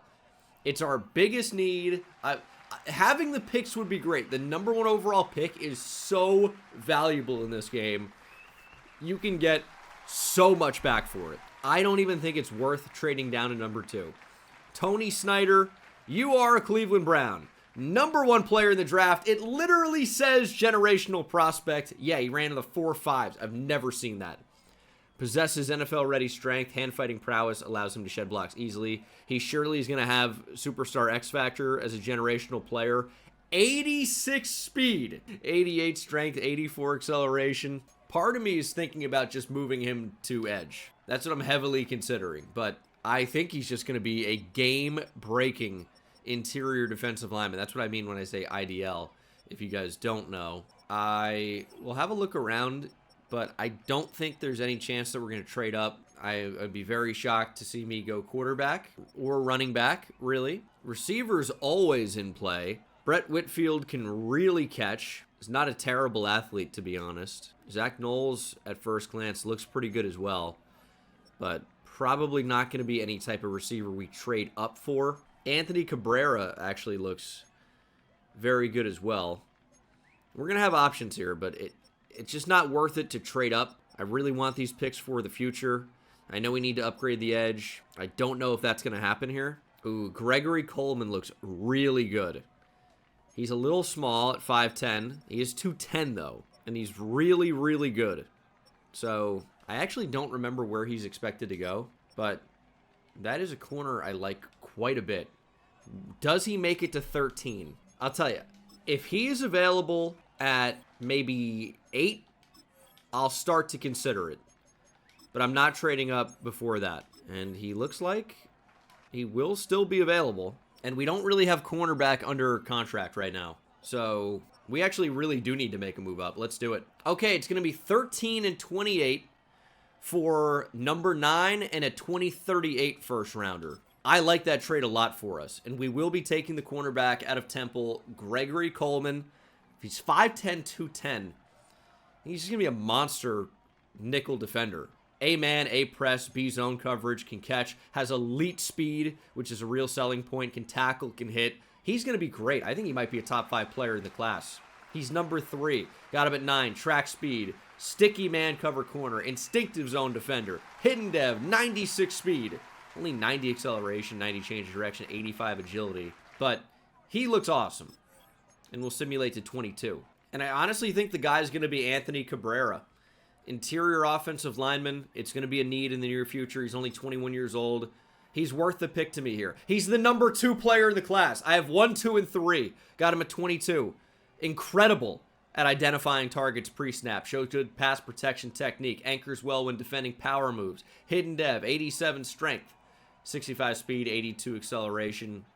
I have drafted the 3 best players in the draft at 1, 9, and 22. That's pretty good. End of the second round. We'll see if we can keep it up. It's going to be pretty impossible to. Oh, man. Angel Castillo ran 4.39 at his pro day. It doesn't even say Angel, is it? Angelo Castillo. He's 23 years old. I know we don't need a tight end, but elite speed and elite strength. It's an idea here. We're at the back end of round 2. I think we're unlikely to go with an offensive lineman with this pick. Although Emilio Perez at first glance looked pretty good. And I think we're going to do it. Angelo Castillo just seems to be the most intriguing player here. Really great athlete. He's a top 10 player in the draft. We got him at 60. Receiver speed at tight end. Very reliable hands. Strong hands make contested catches look easy. Normal dev, but 90 speed, 89 acceleration. Again, a top 10 player in the class. That pick was at 60. Sometimes you just take the most interesting player there, and I think he was. We don't pick again for a while here. Back end of the 5th. This is absolutely a defensive tackle spot. Maybe a backup offensive lineman, because there were some decent-looking pass protectors, like Elijah Walker. Looked actually very good. And Terrell Kendricks looks very good. Can't run block, but very good pass protector. I really think those guys are valuable. I know we didn't take an edge, and I wanted to. And I think defensive tackle might just be a slightly bigger need. I'm going to go Matthew Donahue. Elite acceleration. He's a top 30 player in the draft. We got him at 156. NFL ready strength, sheds blocks with ease, able to quickly diagnose plays, also normal dev, but a good athlete, 85 acceleration, and I think I'm going to be potentially looking to trade up here. I have a 7th round pick. I can't trade players, but I will give you a 6th next year to move up. I want the Texans and Falcons picks here. A 5 and a 6 next year gets me a 5th right now. And maybe we could wait on these guys, maybe not. I'm going Elijah Walker with this pick. He looks great. Good enough athlete. Really good pass protector. Run blocks well enough. He's the guy. He's another first-round talent. Got him at 30. Or he's ranked number 30. We got him at 157. And he might have gone undrafted. Routinely calls out blitzers pre-snap. Dude, I'm drafting smart players. Maintains balance and wins often in pass pro. Won't be overwhelmed by power. Hidden dev. Acceleration 79, speed's pretty good. 85 strength is a little lower than I'd want, but that's not bad. And we're going to come back. We're going to take another 5th round pick here. Falcons on the board. We'll give them a 7th, and maybe a future 7 will be enough. I'm not positive on this because it's a 5th rounder, but can't be too valuable. All right, we might have to give them a future 5. All right, let's just go ahead and give them a 2038 5. A 2036 7, 6-7. Hey, we're on the board. We're going with the center, Terrell Kendricks out of Clemson. Looks like a great pass protector. Cannot run block. We'll try to develop that part of his game. He might not be a first-round talent. Although the commissioner's coming back out. He's a top 50 player. We got him at 158. Shows advanced knowledge of defense pressure concepts. Shows good vision for incoming threats in pass pro. Stands ground when dealing with power moves. Hidden dev, 85 strength, 66 speed, 81 acceleration. What a draft class. I don't know for sure, but it feels like pound for pound that might be my best one ever. Draft recap, we crushed it. Tony Snyder is an 84. I don't know why I thought he would be higher, but that's very good. And he looks insane. Block shed, maybe slightly holding down the overall and play rec. 94 hit power. He's insane. He's the number 63 ranked D-tackle. I guess it's a really strong position. Shock with the way the draft works. His speed is unlike anything I've ever seen at the position. He might have to play off the edge. Gregory Coleman's an 81. He's elite. Insane speed. Can really press, though, for a shorter corner. Anthony Cabrera is an 83. Good enough against as a run blocker. 89 lead block, 88 impact blocking, 87 awareness. Stud. Castillo's a 77, Donahue's 74, 74 for Walker, 73 for Kendricks. We own the draft. Look at the top players in this draft. 1, 2, 3. There was a fullback. I actually thought there was another good fullback too, but Peter Folk is top 5 in the draft, I guess. Logan Parks was a 2nd pick. Browns again with Castillo. It's like, where are the Browns going to pop up again? We absolutely crushed the first round. I mean, the top 3 players and then another in the top 10. And then a few more in the first round. What a draft. Just got a dev trade increase for the backup running back that we spent a first-round pick on. Listen, it's not always the best way to necessarily build a team, but it's the way we're doing it. Elijah Walker just had an ability slot pop up. He's got superstar development. The run blocking needs to get better, but this is an incredible find for us. And he's not even going to start right away. So Tony Snyder is revealed to have superstar X Factor.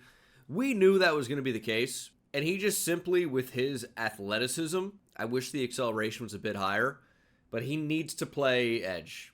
And he can be our J.J. Watt. 285 pounds. He is 6'3". So a little bit shorter than J.J. Watt. But he is going to have to be an edge rusher, and I think he's going to be very good there. And Tony Snyder is an 85 overall at right edge. I just don't see how he's going to be bad. I can't see it happening. He actually even got +2 hit power. This is what he looks like before he's played an NFL snap. Unbelievable. Uncle Tone, gonna dominate here in Cleveland. Now, Skylar Fisher, you'd think would be able to catch the ball a little bit better out of the backfield. Just got a feeling that he would be able to do that. But he's actually not that great of a receiving back. So I'd like to get him a little bit better in that regard. But he's a nice change of pace type of back. We obviously have the generational guy in Jalen Edmonds, but Skylar Fisher is a good backup, and those are important. So now that we have the Cabrera twins together, I'm excited to see what this offensive line is going to look like. There will be some changes because we have expiring contracts, of course.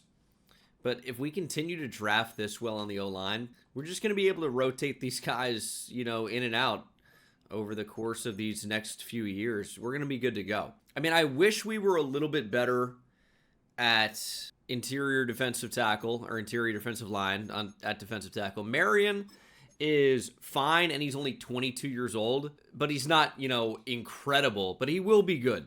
So the team is very, very good. We can play Bodden in the slot. That's fine. Coleman's going to be a monster in the nickel. This is such a good team still. There are a lot of edge rushers at the top. Show me a generational one that I can somehow acquire.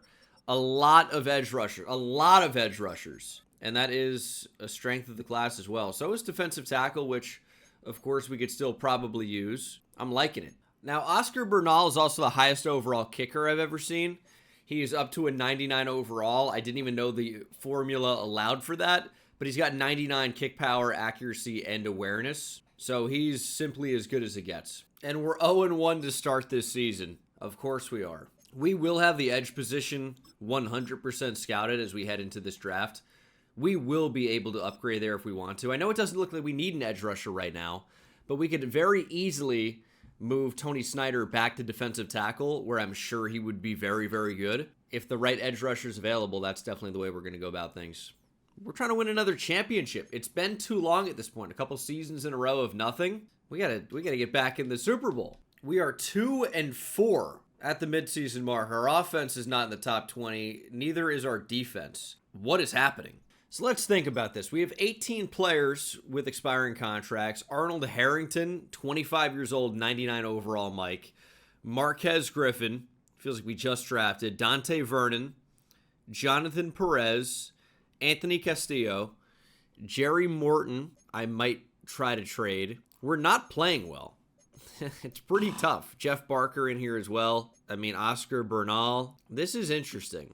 I think we have $113 million in 2037 cap room. I am blocking that, but it's $113 million. We should pay Arnold Harrington. And I mean, we're going to have to pay him a lot. He wants to be here. He needs to be extended. He's going to be good throughout. Can we bring this down to a max cap hit of $30 million?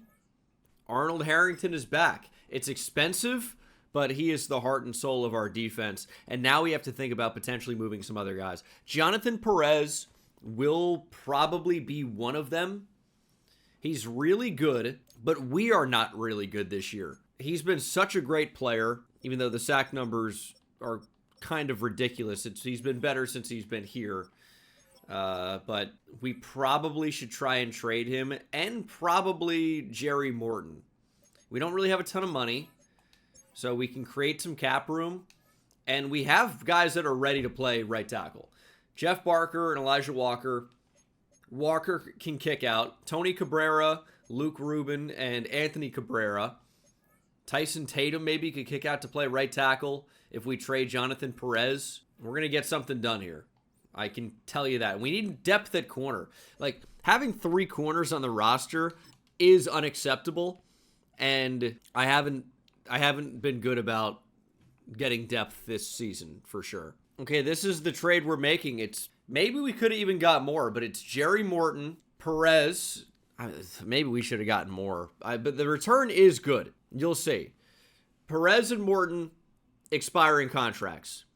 We are getting in return a first rounder in 2039, a second the next 2 years, and Kerry Bynes, who was the big piece in this trade.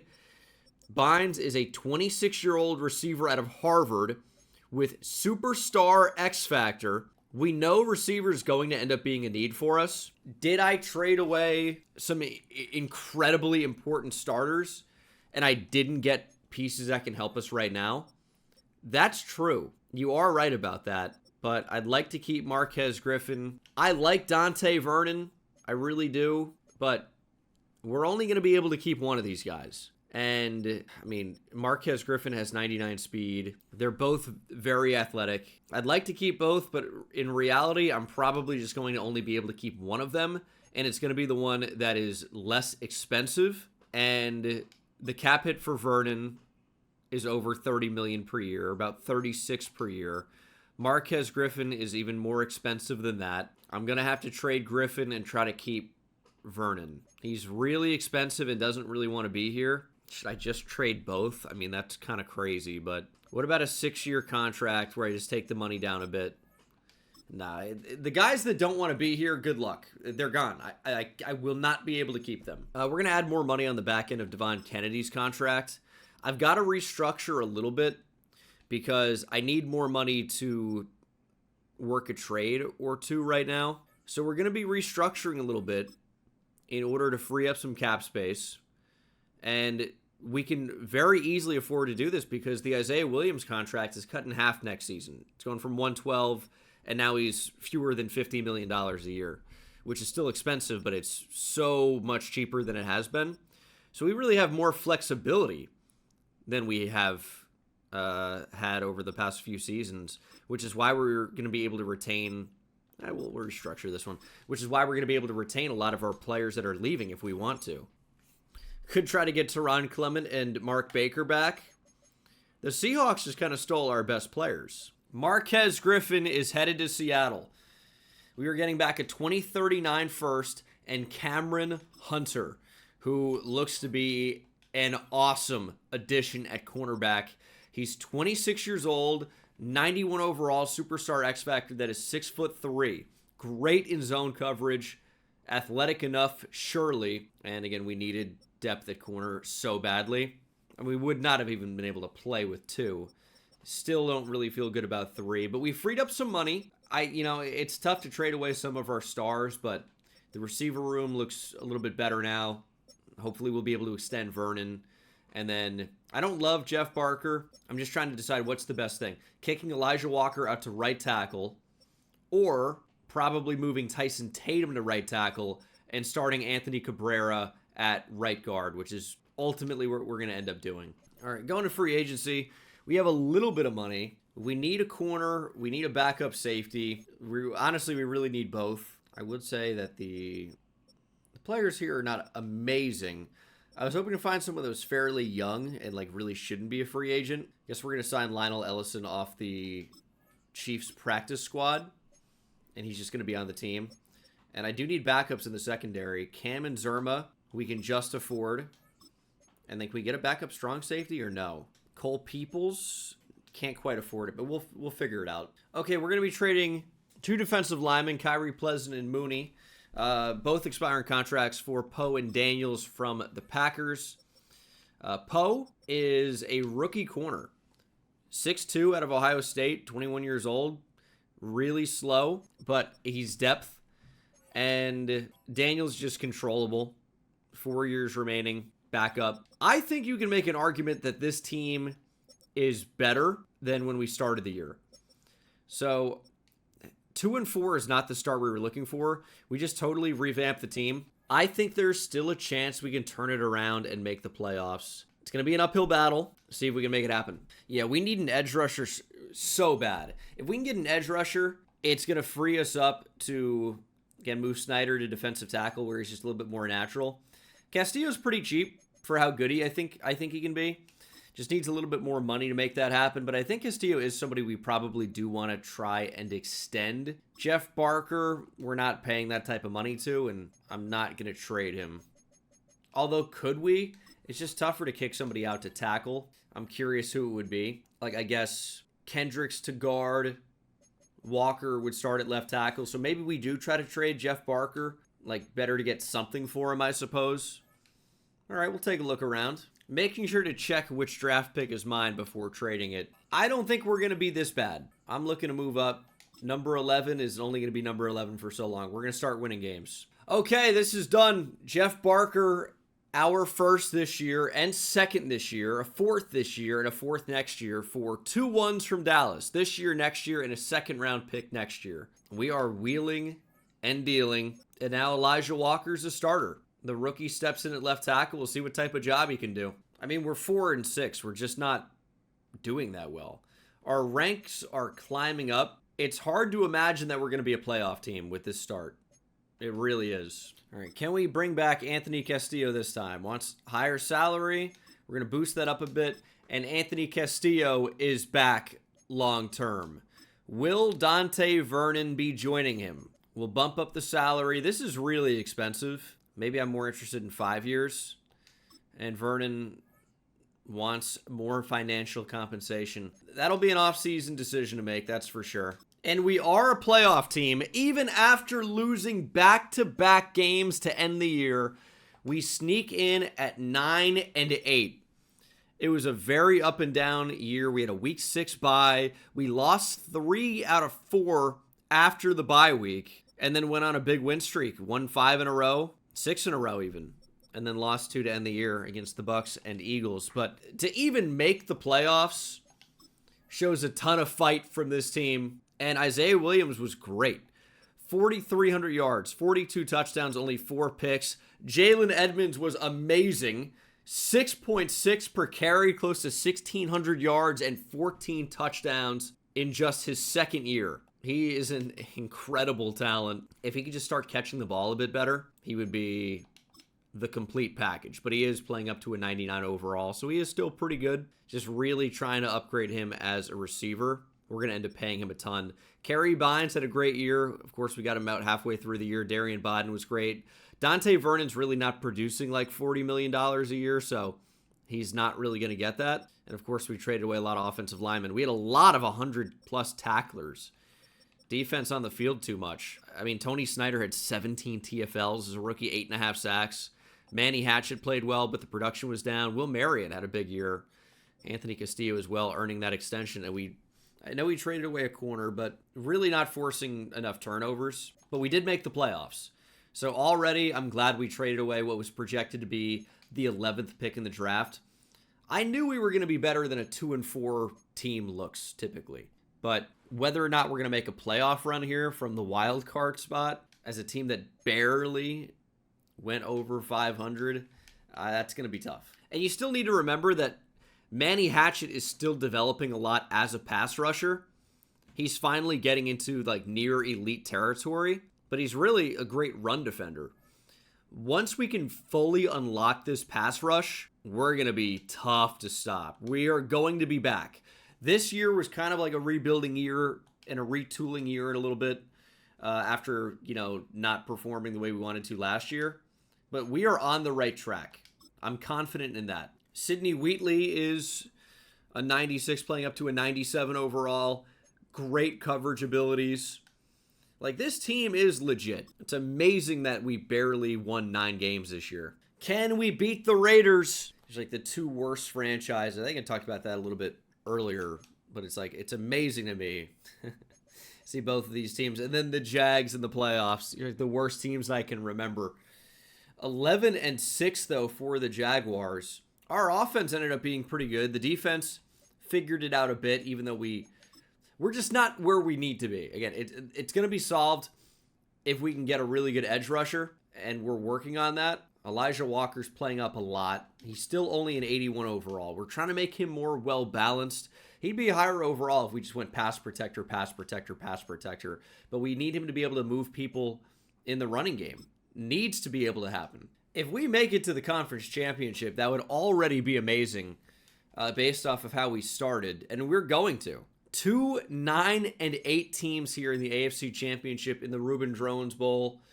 It's my go-to brown Bronco, I guess. We talked about it a little bit earlier. Andy Janovich, maybe I'll never forget again. This is an interesting matchup. I feel like if we've come this far, why not go just a little bit further?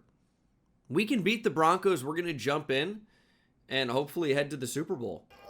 And here we go. Down 7-0 already. Make it 9, so a safety. 16-7.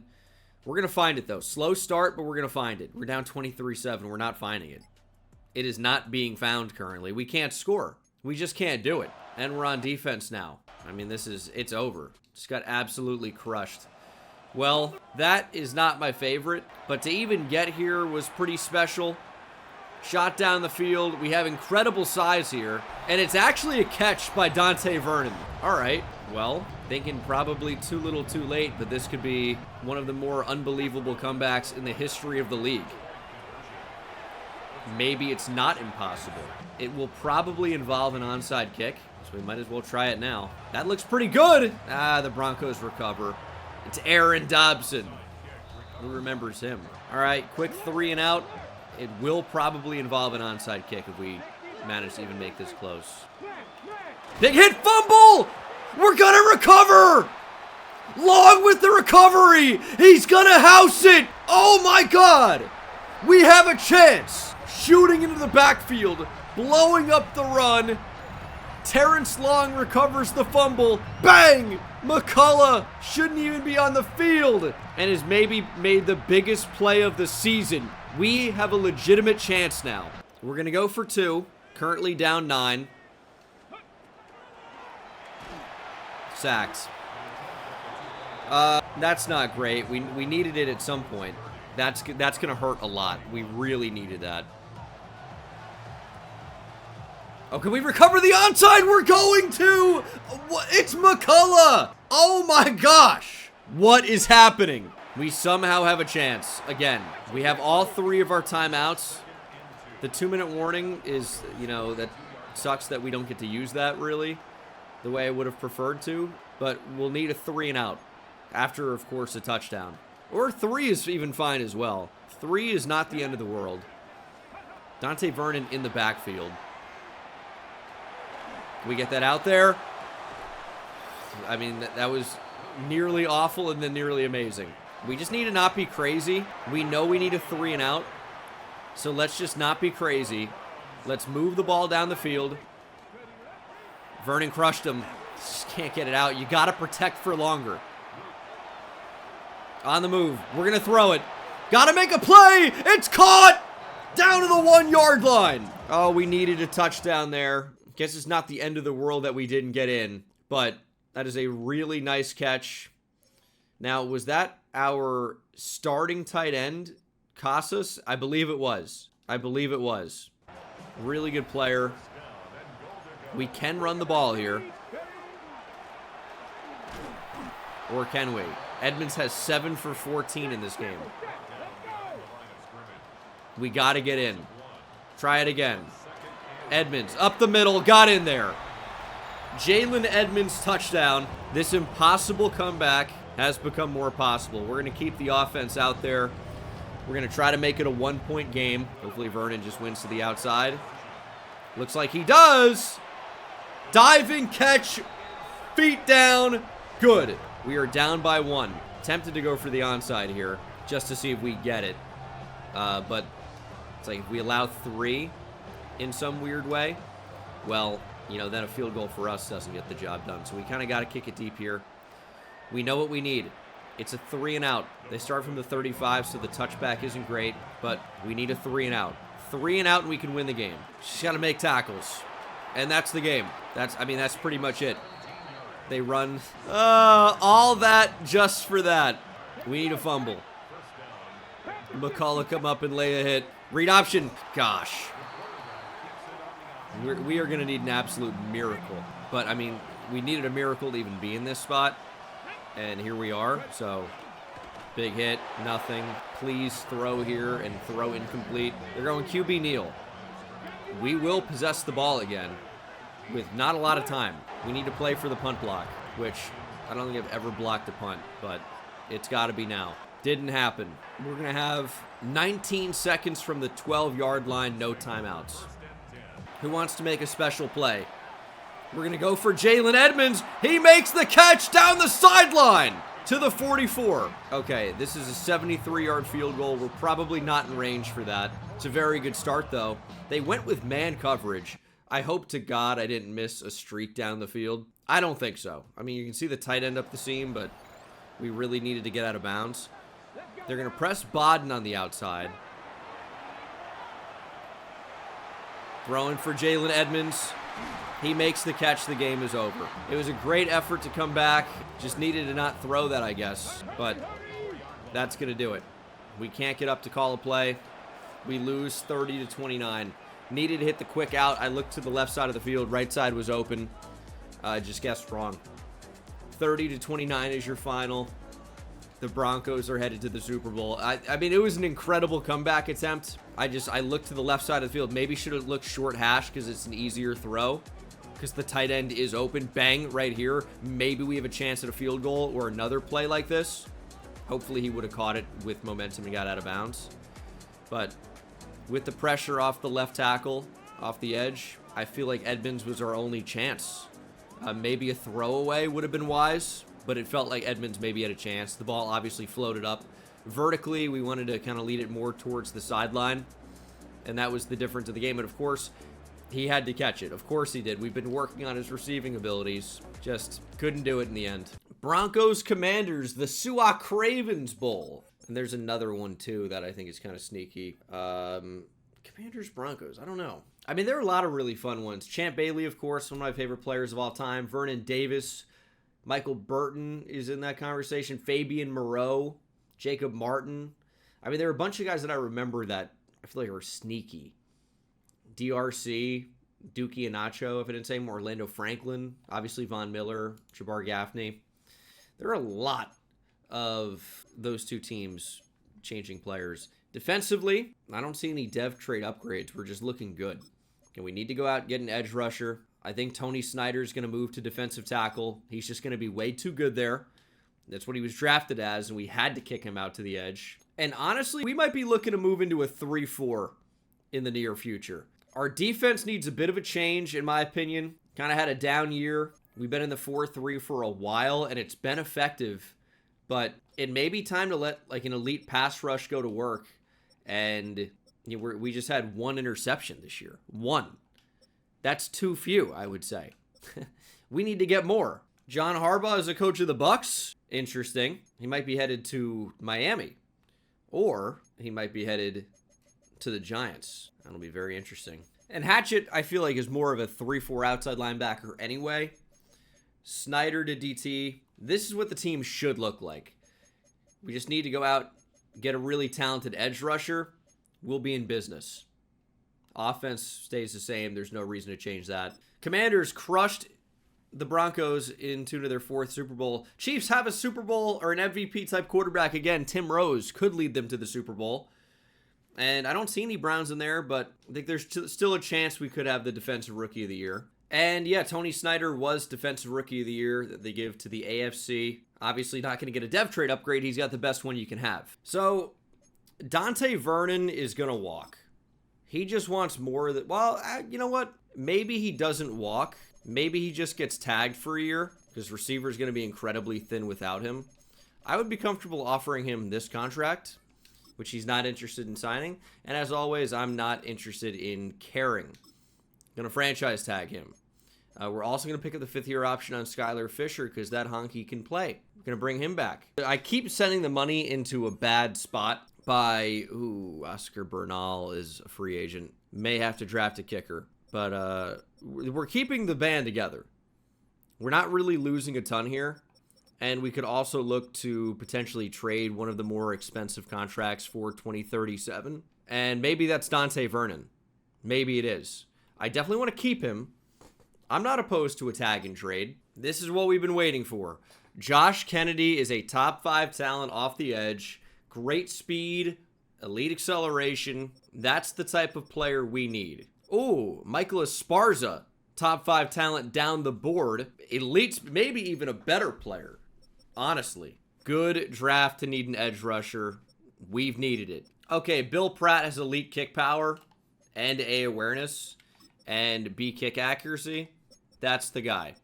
We will be upgrading a kicker. A lot of accurate punters here. Can anyone actually hit it far? Emmett Johnson can. Not to be confused with the running back. Yeah, we found our punter as well. Bernal actually has been upgraded to X Factor and wants to be here. I wonder what the trade value of a player like this is. Obviously, we can't afford that. Mason Graham is here. Don't need him either.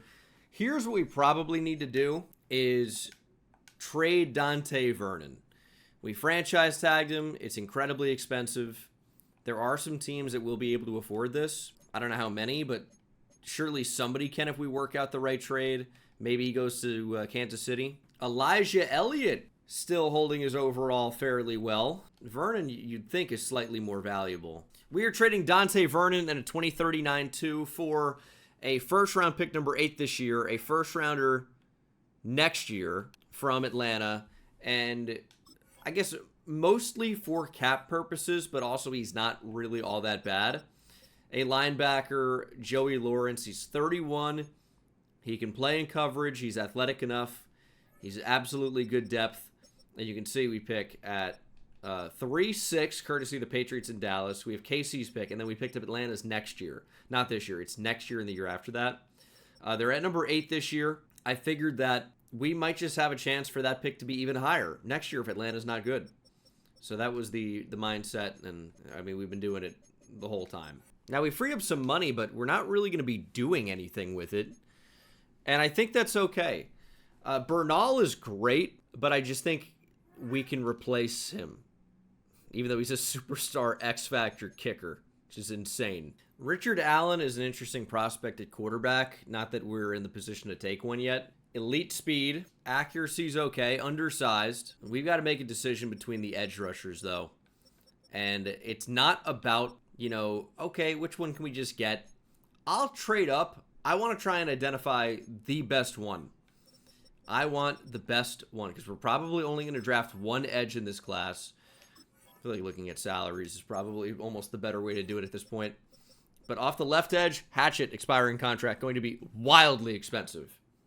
Wildly expensive. And then nothing on the other side. Interior D-line now is pretty good. Castillo's under contract and pretty cheap for a while. Is it maybe a 2 edge rusher class? We're probably going to end up drafting linebacker as well, just because the class looked really good. Might come away with a corner. I mean, Duvall is going to be really expensive, and he just might not make sense to bring back.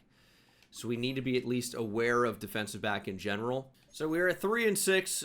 Kennedy expected to go at number 1. He looks very good. The thing is, when they both have A finesse moves, both being he and Michael Esparza, it's like one of those A finesse moves can be an 88, one could be an 83. It's a huge difference. I think Esparza appears to be the better player. So you got to look at everything, though. A awareness for Kennedy, A play rec. So he's more aware, which is an overall booster. But again, I'm trying to find the best player. But B awareness, C play rec is definitely not as good as A awareness, A play rec. Kennedy is probably the higher overall of the two. Esparza probably has the most potential. We're at 3-6. What's stopping us from 1-4, 1-5? We might actually look to get both. And then Terrell McGee, I like at 22. So, and I think he could play safety potentially. Welcome. I hope it's worth it. Will Marion, our third string defensive tackle, we can replace him. 3 first-round picks. 1 in each of the next 3 seasons and a 4th this year. The interesting thing about that, though, is that it was the final projected pick in each round, as far as I could tell. Now, we have our first-round pick in 2038. We don't have it in 2039. Maybe I would have preferred to trade our pick in next year's draft, but we've moved up for Josh Kennedy from Clemson, and I think we actually will end up with multiple edge rushers. Kennedy is going to be the start this year guy, and then Esparza is going to be probably start next year if we can't retain Hackett at Manny Hatchett. Manny Hatchett? Josh Kennedy is a top 5 player. We knew that. Got him at number 1. Hidden Dev, 84 speed, 89 acceleration, 83 strength. And again, he's ready to go out of the box. And we will probably need to move up for Esparza from 6. And it's a 2037-1, number 6, and a 2038-2. Maybe gave up a little bit too much. But we now have the 4th pick in the draft. And we're taking another edge rusher. Michael Esparza from Minnesota. Elite speed, jumping acceleration, explosive as hell. Finesse moves, awareness and play rec are a bit lower. But he's going to be a great athlete. I think someone we can develop. Ranked number 5, got him at number 4. Normal Dev, 86 speed and strength, 90 acceleration. Obviously a very good athlete, but yeah, maybe slightly more of a project as we'll simulate to 22. Isaiah Burgess goes at 17. Joey McDaniels is the next pick. And, of course, Terrell McGee is still available. Joe Alvarado is only 20 years old out of Notre Dame. Elite acceleration. Overall, looks pretty great with the ball in his hands. He can catch, and he's only 20. I think we may try and move back up for him. I'm going to take the corner, Terrell McGee. He's ranked number 14. We got him at 22. Also, Normal Dev. Normal Dev, man. A lot of it coming around. So I'm actually very happy this happened only one time this video, as far as I know. I accidentally hit stop recording. But you didn't miss much. Looking up and not seeing it say to stop the recording it's a bottom 5 feeling in the world for me. But we got Bill Pratt. 99 kick power. Ranked number 27. We got him 100 picks down the board. What else has happened? A lot. Kind of. We have been very active. So you missed us drafting Alvarado. What did we do here? You saw the Texans trade? Yes. So we traded with the Cowboys. We gave them a 2038-1. I mean, you can see the details on the screen here. Joey Lawrence is gone now, the older linebacker that we had traded for. We traded some future day 3 picks to get picks in the 2nd round. We have drafted 2 linebackers. One was a Sam linebacker, Hidden Dev. The Mike linebacker definitely had Hidden Dev. We'll talk about the draft class in a little bit. And I have a number of favorites still on my board that I think looked pretty good. So I am still trying to get day 3 picks here. I think these are actually extremely valuable.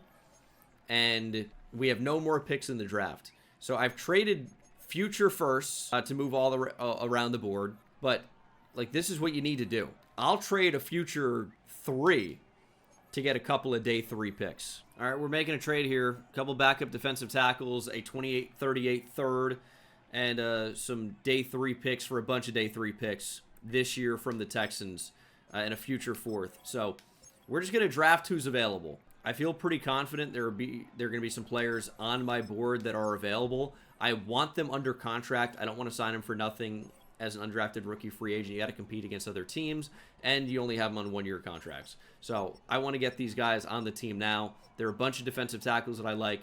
I feel like you probably cannot have enough good offensive line depth. Glenn Silver's out of Texas. We will draft. He's a top 50 player. Hidden Dev. The good pass protecting guards that are just available. Like, why not draft those guys? Yes, they may not be able to be great run blockers right away, but if they can pass protect right away, that's pretty valuable. And we're just going to start spending picks. Devontae Buckley is A finesse moves. B tackle. He's a top 75 player. We got him at 157. Hidden Dev. Good athlete. 86 acceleration. We are dominating day 3. That's been the recent trend here in this video, is dominate day 3 of the draft. Get way too much value. RJ May is also looking really good. High IQ apparently stands out on film. Love to see that. We have completely changed the way this organization operates. Give me Emmett Johnson. I need a punter, and he looks pretty good. He is the number 1 player in the draft. We got him at 189. Generational prospect at punter. Consistently booms punts. Premium punt accuracy. Hidden Dev. 94 kick power. Dominate day 3. Can't really ask for much more. We won't get another pick on the defensive tackle, but I do want to show you the draft recap because we had that. I accidentally hit stop recording with spacebar, I guess. Didn't realize it. Joe Alvarado's a 76. Hidden Dev, a little bit slower than I would like, but can really catch. Is really good after the catch. and only 20 years old. Doug Green was the Sam I decided to go for. There were 3 that basically looked identical. 86 speed, 87 acceleration, can tackle. Coverage is not great, but he's not going to be expected to play right away. And then the Mike, Jamie McCann, 6 foot, 243, hidden dev, can really run. 88 speed, 91 acceleration, 86 tackling. He was a day 3 prospect that we traded up for to take at the back end of day 2. Like, we're golden. Then you saw Pratt. 84 overall for Emmett Johnson. Like, look at these drafts. I know we have a lot of picks. 4 first-round picks we ended up having. But it's an incredible return. Doug Lynch, 82 overall Mike linebacker, who looks insane. Didn't really look at him very much. Would we have drafted him? You know what? Probably not. I think we did pretty well in the draft. I feel good about it. Earl Burgess, 99 speed. Didn't see him either. Not doing my due diligence because he was available at our pick, and I opted for a different receiver. I still like the pick that we made, but he went just a couple picks after Joe Alvarado with plus 10 speed. Wow. Josh Kennedy is going to be an X factor. See how it says blitz instead of hidden like it does for Emmett Johnson, who's probably a superstar? That's pretty nice. And a dev trait increase for an offensive lineman. Superstar X factor now for our second year starting left tackle, and 6 skill points for Elijah Walker as well. Only 24 years old. Utah's produced some pretty good offensive linemen. Left tackle too, Garrett Bowles recently. I think he's all-pro first team this year at left tackle. And maybe Elijah is next. We're going to use Esparza just because he's got normal dev. I'm hoping for that dev trait. And he's going to end up being a higher overall, but he is not going to be starting. So we just have to be aware of that. Or, you know what? If he wins Defensive Rookie of the Year, he has a pretty good chance to get upgraded. I don't know. We'll see how good he looks after training camp. The normal dev's pretty tough, but he's looking pretty good in these drills. Okay, that's using the hurdles crazy there. And I'll tell you, McCann, he's got speed. Twist of fate! Unbelievable! Yeah, even Jalen Edmonds cannot handle the speed of McCann into the backfield here. How about the power?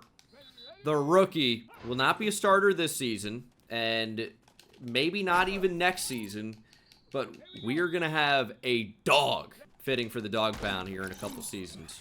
So this is the team. The O-line is mostly young and talented, and getting better is the important thing. Obviously, the tight ends are great. Receiving core, I like, and then we have the best running back quarterback combo in football, and maybe of all time, in Isaiah Williams and Jalen Edmonds. Defensively, we have an interesting conversation at defensive tackle, is what I'll say. We have Esparza, and then a couple of rookies outside of Snyder. Kennedy's going to start off the edge. Esparza is going to play D-tackle, be a rush D-tackle for us, I believe. However, it feels a little bit light right there. Maybe we go into free agency and bring back a familiar name, or maybe somebody new. I was originally going to go out and get Mason Graham, and he's been signed, so all that literally for nothing. Is Tremaine Bingham good enough to play right now, or would I prefer to start a rookie? I think we're going to sign Tremaine Bingham because we have the money. The kicker and punter situation on this team is fantastic. It's so good. We are like pretty young at those positions as well, as you can imagine. Bill Pratt is an 81 overall. Superstar dev kicker. 99 kick power, 86 kick accuracy. Emmett Johnson is a rookie. Hidden dev, probably superstar. 94 kick power, 99 kick accuracy. We're going to be unreal. 5-2 at the midseason mark. Wish that was a bit better. We'll still look at edge rushers. Receiver and corner appear to be pretty good in this class.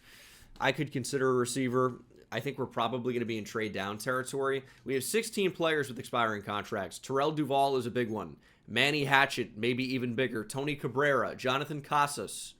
Terrence Long, we're not going to re-sign. As good as he is, it's not going to happen. Darian Bodden, probably not as well. There are some big ones in here. But the top two, Manny Hatchett. I can't pay him $50 million a year. I can't do that. Terrell Duval is a little bit more affordable. He's a 99 overall. He doesn't really want to be here. but he does sign a 5-year extension to return. Tony Cabrera, I can't pay over $20 million a year. I just can't do it. I don't even know that we can pay Casas, but I'll tell you, Terrence Long will be traded right now, and we honestly should look to trade Hackett as well. Terrence Long is great, but we have Jamie McCann. We have Matt Jackson. He's ready to go. We have Doug Green, who's a rookie. Terrence Long probably just doesn't, fit for the future. And we know Josh Kennedy is an X-Factor player under contract. Hatchett is great, but he's not $50 million great. I will not be able to afford anything else, so it just can't happen. Jeremy Jefferson is an interesting target. Obviously, we have some familiarity with him. He looks absolutely unbelievable. The speed isn't amazing, but outside of that is incredible. Trade accepted. Manny Hatchett's on the move. Terrence Long is on the move. A 2039 first-round pick is on the move. We are getting back 2 firsts, one this year, one in 2040. We are trading for a player we looked at a lot. Never ended up materializing, but Micah Joyner is now a Cleveland Brown. He's athletic. He can get after the quarterback. He can play the run. He is a very, very good player. And I know we drafted a couple edge rushers high this year, but one is kind of playing interior defensive line a little bit as a rotational pass rusher. And it's going to be Micah Joyner and Josh Kennedy off the edge. I'm really excited to see what these guys can do. Kennedy's going to move to right edge just to make it look a little bit nicer. These guys are ready to go. 2 edge rushers with numbers in the 70s. What looks worse than that? It's tough to think of almost anything. But they're going to be able to play well. They're going to be able to get after the quarterback, and we're going to win the Super Bowl this year. And we also got Casey Gates. Good backup safety to have. Solid player. Kind of do everything for us, and he will play. We do see a couple safeties get on the field somewhat frequently. So good to have depth there. Good to have talent there as well. Specialists are awesome. Obviously, I've been abusing picks. I have so many picks. But we need to start winning some more games. The only thing stopping us from winning a Super Bowl are the other teams in the league, unfortunately. But we need to figure that out, and we need to beat them. We can do it. Well, I'll tell you where I probably... do we re-sign Jonathan Casas? He's probably not worth this. So, maybe it ends up being a franchise tag. Tony Cabrera, I'd like to keep these guys. I really would. He's one of the better guards in the league. Bodden obviously can go. Tyson Tatum is just at the age where he can go. But if it's a choice between Tony Cabrera and Jonathan Casas, I think I prefer Cabrera. Because we have drafted really well. We have the Cabreras at left and right guard. Kind of a fun combo. Like the Pouncey twins in a way. But they never played in the same line in the NFL, to my memory. And, of course, either one or both were centers. I think Mike played some guard also. I think Marquise might have been only a center. It's hard to say in the NFL. Obviously, at Florida, one was left guard, one was center. I don't actually remember who. But we have Rubin. We have Kendricks as a backup. We have Silvers as a backup. I guess we could lose one of the Cabreras and be fine, but we're losing Tatum also. Casas is fine because we have Castillo, who we drafted, who's ready to take the next step. We've been developing him as a blocker. He's actually quite good at that now. So I probably just can't extend him. It might be a tag situation. We'll see. I like Jamie McCann as a starter. Rookie out of Tennessee, as you guys know. Has had to step into a starting role after we traded away some pieces at the deadline. But we're 9-2, and the defense is as good as it has ever been. We are going crazy. We are a team that is looking to reignite the dynasty. I thought we were going to win like 10 Super Bowls in this video, and it's been at 4 for a little while now. There's still time. Just got to start winning games again. 15-2. Is that our best season so far? We've unlocked something with this current group. Isaiah Williams actually has thrown, I think that's the most interceptions in his career, but 48 touchdowns. Jalen Edmonds took, I guess, a bit of a step back, but the numbers are still great. So it's tough to look at any of that and complain. I've really just been upgrading him as a receiving back, so we're not really focusing very much on his actual running ability, but that still is improving also. Skylar Fisher is probably the best backup running back in the league, near a 90 overall. Good power back, really good change of pace guy. And then Darian Bodden, great year. Hopefully he gets paid in free agency, just not by us. Receiver wearing 28 is ugly. Kerry Bynes had a great year. Joe Alvarado as a rookie had a great year. And then you can see why we're probably going to end up looking to move on from Jonathan Casas, because I think we can just find, you know, his type of production elsewhere. And we actually already have it on the team, as you know. He's just too expensive. O-line, for the most part, was very good.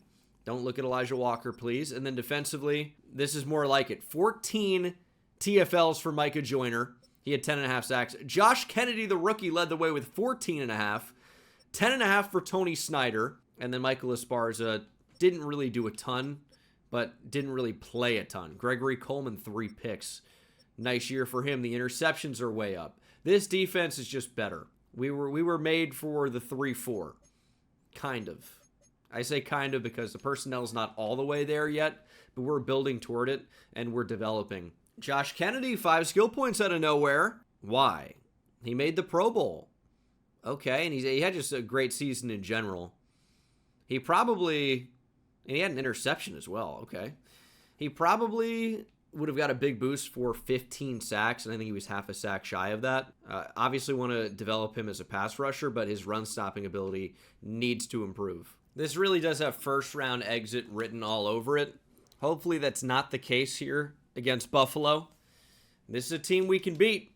The question is, will we? Yes, 30-17, and the Chiefs are back. The Chiefs have made it to the AFC Championship. Just want to make sure everybody's in that needs to be. Just like, would we prefer Esparza to Tremaine Bingham here?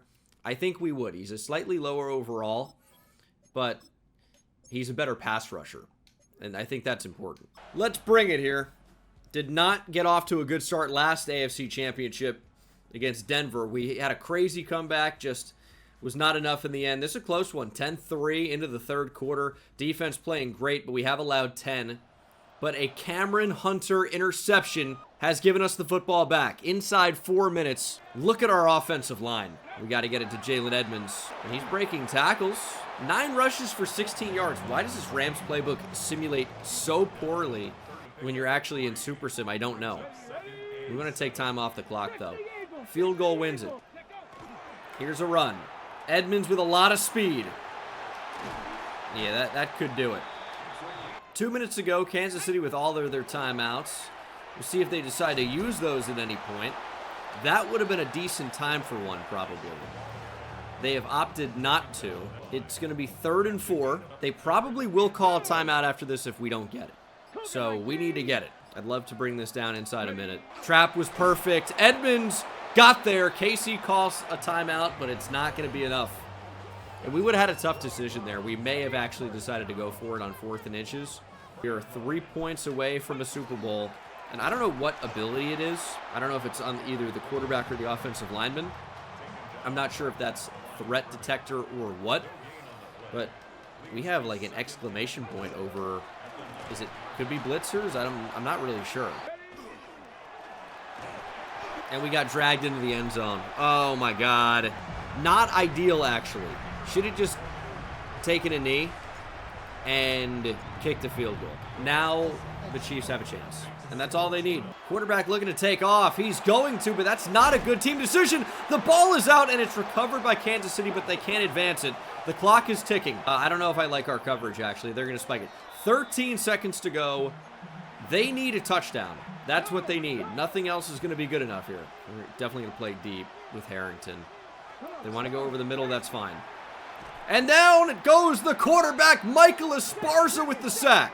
They might not even get another playoff. This could be it. This could be the season. One more snap. Our quarterback under pressure will throw. User pick, easy reads. Green eggs and ham.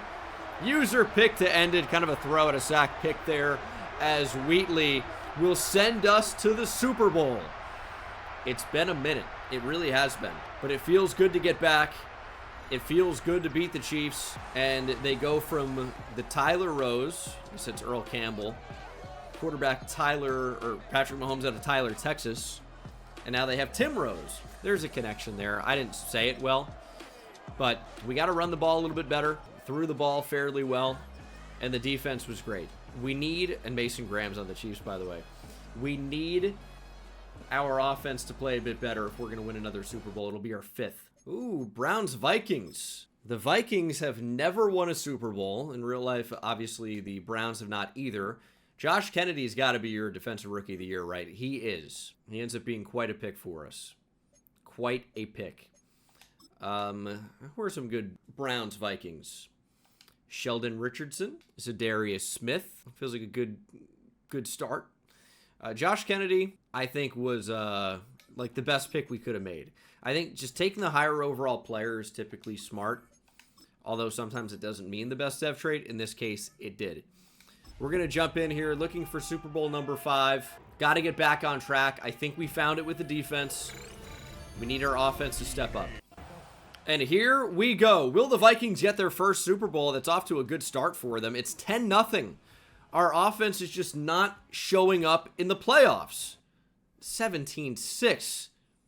There was a lot of Jonathan Casas that drive. We need to figure it out.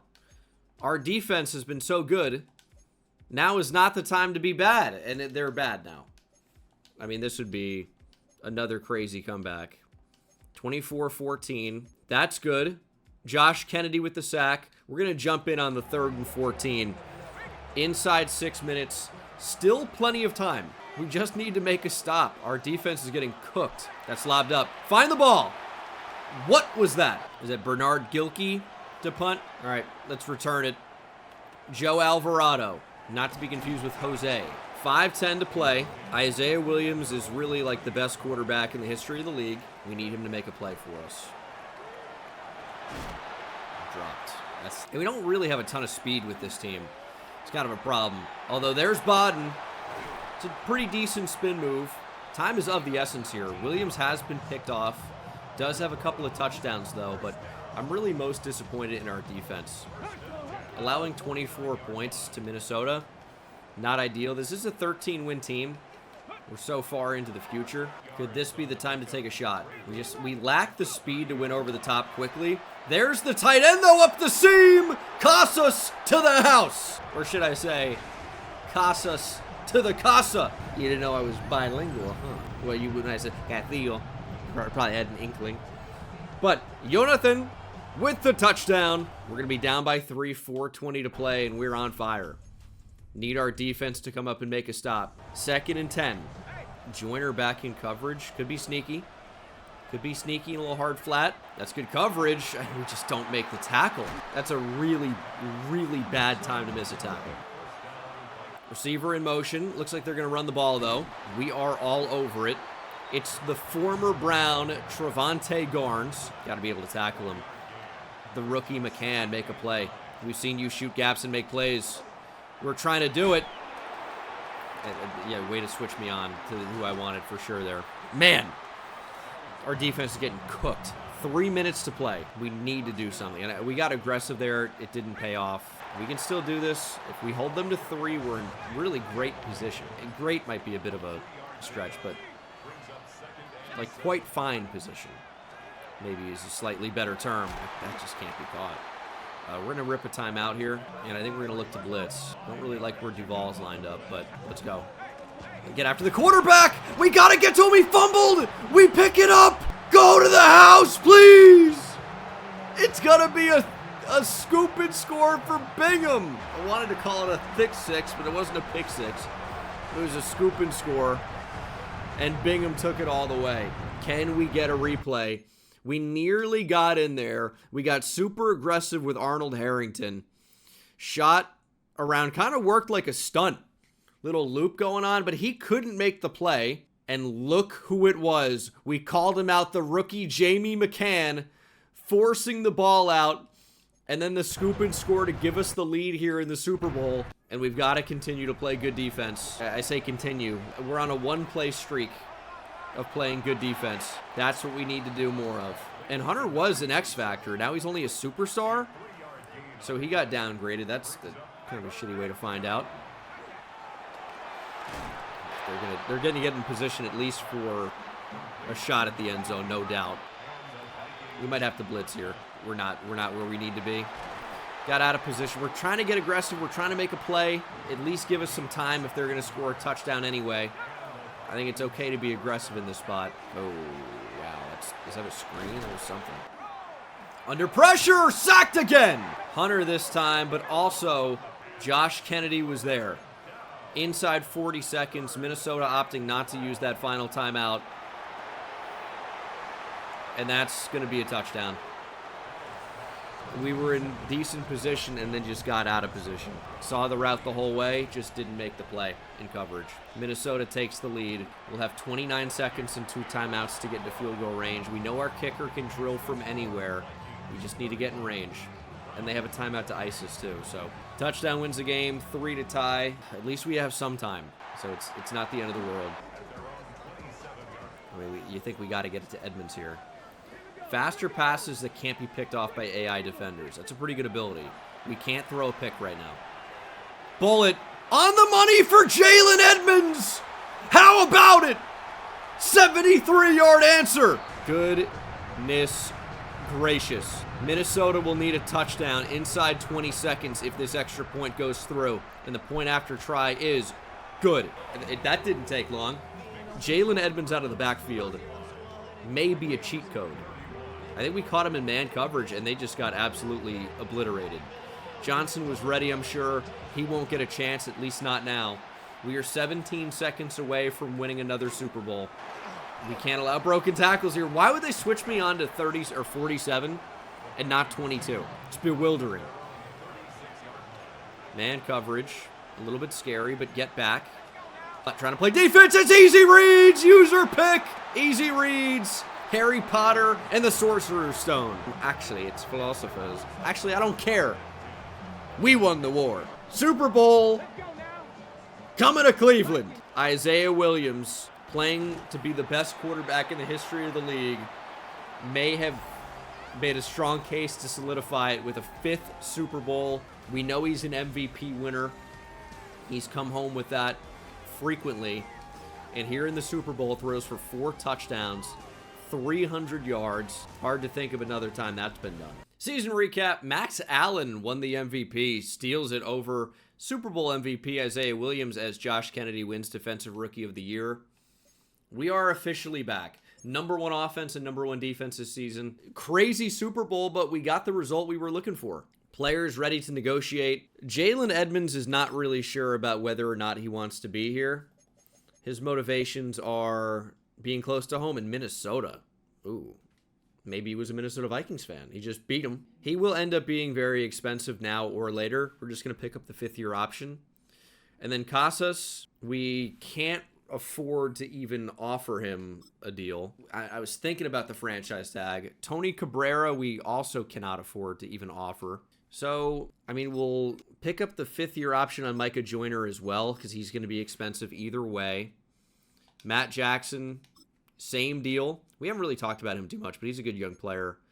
And then we're going to have to replace a lot of players in the draft. That's just how it is. So Casas, great year for us, great career. As I keep saying that every time we let somebody go. Helped us win a Super Bowl in the end.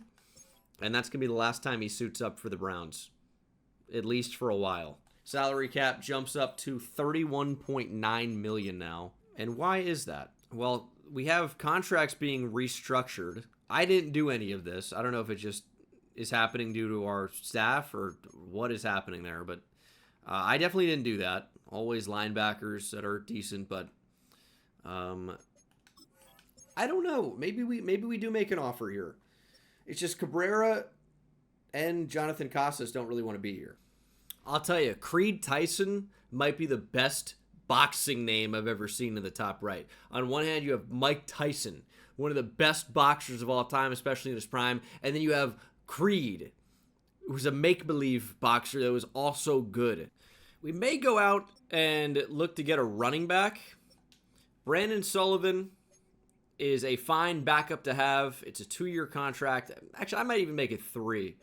He wants to be here. He will be a perfectly fine backup running back. Maybe someone we trade at some point. If he signs elsewhere, not really that big of a deal, but I can't imagine that will happen. Brandon Sullivan is a Brown. I'm not really looking to do a whole lot in free agency. Darian Bodden does want to return. He wants so much money compared to what I can actually afford to offer him. So we've just got to say goodbye. And that's fine. Tyson Tatum, if we can convince him to come back for a year or two at a lot closer to, $20 million a year, I might be in. But it's highly unlikely that he actually wants to sign that. Tackles are just really expensive. And he's going to start to generate some interest from around the league, I'd imagine. So we're just going to be okay, probably. We'll figure it out. Jonathan Casas to the Raiders. Tony Cabrera will join him in Las Vegas. Darian Bodden is a Falcon. This happens a lot. You have teams just all of a sudden spend all their money in free agency after not spending it all. It's a little bit weird. And the Falcons are now offering on Tyson Tatum, and that's where he's going to be going. But saving money is a little bit more important to me right now. Why is that? I'm actually very glad you asked. Isaiah Williams, expiring contract. He is fighting to stay near his overall. His arm is regressing at 32 years old. He's been regressing really for some time now, despite being, really, I guess, one of the most accomplished players in the history of the league. If you look at these numbers, no quarterback in NFL history has averaged 40-ish touchdowns a year for 11 seasons. It has never happened. I don't need to look it up. I know. It hasn't happened. Look at the NFL record book, right? So in a season, we don't have anything, right? But for a career, Isaiah Williams is coming for Tom Brady. He's far away, but he's making a push. He's got 448 touchdowns. That's genuinely not that far from Tom Brady. I know it seems like it is, but at his current pace, he's going to hit it by 40 years old? I did not do the math, and I'm not a math guy. But if he just keeps up this level of production, it's no doubt that he's going to get there. If he just keeps doing what he's doing for, 20 or 30 more years, he's going to obliterate the record. Going into the draft, they think our number one need is tight end. It's really not. Angelo Castillo is going to be good enough there for sure. We do really need a tackle. We could kick somebody out and then have Kendricks play at guard. That's a possibility. I think receiver is a big need. We get 3 receivers involved. And then defensively, the defense is great. I'm not really mad about anything here. Did we pick up Joyner as an X factor, or has he been superstar? Maybe he's been superstar. But the defense, for the most part, looks awesome. I don't think interior defensive line is really a need. We have a lot of good linebackers. We're honestly kind of built for a 4-3, but 3-4 just seems better. Tremaine Chancellor looks very good. Elite speed. And then he's got A block shed, A to C pursuit and tackle, and A zone coverage. Linebacker's not the biggest need for us, but that could just be a really good player to target down the board. Eddie Mendoza, is he a generational punter? He looks very good. There's one in every class, it would appear. So we pick at 4, 6, and 16. Team trade down is doing great. The question is, who is the best player available? Now, Trey Gonzalez is a pass protector. He's clearly the best pass protector available here at the top. The other tackles appear to be good, but, unexceptional. I don't know that I want to take either of these tackles with a top 6 selection. The first pick is going to be a trade down spot. I'm not trading up for the tackle. Trey Gonzalez can go to the Jets. I'm fine with that. Honestly, Derek Starks might be in play as a top 5 talent at wide receiver. That's a possibility at the very least. I'd like to be able to take a tackle here. Derek Sherman's not bad. Just wish we knew a little bit more about him. We are trading Skylar Fisher. Final year of his contract, time to go. Currently our 5th corner, Poe, 23 years old, 2 years left remaining on his deal. It is number 6, a second number 64, and we're getting 2 first-round picks back from Cincinnati in the division, 2039 and 2040, as well as 2 very young offensive linemen. Contreras is 22. Carter's 23. They both have superstar dev. They both are under contract for 2 or 3 more years. And then at number 4 overall, we will be drafting the wide receiver Derek Starks from Kansas State. He's the number 5 player in the draft. We got him at number 4. He's got normal development. He's not especially exciting, but he can catch the football, and hopefully we can develop him. At number 16, this is where I might actually opt to draft a tackle. Keyshawn Wilbur, we know, is a round 1 player, 21 years old, great strength, seems to be a pretty good athlete overall. This is my guy. I think this is good value in the middle of the first round. He's actually a top 10 player. Number 7, got him at 16.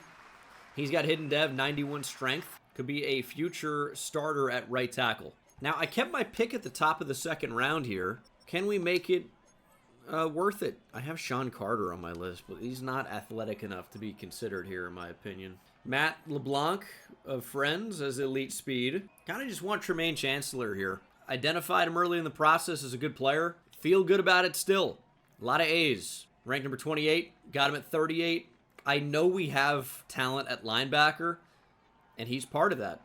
87 speed, 89 acceleration. We will find a role for some of these guys. It may mean that a linebacker moves back to strong safety. We have a Will that's kind of more of a cover player anyway, with better speed than my current starting strong safety, even if he was a generational player. Let's go Nico Ruiz here. We're drafting offensive linemen. We're building up that depth. We're developing. He's got hidden dev about the value of the pick. It's fine with me. And we'll check out the drafts. Not awful. Derek Starks is 77. Keyshawn Wilbur is 76. Tremaine Chancellor is a 75. It's a pretty good haul. You know, I'm not really too mad about that. Maybe the class was a bit down overall. Although we did miss out on an 80 overall receiver. Caesar Cologne. Yeah, it looks solid. I feel like we really haven't seen a generational receiver in ever. Probably. Oh, did I see that correctly? Is there... Oh, I did not see it correctly. I'm like, is there an edge named Reggie White? This is Reggie Wilhite, which isn't a name. I'm sure there's going to be somebody in the comment section now named, like, Mike Wilhite. And that's my name. It isn't. Wilbur has superstar dev, by the way. He's just going to start at right tackle. We traded for Contreras and Carter, and Carter actually will start at left guard, but we wanted to create depth, flexibility, and have guys that are locked down for a long time, or longer time. So we've done that. Team looks awesome. We have a great Sam linebacker that's not pictured. I like the defensive line. We may look to get somebody a bit better, but you know what? Buckley gets a chance. Gary Coleman in there as well. We have a solid secondary. I'm excited to see what these guys can do. You know, I'm expecting a Super Bowl. I wish the receiving core was a bit better, but this is a Super Bowl caliber roster. 6-1 at the midseason mark. That's where we want to be. 13 players ready to negotiate contract extensions. Isaiah Williams is much cheaper than he has been. We still can't even afford to offer this, though, unless we make it a 7-year extension, which is $91 million at the end of this thing. Yeah, that's okay. I'd like to take the money down a little bit. He loves historic championships, so obviously he's gravitating towards the Browns. And we actually can't even offer this. I'm trying to take the money down a lot. I don't know how much we have to take it down where we can actually afford to offer this. But at what point does he not accept it then? I'm taking down the bonus by so much. Can't offer it. Taking down the salary so much. Can't offer it. Don't try to and exploit my passion for this franchise with that low of an offer again. I can't offer you. I cannot do it. It's going to be a franchise tag every year for the rest of your life. Now, I'm curious. We actually don't have that many free agents. It's really just Isaiah Williams. I don't know how to make that work. We know what it is. When you have to pay a quarterback, it gets really, really expensive. And we're paying a lot of players a lot of money. But it really is the sheer quantity, right? There's like 10 players making more than $10 million a year for us.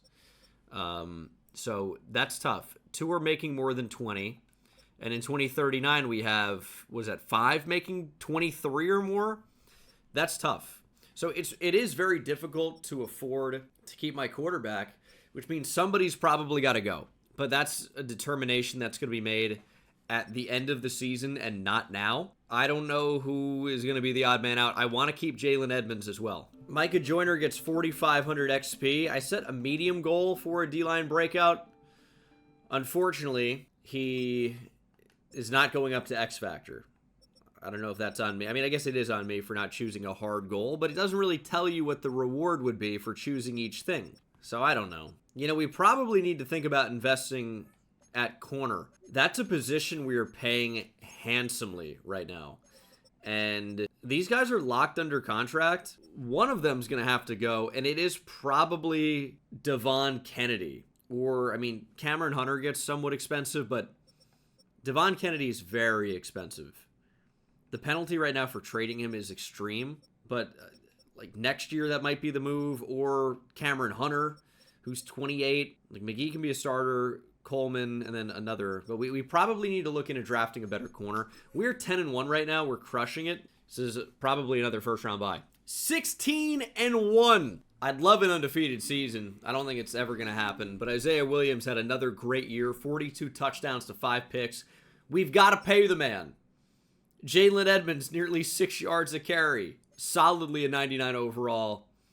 He's going to have an expiring contract. We did pick up the 5th-year option, so we've got another year after this. But he's going to be expensive. 24 touchdowns for the rookie Derek Starks. Hello, superstar development or better. His deep route running's terrible, but this guy can catch, and he proved it. 24 touchdowns, 100 catches, nearly 1,300 yards as a rookie. Wow. Defensively, 18 sacks for Snyder is what stands out. That was by far the most of the team. Josh Kennedy really didn't do much, but maybe it's just because Tony Snyder completely took over with 18 sacks. What an incredible player. He's up to 98 hit power. He's only in his 2nd year. Interceptions, finally quite a few. Terrell Duval even with 3. Devon Kennedy with 3. And it's the divisional against the Buffalo Bills, home field, against the 89 overall 9-8 Bills. This is a team that is capable of beating us here.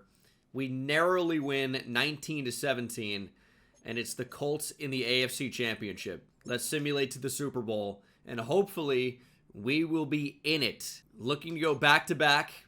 Nope, Colts Seahawks. Come on, man. Number 1 offense, number 1 defense, and our season is over. Caleb Williams has announced his retirement. It was a Texan in his final season.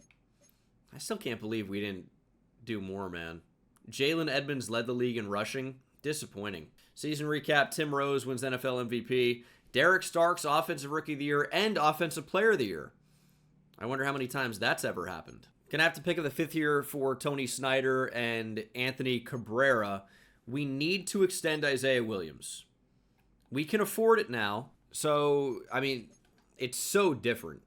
Did somebody retire? I guess that's a possibility. I don't know who it would be. We're not really letting people get old. That's the thing about it. No one is allowed to get old. But you don't see anybody retiring. So it's just the new league year has kicked in, and we can actually offer and keep our starting quarterback, I would imagine. Isaiah Williams really would like to be here. And I'd like to have him here as well. I'd offer him a 7-year contract. If he declines this, I will franchise tag him. But Isaiah Williams is back, and it's cheaper than it would have been earlier. That's not a bad deal. And then, of course, we will pick up the options on Snyder and Cabrera, and Kerry Bynes is going to be gone. We'll pick up the option on Gary Coleman.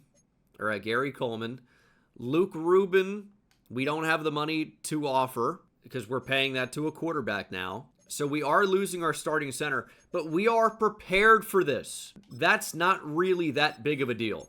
What is a big deal is keeping Isaiah Williams, and we did that. Ooh, Brandon Friedman had a good story about him. And then you look at him, and he's actually awful at everything with poor speed. I'm going to be okay on that one. Although Derek Young from Texas Tech is a man-to-man corner with a zone. B-man, interesting. He's going to be worth the pick.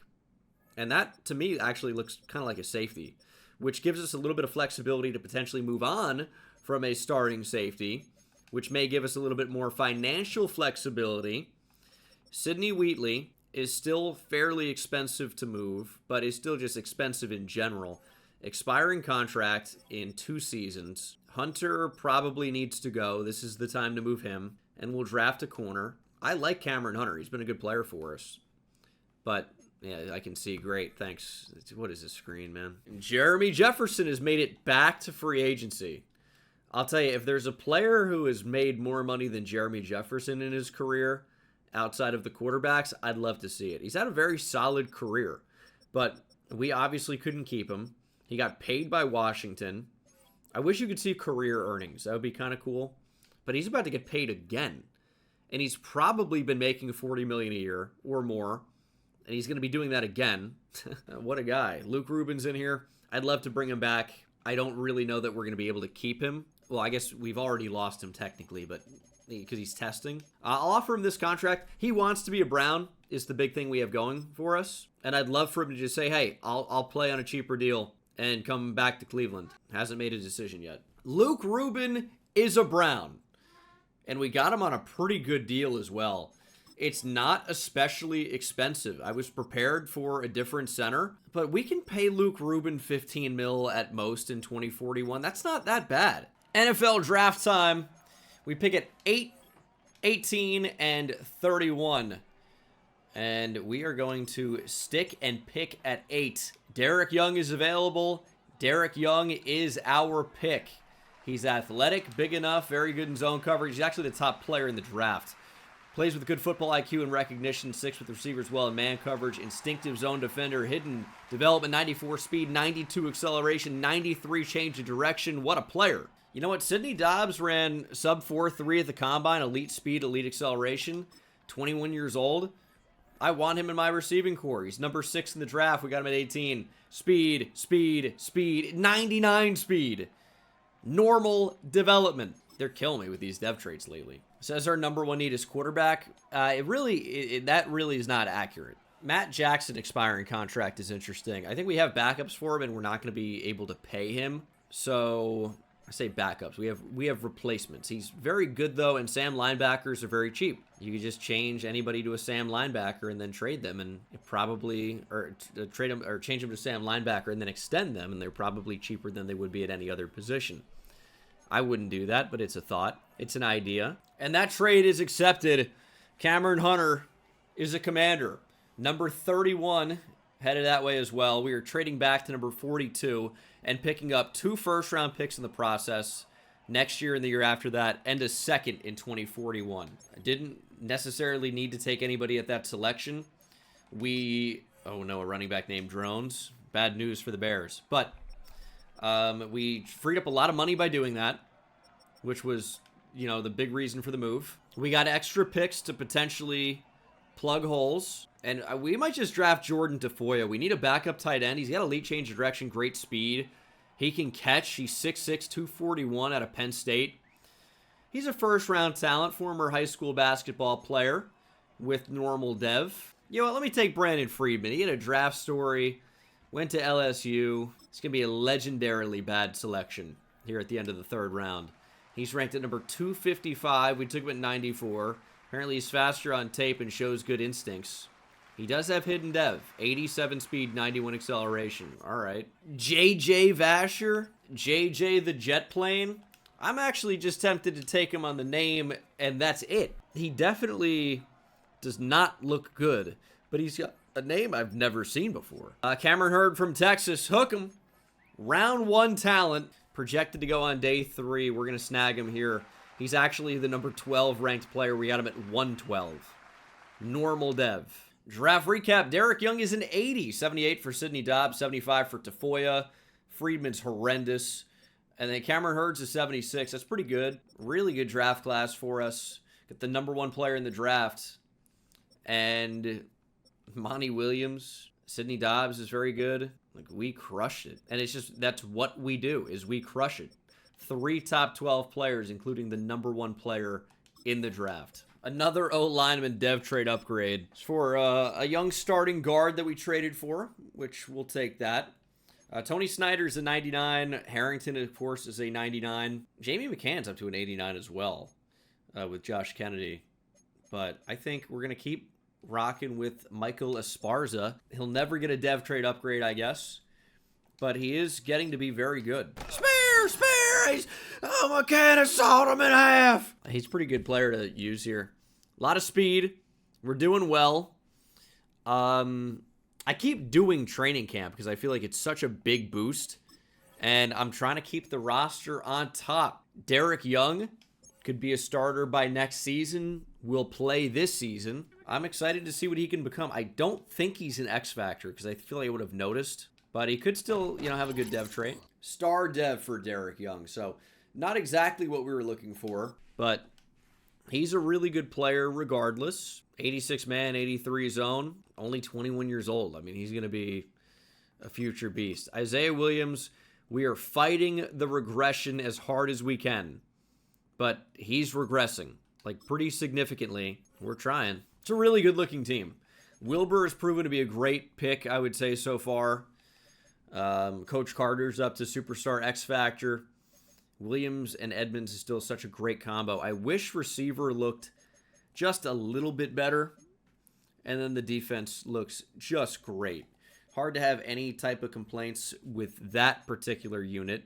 Interior defensive line may be a little bit right, but it's mostly awesome. I wish the dev traits were better on a couple of these players. But, yeah, this is an awesome team. And Esparza is way better than his normal dev trait looks to be. I'm not sure how much longer we're going to end up having Isaiah Williams just because he's regressing and getting older, obviously. He's 33, so you'd like to think he'd be able to go for a little while longer at least. But he is by far the best quarterback, at least in this current era. I mean, he's surpassed Patrick Mahomes in every metric by a billion. He's got 24 yearly awards, 5 Super Bowls, 6 AFC championships, of course. And if you look at his all-time numbers, it's not even just the MVPs that he's winning. And he's off to a great start this year as well, on pace for 40 touchdowns and 8 picks. But look at this. You'd have to scroll for days to get to all of his awards. His best quarterback or MVP just about every single season. He has not received either of those in a few years, though. Hoping that he can bounce back this year. He's led the league in passer rating 4 times. He's a 10-time Pro Bowler. I don't think anyone has more than 14. Of course, he was the Rookie of the Year. And he's a big reason why we're starting this season 6-1. We have 16 players ready to negotiate contract extensions, and we don't have the money to bring them back. I can't lose Jalen Edmonds. I can't do it. We can find money to pay him. And Elijah Walker's going to be gone as well. I mean, we are about to lose everybody.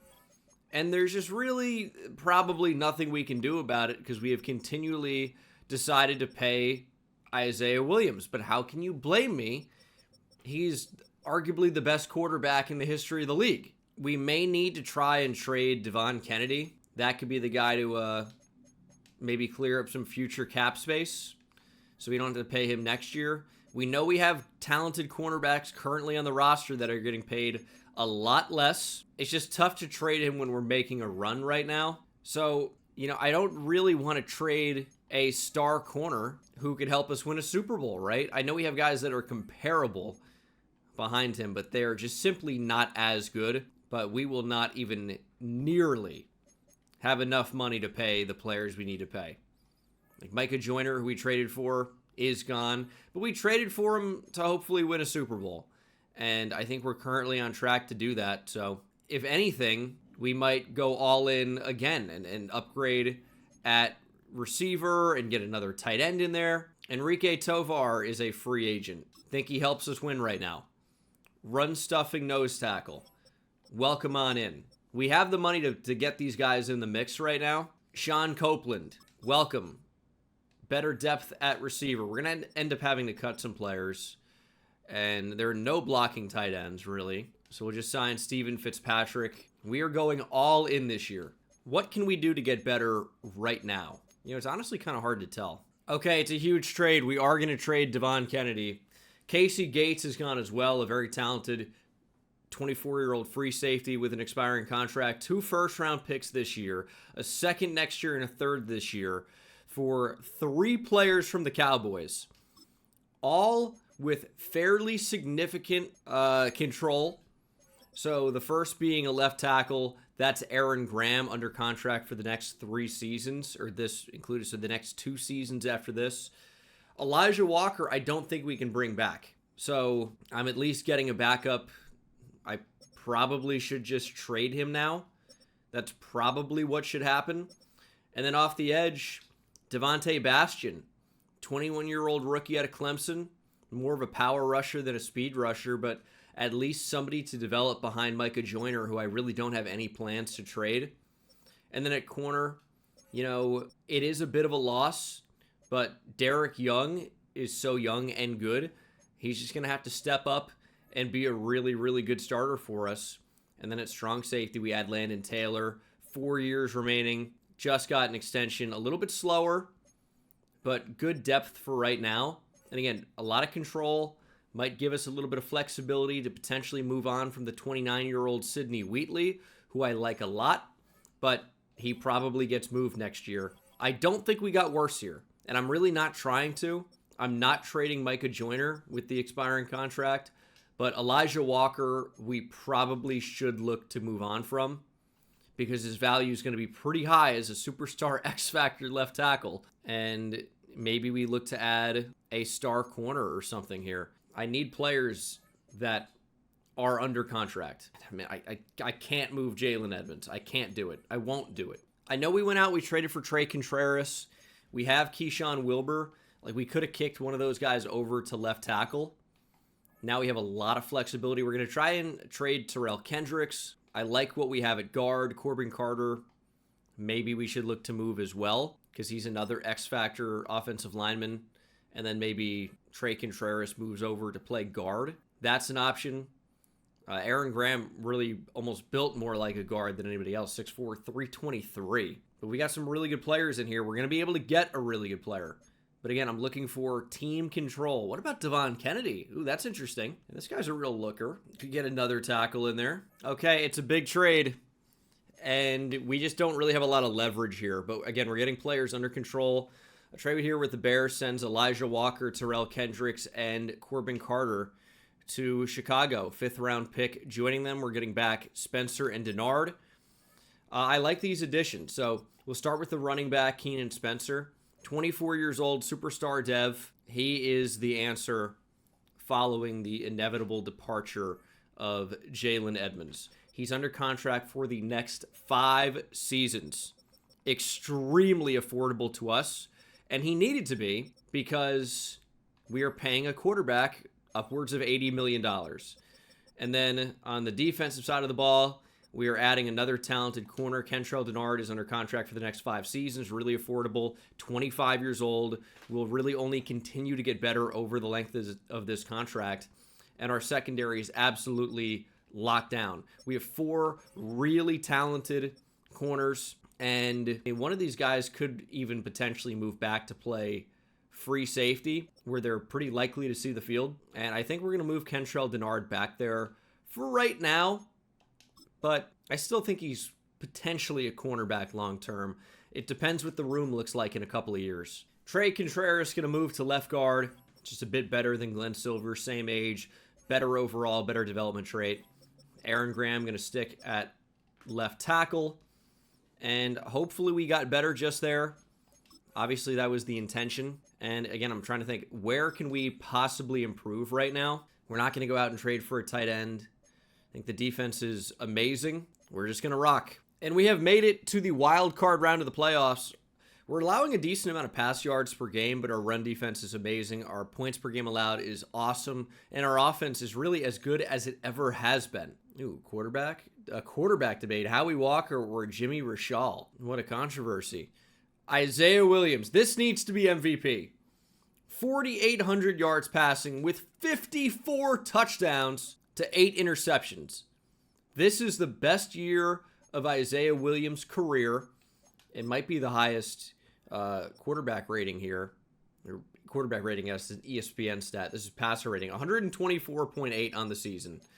54 touchdowns is just shy of an NFL record. Jalen Edmonds had his best year. 1,600 yards, 7 per carry, 21 touchdowns, didn't fumble on 233 attempts. Receiving, Sidney Dobbs, rookie, amazing. That speed is just unstoppable. 19 touchdowns, averaged close to 16 yards a catch, almost 1,500 yards receiving.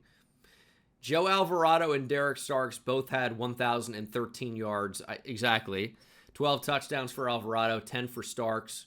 Edmonds added 5 receiving touchdowns. That's got to be Offensive Player of the Year, in my opinion, as Arnold Harrington had 130 tackles, 4 for loss. Micah Joyner, 12 TFLs, led the way. He also had 17 sacks, 18 for Tony Snyder was the team lead, 13 for Kennedy, 8 for Esparza, 7.5 for Jamie McCann. And then we had a lot of interceptions this year. The rookie Derek Young had 4. This is the best team we have had. We are playing like it. Isaiah Williams, I think, is pretty much guaranteed another MVP. Can he add another Super Bowl? That's going to be the big question. Texans in the divisional. We have a full 99 overall team. Can we beat them and make the AFC Championship game? I would imagine so.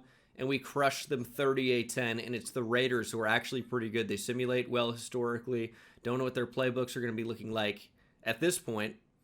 But they've got a 91 overall. This team is absolutely no joke. And the snow is coming down like crazy. All right, guitar banging the speaker here at Hard Rock. Let's win the game, man. That's not exactly snow attire, but okay. Absolute blizzard in the AFC Championship game. The Raiders have been in similar spots. Hopefully we get the better of them this time as well. Shout out the Patriots. We're up 3-0. It's 3-3. 10-3. This is a really low-scoring game. We're going to jump in here on defense. You can barely even see the linebackers, let alone the safety. Oh, my goodness. Who do we even cover? We can't even see. William Parrish in a quarterback for the Raiders. I remember him being drafted at this point. Been a pretty good player for them. Jamie McCann, shoot a gap, make a play.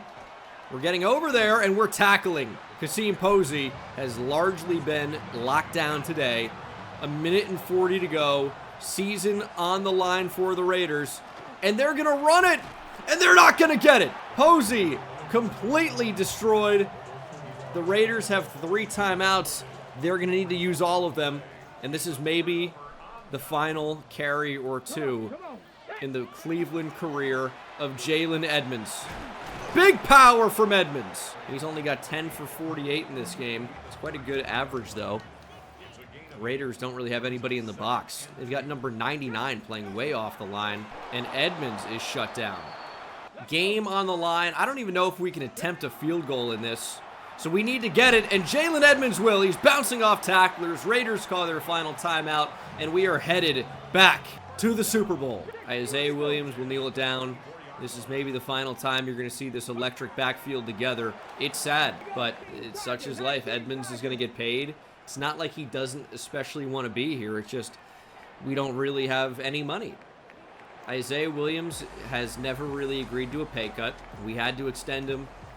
Again, he's the best quarterback in the history of the game. I think the offense will be fine. And that's my opinion. Maybe you could say Tom Brady, but Isaiah Williams, I think the MVPs speak for themselves. What he's been able to do up to his age 33 season has been unprecedented. He's just that guy. But, yeah, we're going to be fine, I think, without Jalen Edmonds. He's a phenomenal player and has been. Was a truly generational find at running back. I think 84 overall right out of the draft, and then after training camp was, close to a 90. He was just on another level. Isaiah Williams is going to be your MVP. Finally beating out Tim Rose, who's been fantastic. No Jalen Edmonds in the conversation? That seems crazy. We'll see Offensive Player of the Year goes to Ben Fisher of the Bengals. Jalen Edmonds at that 2 spot, and then Dobbs, Williams at 7. That doesn't make any sense. Joyner and Snyder at 3 and 4. Typically, Offensive Player of the Year lately is not going to quarterbacks, but it doesn't really make any sense. Sidney Dobbs, Offensive Rookie of the Year, no surprise there. Derek Young, Defensive Rookie of the Year, good to see that.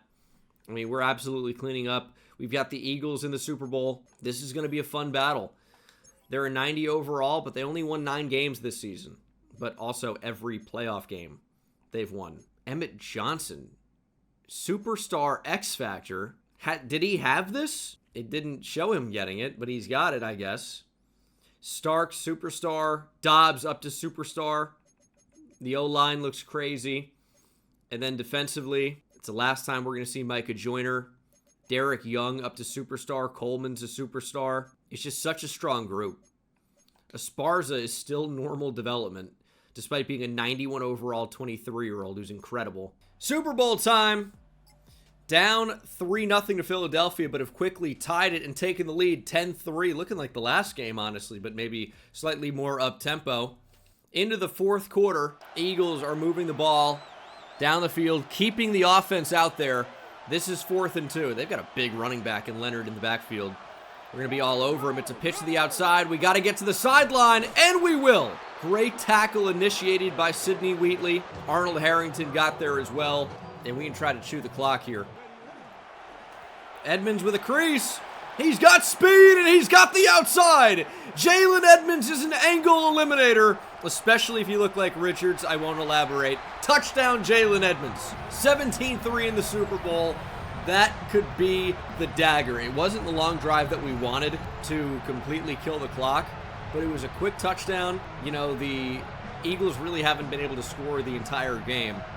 Things are looking good for us. They actually just went 4 and out. So our offense will take the field again. Deep into Philadelphia territory. Spencer, maybe the future of the running back position here in Cleveland, will get the give. He's just not quite the same player. You can tell from one carry. Show me Jalen Edmonds again. This is maybe the final couple of carries we're ever going to get for him. Want him to go out on top. Want him to win a Super Bowl. He's such a big part of this team. And he might have another touchdown. Spin move from Jalen Edmonds. He's got 9 for 119. Klay Thompson calling his timeouts here. We're up 17-3. We just need to keep making them burn their timeouts. I mean, this is an offense that could score quickly in theory, but I just got to assume 20-3 is going to be enough. Spin move from Edmonds, but can't find anything. 12 for 115. Eagles use their final timeout. We're going to take 3. Having a superstar 99 overall kicker is pretty good. And Pratt's flowing hair will kick it straight through the uprights. It's got to be enough to win. One stop and the game is guaranteed to be over. That's really it. And we're going to get fairly aggressive here. Oh, no. It's speed option. Harrington got to it. It's a big play for Philly, though. I want to get aggressive to try and end this thing, but you also don't want to let them get back into it with explosives, and when you get aggressive, that's what you open yourself up to a little bit, which is scary, but pressure worked that time. Harrington all over. Look at him get the hand up to knock that pass away. 4th and 10. Super Bowl on the line here at US Bank Stadium in Minnesota, and we are overloading one side. We're bringing Harrington up to the line. We're showing a pressure look, and we're going to let him know, and it's user picked. Easy reads. 1 fish, 2 fish, red fish, blue fish. Easy reads for Arnold Harrington, as that will do it here in Minnesota. The Eagles can't stop the clock. Isaiah Williams take one final knee, and that will end it. Will we ever see Jalen Edmonds in a Browns uniform again? Well, we'll see, but that'll do it. A 6th Super Bowl for Cleveland that will tie their division rival Pittsburgh Steelers. 6 rings of steel. How about 6 rings of brown? And how did the rings get brown? Were you that deep? No, I don't know. Season recap. Isaiah Williams wins MVP. It's Michael Esparza who wins Super Bowl MVP. That is interesting. Do you get any type of a dev trait increase for that? I would imagine no. But he's deserved star dev for some time now. At least. Just hasn't happened. Carr has finally retired. Remember him in one of those early draft classes. We've got 18 players ready to negotiate. We are negative $82 million in cap room, which means we do not quite have enough money to offer Jalen Edmonds or Micah Joyner, obviously, or Matt Jackson. All we can do is pick up fifth-year options. Josh Kennedy, Trey Contreras, Joe Alvarado, certainly. Michael Esparza, certainly. And we have a lot of first-round picks. Terrell McGee, all right. That works for me. Castillo's up to star dev. He's going to be gone. I don't know what we're going to do. We're going to have to draft extremely well because we have absolutely no money. We cannot trade for any players because, again, we have absolutely no money. It will get better next season, I believe, but this year is going to be particularly rough, I would say. Next year actually might be kind of bad, too. We'll see what happens. What do we need here? Man, I hate that Jalen Edmonds is gone. I really wish that weren't the case, but it is what it is. We need tight end. They're usually pretty good tight ends in the draft, so I don't think that's going to be too big of a deal. I like the interior defensive line enough. We're not really focusing on the development of Buckley or May, so they haven't really developed all that much. Bastion isn't amazing. Can Jamie McCann go play off the edge? Not really. No. Can 6'1", 250-pound Doug Green? No. What about Tremaine Chancellor? Nope. All right. Well, we've got some great linebackers. That's for sure. A lot of good depth. We have 4 that I like quite a bit. It's just that other edge spot is not great. Devontae Bastion's not terrible, though. Tywan Spencer, top 5 player in the draft. I don't know if we'll be able to get up for him, but elite speed, great acceleration, A finesse moves, A tackle. Like, that's what we need. He is 23 already, but, I mean, that is what we need. Oh, Iowa tight end. That's all I needed to see. Iowa tight end, Mateo Vasquez, is going to be amazing. We are going to be picking Mateo Vasquez. It's a given. Iowa tight end, USC run support, strong safety, Auburn running back. When these are first-round prospects, they are just generational. It's what they are. Or, like, very good. Not generational necessarily, but the Iowa tight ends are always really solid. Ooh, LSU wide receiver. Could that be one? We're going to take a look. Tywan Spencer expected to be the second pick in the draft. Quarterback here with a cannon. Alfonso Malone. We don't really pick in Tywan Spencer range, which means we might have to make do with what we have. We pick at 13, and we do not have a ton of picks to move up. We can't trade any players. Welcome. Marquez Griffin just saw it in Seattle, wanting the Seahawks to go out and get a corner. Is there any chance we can move up to 2? I am going to legitimately consider it because I would like Tywan Spencer, even though he's a bit older. Looks to be a really good athlete, really good player. And then Nolan is around one guy. Where is the LSU receiver? Do we not get him fully scouted? No, it is Cordell Nolan. I mean, round 1 is, solid, but probably not going to be drafting him. Mateo Vasquez is not going to be a first-round pick, although we could make him one if we wanted to. I think we actually are in a decent position to try and trade up for Spencer. It's just trying to trade up to 2 is really hard. It costs a lot. And I want to keep 20, which is kind of the tough part about it. But, I mean, 3 first-round picks would get it done. That's a guarantee. But we're running out of excess first-round picks. And we're moving up. It's 3 first-round picks. So, 13, 20... a first next year, 2 4s, and a 5 for number 2 and number 34. We got the Jags pick at the top of the second round, which I'm probably going to trade back into the first round. Tywan Spencer, you are a Cleveland Brown. Top 5 talent in the draft. Number 2 player, we got him at number 2. Hidden dev, 86 speed, 87 acceleration. We know athleticism off the edge is super important. I think he's going to be an instant starter. And we've traded a lot with the Cowboys. They have 3 first-round picks in this draft. And I would like number 32. Nothing crazy. Just give me 34 and a 4th to get 32. That trade's accepted.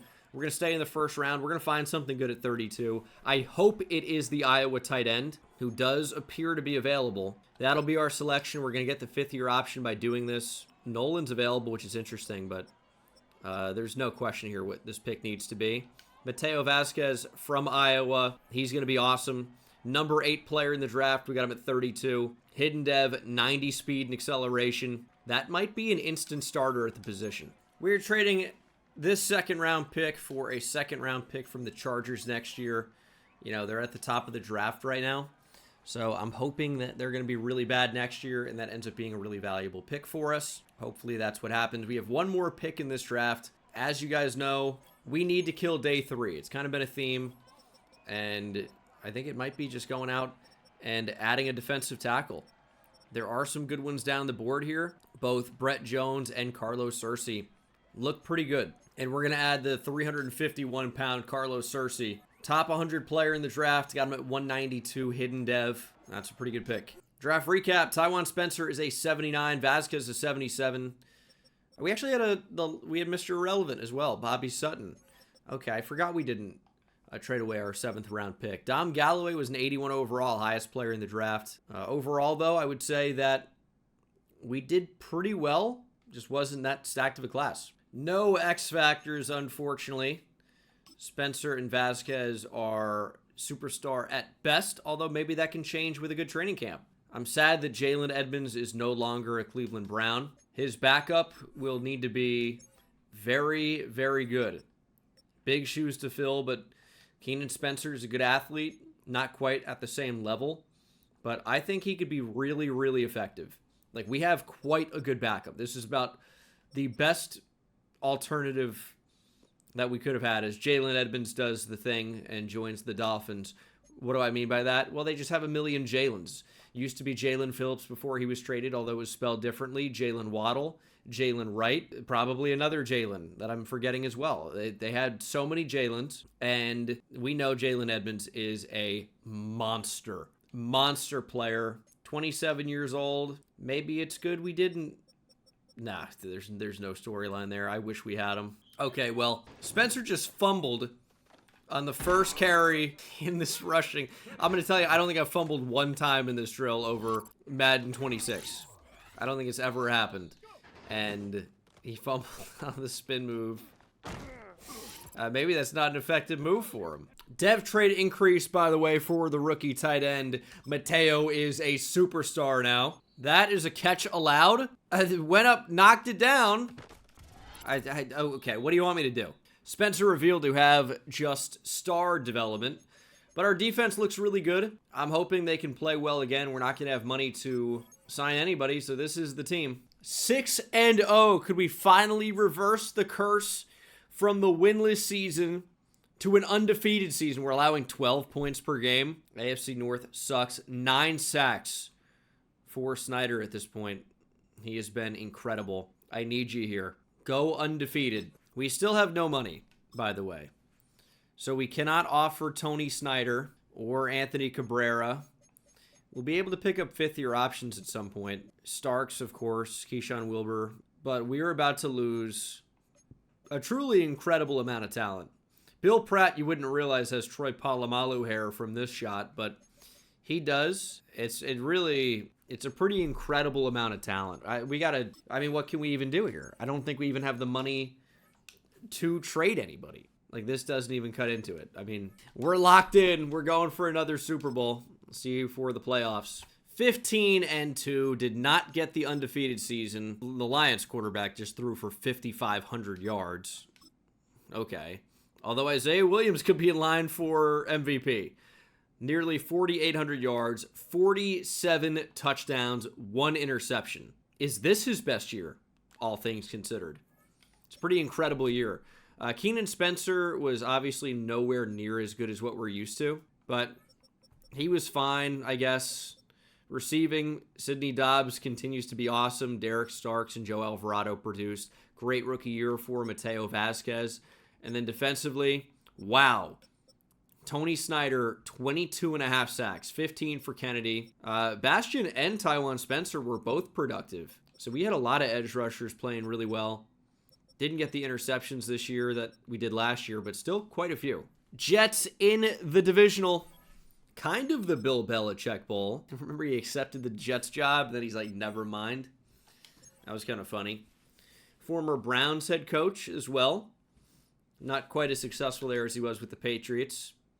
and we get crushed 35-14. Our season is over in the divisional. Wow. I mean, we just allowed Evan Agnew to kill us, and we didn't throw the ball that well. I mean, we just didn't play well, man. Just didn't play well.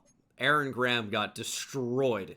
3 sacks he gives up. Didn't really seem to matter who was lined up against him either. He was just allowing sacks. Maybe he's just a guard. Maybe that's the deal. 22 sacks for Snyder, though. It's a shame that this was his final year in Cleveland because we are paying all of our money to a quarterback, but the quarterback is doing pretty well for us. Just didn't get it done this year. Season recap. Dolphins beat the Commanders. Isaiah Williams gets another MVP, and Jalen Edmonds wins Super Bowl MVP with Miami. Can we get him back, please? Get a good look. Everyone here is gone. Tony Snyder, Anthony Cabrera, Keyshawn Wilbur, we're going to pick up his option. Same with Derek Starks, who doesn't really want to be here long term. Gregory Coleman is going to be gone. Jamie McCann, superstar dev, he's going to be gone. I mean, we're losing so much here. We're losing a lot of players. This is a real problem now. This is a real problem. It should get easier now. I think this is the year where we're actually going to have a little bit of flexibility, but it's tough. No, I mean, 2042 still is expensive. The fifth-year options are so expensive. We got to keep those guys. Welcome to the NFL Draft. NFL Draft time. We pick at 28, which is pretty deep for a team that didn't get a playoff win, but of course we've been trading a lot of picks around. And here we are at number 28. We have a big need at safety. Mello Holloway might be the guy. We do have players that can come in and play. So it's not the end of the world if we don't draft a safety here, but there's some decent looking ones. Linebacker really isn't too big of a need. We have good depth there, even though we lost talent. And I think Mello Holloway is going to be the guy. Yeah, I mean, these safeties all really look comparable, but we're going to go with the Georgia boy. Mello Holloway is the pick. And he is the number 14 player in the draft. Got him at 28, big hits galore. Hidden dev, 89 speed, 90 acceleration. That'll play. A-man, A-hit power. If we can get that zone coverage up, we might have a quality starter there. But right now, he's going to be a backup, more than likely. We're going to go Connor McKenzie here in the second. A, finesse moves. B, tackles. E, block shed. Great speed, elite acceleration. Can't have enough defensive tackles. He's a top 60 player with normal dev. Maybe you can have enough. Give me another safety. Javon Tull from Tennessee. Top 30 player. Got him at 60. Normal dev. Comparable athlete to our first round pick. Give me Jose Sanchez here. A, break tackle, power back out of Florida. We're looking for a power back, and he can run a little bit. Ran in the 4.4s. 63rd best player. Got him at 92. Normal dev. Draft recap. 76 overall for Holloway. Javon Hull isn't terrible.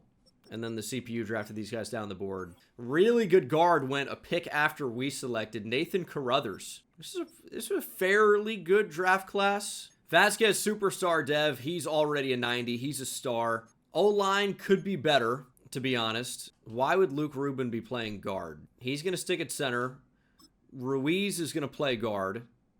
Oh, he's 6'3", 290. The thing is, Luke Rubin's been a center his entire career with us. He's actually a bit bigger. I'm going to keep him at center, though. Dobbs is actually up to an X factor. You're finally seeing Isaiah Williams below a 99 overall at 35 years old. The accuracy is down a lot. The throw power is down a little bit. I think the speed's actually stayed about the same. And we're going to name him a captain here. 15 years into his NFL career. And you know what? I think that's fair. I think he's earned it. 12-time Pro Bowler, 6-time league leader in passer rating. He won an MVP in 2040 and also like 2 years into his career. So he's been a stud. And then defensively, I think Chancellor's ready to take over at weak side linebacker. We've drafted linebacker really well. Maybe I should have added another in this class. It just didn't end up happening. There were a couple of guys I considered, but in the end we opted for back-to-back safeties to try and shore up the secondary. Denard's ready to go, though. Obviously, we drafted Holloway. We have Taylor. But I think Denard probably needs to move back to corner. And Taylor's going to take over as the starting free safety. So, Kentrell Denard, we moved him to safety because it was a way to get him on the field. But he's going to go back to a more natural corner. So, Keenan Spencer's actually up to a 98 overall. Wish he was a bit of a better power back. but very, very elusive. Looks like a pretty good backfield. Isaiah Williams is at a 98 overall for the first time in many, many, many years, but he still should be quite good. Now, there may come a time where we may look to trade him away. I don't know who possibly could afford his contract. And I don't think we would ever do this, but if it comes to it, final year of his deal or something, I don't know. But you got to keep in mind, we are in 2041 of a 20-year rebuild that started in the 2025 season. So if you look at 5 years remaining, do the math, he's here. And he gets pretty cheap in the final 2 years of this video. So we might have a little bit of flexibility to go all out again. I'm excited to see what this team can do. We are definitely worse. We got worse in a number of areas, but we're still really good and quite strong overall. The receiving core is awesome. The O-line is awesome. We are extremely, extremely weak at linebacker. Harrington and Chancellor are great, and that's it. That's really it. Mason Andrews honestly should be playing defensive line. He's very light to do that, but he's so good against the run, and he's not especially fast, and we could certainly use an upgrade there. Could we say, hey, maybe we're just going to play a little bit light and be a real attacking 3-4 defense and bring in the big boys to play the run, and then Mason Andrews is just going to be a lighter pass rusher on the interior on passing downs? Like, I guess that's a possibility. It's a way to try and get the most out of him. Because we have, guys that are big against the run, like Hurd and Cersei, and we have edge rushers. Kennedy and Spencer are fine. I mean, we obviously invested a lot to go out and get Spencer. But, unfortunately, we are not the team that we have been in terms of incredible depth, incredible talent, but we are still really good overall. I'm still expecting to make a big run here. Well, this is not going well. 4-3. This is about as bad of a start as we've seen in a little while. And it really is our defense. Our defense went from elite to terrible. 31st best defense in the league. Although, 26 points per game allowed. It's not good, but you think the 31st best defense in the league would be allowing closer to 30. And what is the big issue here? I think it's got to be our interior defensive line and lack of depth at linebacker. Corner overall, I think, looks pretty strong. Not really too mad about that. It's just, I don't know. We might have to retool a bit. I've been saying that for a while. We've been doing that for a while. We're negative $60 million in cap room, and there really isn't a light at the end of the tunnel. We just have to stick with where we are. Actually, you know what? There is a light at the end of the tunnel. It's just 3 seasons from now. But at least we have a great quarterback. And I don't know that there's no chance for us to make the playoffs here. In fact, I think there is probably a chance we can make the playoffs. Our interior defensive line is way too light. That obviously needs to be fixed. We do have $43 million in projected cap room next season. Just a lot of free agents. Really an incredible amount of free agents. We can't trade any of them right now. Terrell McGee's crazy expensive. I don't really know what we can do. This is where a rebuild is starting a little bit. Because Kennedy's going to be like $40 million. A little bit cheaper than I would have thought, but still like in that ballpark still. Trey Contreras, very expensive. I just can't really afford to hand out like $30+ million to anybody right now. I can't do it. I just can't do it. But we got to keep somebody. But everybody wants 20 mil. Nico Ruiz is about the most affordable, but he wants more money. And Michael Esparza, I like. He's $30 million. Terrell McGee. If I can get him back for a little bit less, maybe like $20 million per year, that would be nice. It's just not happening. I can bring back one player from this entire bunch pretty much. Decided on the corner, and he doesn't even want to be here, really. See if the playoffs are going to be something that happens for us this season. Did we get a first-round bye? We finished 12-5, and that is actually by far the best record in the AFC. Okay, well, we Didn't start. Really, you know what? We just lost 3 in a row, and it looked ugly. That's what it was. But I think, you know what? We played well the entire rest of the season. Only lost 2 games after that 3-game losing streak. So maybe we are still capable of winning it all. We'll check out the numbers here. Isaiah Williams putting together another MVP caliber season. 4,700 yards, 46 touchdowns, 4 picks. Keenan Spencer certainly improved. 3 1,000-yard receivers. Alvarado had 18 touchdowns. Although maybe the offense works better with Sidney Dobbs in the slot. Might throw him back out there. Defensively, a lot of 100 tacklers because the defense was on the field too much. Tywan Spencer, though, put up 16.5 sacks, which led the team. Kennedy, 13.5. 12.5 for Michael Esparza. We overall got good pressure. And Arnold Harrington had a Defensive Player of the Year caliber year. 3 TFLs, 2.5 sacks, 5 interceptions. Although the 3 TFLs is another thing they need to completely revamp because that's completely ridiculous for a superstar linebacker to only have 3 TFLs over the course of a season. It's just ridiculous, but he was incredible overall. The defense seems to have figured it out a little bit. I don't know that we were one of the best defenses, not appearing to be top 10 in any metric. Maybe sacks would have been up there. We'd finished with the 18th best scoring defense, but our offense is carrying. It's one of those things where it's like, hey, the best defense is a good offense. We'll go into the game, and you just can't outscore us. So we'll see if that trend remains through the playoffs. Gets a little bit tougher here, but I will remind you that, you know, we have won every game with the exception of one since like week 4. Or week 5. So we are on a bit of a crazy run here. I wish our defense was better. I always try to get a really good defense. And it will at least put us in the AFC Championship game against the Dolphins. And we will see Jalen Edmonds for the first time. The Dolphins won the Super Bowl last year, but we didn't face Jalen Edmonds because we were first-round elim. This is going to be a little bit different. Our first time playing the superstar running back. His first time maybe returning back to Cleveland. We'll see if we can shut him down. Our defense has struggled the entire year, but they've been okay today. 6-0, now 13-0, 13-7 as we enter the third quarter. Our defense was holding up, but is now maybe struggling a little bit. It's 16-14, 7 minutes to play.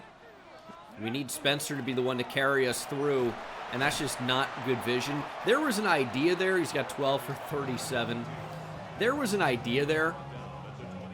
We just didn't hit the hole exactly as we wanted to. And that, you know, that happens sometimes. And Spencer just has no power. He's got really no ability to knock back any linebacker. So if we're going to run the ball, it's got to be a purely speed-based attack. And he fell ahead there for a bit. Although I would say a touchdown here effectively ends the game. So we just need to get into the end zone as Spencer is dropped for a short loss. We are trying desperately to create. We just can't manage to do it. And maybe we will throw. Quick throw to the back. And that is caught. That was, man, that was actually Dobbs who was in there as we get hit with a delay of game. We just lined him up in kind of a fun spot. That's kind of a tough delay of game to take, although the silver lining is that it's down here in the low red zone. It's tough to find space to operate anyway. So a little bit more space if we're going to throw the ball is not the worst idea, and we're going to be able to hit the drag, and that's wide open. Sutton with the score, and that really should put it away. Hopefully that Bobby Sutton touchdown will win us a game. It's 23-14. Miami can try to drive. It's 4th and 9. Game on the line here. That's the 2-minute warning. They will have one play. We need to be aware of where Jalen Edmonds is on the field, but they're going to have one play here. And they're going to complete it. What a throw. We had a defensive end dropping back in coverage in Tywan Spencer. And it's just a really good decision and a really good throw. We're going to send 5 here. They're going bunch right. We're blitzing here. Will Alexander pick it up? Pick it up. And he's going to make a good decision. Easy check down. I'm okay with the Dolphins checking down, though, because every time the Dolphins check down, More time comes off the clock, and time is not on their side right now, although we just gave up the running back. And Edmonds is too fast. We just can't close the distance. We recover the onside, though, and a first down will end this game. Even if we don't get a first down, I think we still likely win. A fumble would hurt that. Are they going to bring that safety up? It looks like man coverage. We should have an easy path here. Spencer broken tackle. He's got to stay in bounds. Make them burn a timeout. I actually thought we would have had a first down easily there. Spencer just could not find a way to get the first. And again, it's like the hole is there. I can't get to where I want to be. It's pretty unbelievable. 3rd and 3. They can't stop the clock, and Spencer has nowhere to go. The game clock and the play clock are separated by roughly 20 seconds. A little bit less. We're going to make this go all the way down, and we have an unbelievable punter. We need to be able to pin them, but the actual meter's not popping up. We're going to let it go down and then call a timeout, or maybe even take a delay of game. Let's do that. 4th and 9. This looks like a pretty decent punt. We need to pin them deep. That's a great punt. That is an absolutely incredible punt. Miami starts with the ball on their own 4-yard line. They do only need 3 to win, though. 19 seconds. No timeouts. See, this is when you actually need to use like the coach adjustments here. Get your safeties far. Deep off the line. Everything's deep. We can keep them in front of us very easily. Keep them in front. Get everybody back. Play the sidelines. They do not beat us deep. That's all it is. I'm a little bit worried about the left side of the field, but hopefully our pass rush can go to town. Oh, I love the physicality at the end of that play. You see that receiver getting laid out? They're not getting in field goal range. It's not happening. They go play action. Quarterback under pressure will throw it away. It's 4th and 10, 6 seconds to play. I mean, they are in a nightmare situation here. Throw towards the left side of the field. We have 3 defenders in the area. That's the ball game. 1 second on the clock. Why would we even try to run it here? I mean, we're giving Miami a chance. Or Spencer knocked down at the 1. I mean, Keenan Spencer's got no ability to make anybody miss or do anything. How do we not score a touchdown there? Either way, 23-21. We're advancing to the Super Bowl. Can't be too mad. Giants-Browns. Did we not see this matchup like years ago? In this video, we may have. Micah Joyner, 20 sacks. That would lead the league. Former Cleveland Brown. Jalen Edmonds led the league in yards. I mean, the former Browns are going crazy around the league. We just couldn't keep him. I wish we could have. This is the team ahead of the Super Bowl. Spencer is up to X Factor. Alvarado up to Superstar. Vasquez up to X Factor. And then defensively, Spencer up to Superstar. Kennedy down from X Factor. And we're missing somebody. I mean, the CPU absolutely cut the edge I moved down to defensive tackle because they're like, you're fine there. He was actually a starter. Why would you do that, computer? I don't like that. Is he a free agent right now? That would be kind of funny. Was it not Mason Andrews? Kind of think that it was. We're going to sign Jeff Booth ahead of the... what am I thinking? No, we're not. We don't have any money to sign anybody. Anyway, whatever. Giants, Browns. I'm not doing defense only. I'm not clicking what I want to click. What the hell is happening? What the H is going on here? We have a plus 12 overall advantage to the Giants. Somehow they're going to keep it close. Giants with an instant 7-0 lead. We erase it right away. Our defense is just getting cooked. 14-14. Our offense needs to score more, and they have 21-14. Defense, step up, please. They are. Field goal blocked by Juan Castillo. What a great play by special teams. We're going to let this clock go down. Giants still have 3 timeouts. Any points for us pretty much wins the game. Brian Daboll is still the Giants head coach all these years later. We just can't get a first down. Good route, though. Isaiah Williams going to hit Dobbs. That does stop the clock, though. This game is not over. Giants are going to be able to stop the clock twice after this run and then the 2-minute warning. See if they do that. Keenan Spencer up the middle. He might get this first down. Giants call their final timeout, but that's pretty much going to do it. pretty much. Oh, we didn't even get the first down. Now the first down will absolutely end it unless the Giants somehow get a TFL here. It's the slowest jump cut of all time. I don't know why I thought a juke was a good idea. First down ends the game. If we don't get it, we have 3. Keenan Spencer is there, and now the clock can just go all the way down. The Giants cannot stop the clock. In college football, it's nice because all of the time will just roll off the clock. Here, they made me kneel it twice last game, or last time we were doing this, 2 times ago, I don't know. But we have won the Super Bowl again.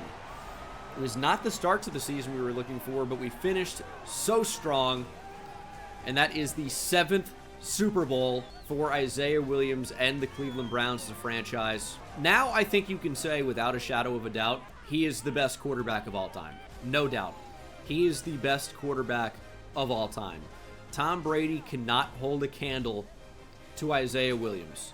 They both have 7 Super Bowls, but I think the individual performance of Isaiah Williams in the regular season is untouchable.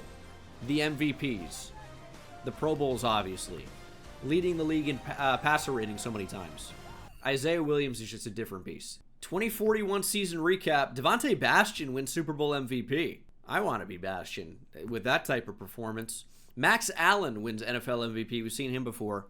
Unfortunately, not going to be another notch in the belt for Isaiah Williams. But if you look at the career numbers for him, he's approaching 70,000 passing yards. 637 touchdowns, and still fewer than 100 interceptions. I mean, the numbers are just insane. All time, he's very quickly approaching Tom Brady for the passing touchdown record.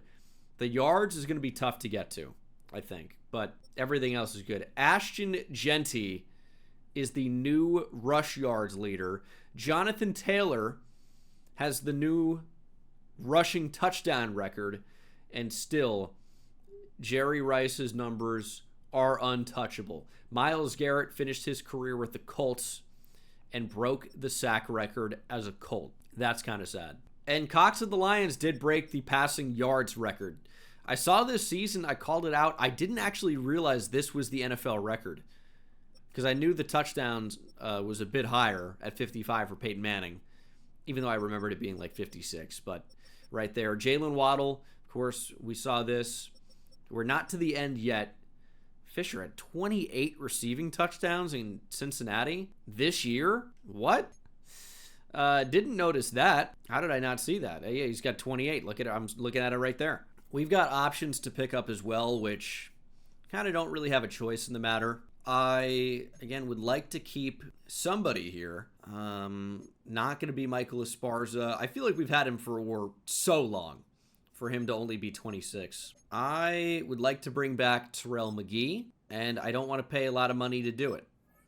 Not interested in signing. Yeah, that's fair. I mean, who can we realistically bring back here? Like Derek Young is just picking up the options, and this is going to hurt our cap room. These guys are going to be really, really expensive. So, but we got to keep them because our cap room is a disaster, but that's also not helping it. It's kind of a weird spot. Chancellor, we really can't afford, probably as good as he is. I mean, I can't really pay him more than this. He's going to test free agency. It is what it is. We're going to have the money. We're going to have a year to reset. That's a weird way to say that. And we've just got to be comfortable losing out on all the talent. Maybe I should have franchise tagged somebody. That probably wouldn't have been an awful idea. It's just, again, I'm tired of being in the negative against the cap. Just need to reset a little bit here. We've drafted pretty well, so the team's still good, and maybe we can bring somebody back in free agency. Oscar Bernal is here. I mean, I don't want to pay these guys what they're going to get. So it's just, unfortunately, it's not going to happen. We're just hitting the reset button this year. I've got to be okay with it. Got to be okay with it. We have the 32nd pick in the draft for winning the Super Bowl, which we probably shouldn't even take. We're just kind of in a weird spot.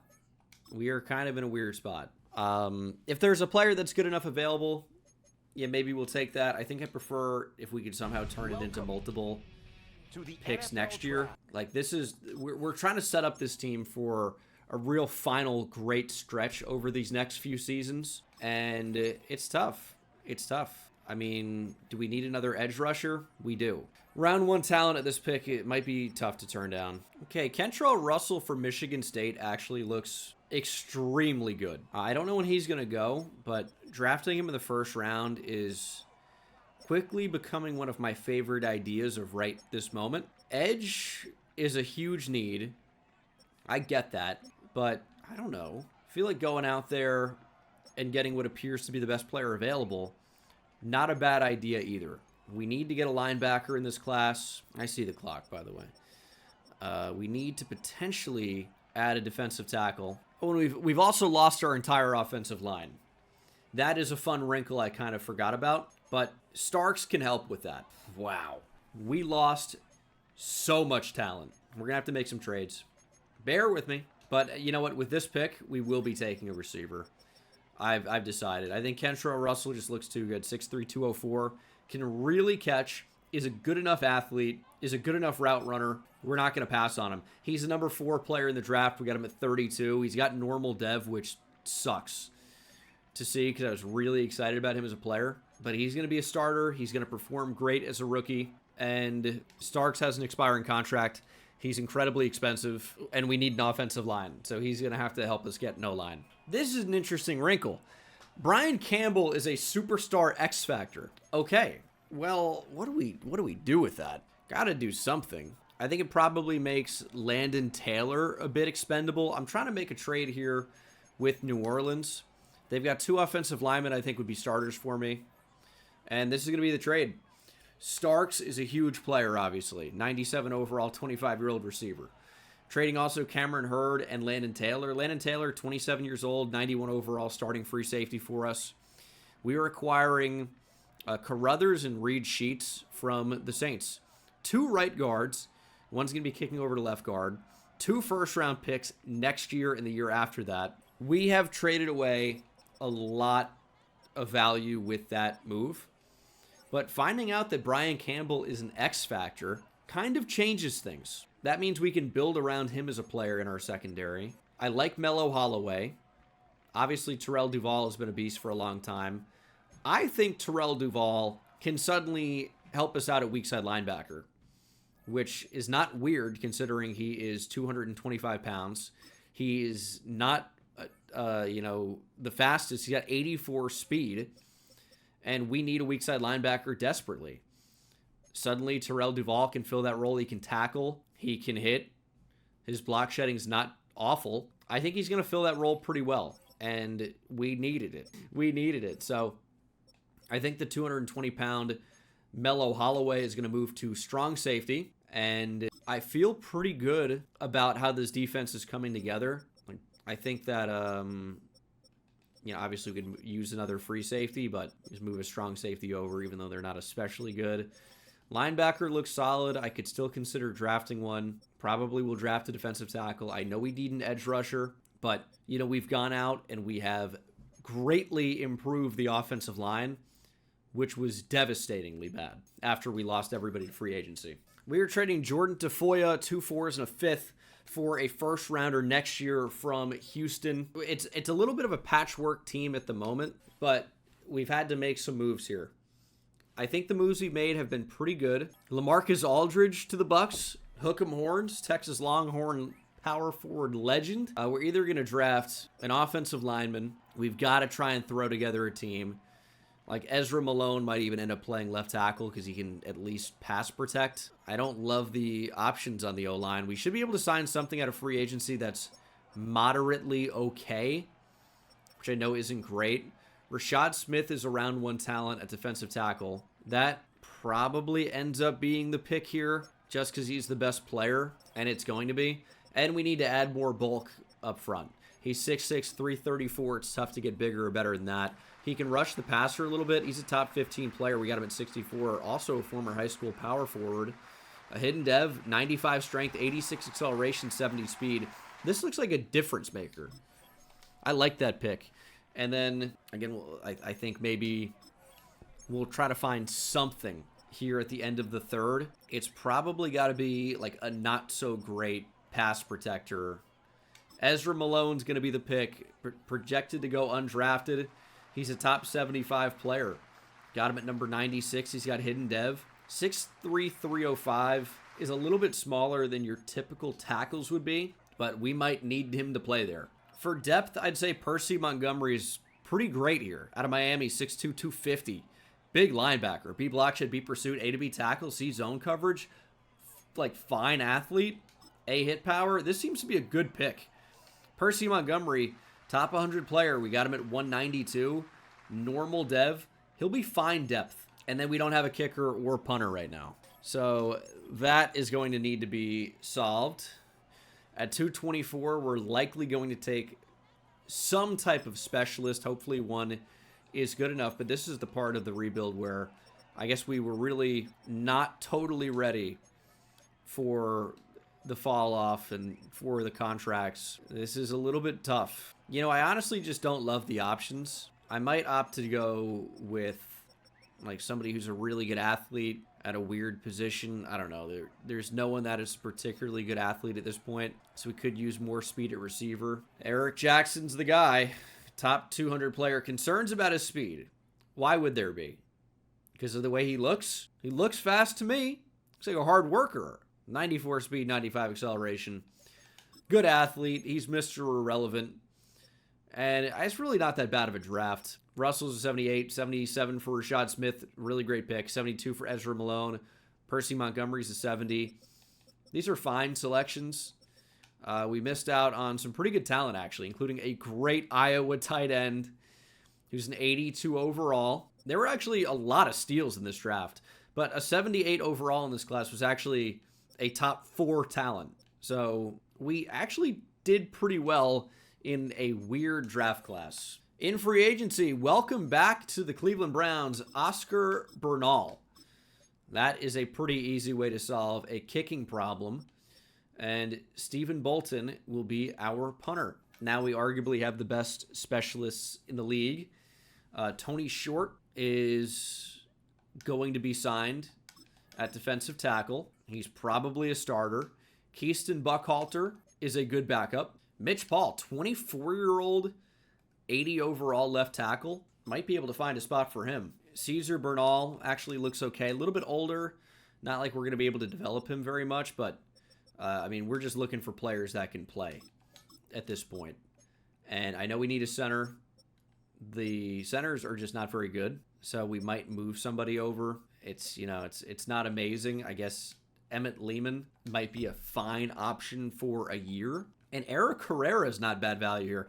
25-year-old edge rusher with 92 finesse moves. 25 years old. That's not bad. Linebacker isn't great. We're going to bring in another corner. And I think that's probably about it. And I can't emphasize this enough. We need Kentrell Russell to be really good. We drafted him at number 32 overall. I'm hoping to at least have that pick again. And he was one of the better players in the draft. Normal dev is disappointing, but we need him to be, you know, a superstar caliber player and play above that normal development. The development is only just how fast he develops. The ability is there. As a rookie, I think he's going to be really productive, and I'm hoping he earns that superstar development with an Offensive Rookie of the Year, which I think is almost likely to happen in this offense with a quarterback like Isaiah Williams. In fact, I'd be surprised if he doesn't get it. Ooh, dev trade upgrade for the rookie defensive tackle up to superstar. That probably will make him a starter. Now, we know linebacker is a little bit weak overall. Way better with Terrell Duval in there. He and Arnold Harrington are both 31, so it's definitely the oldest position on the team. We need Percy Montgomery to get up to star dev here. He will end up playing a pretty decent amount, so the better he can play, the better. That's okay. Wow. He'll be near an 80 by the start of the season, though, I think. Devontae Bastian's going to move back to the edge. I wish he was a little bit more athletic. I wish he was a little bit better as a speed rusher, but the team is better with him off the edge, and we picked up Short. We have Cersei. We have, of course, the rookie who has 8 skill points in Rashad Smith. Not the best, you know, pass rusher in the world, but he can grow into that role, and it's going to be a speed rush focus. And Rashad Smith is going to be up to an 81 overall. He does have a little bit of ability to rush the passer now. He's only 21 years old. We maybe look better than I initially thought. I think we're in pretty good shape. Could be better in certain areas, yeah, no question, but this really isn't too bad. Cornerback is a bit weaker than I would want, but again, not too bad. And when we upgrade Brian Campbell, we're going to be looking just fantastic overall on defense.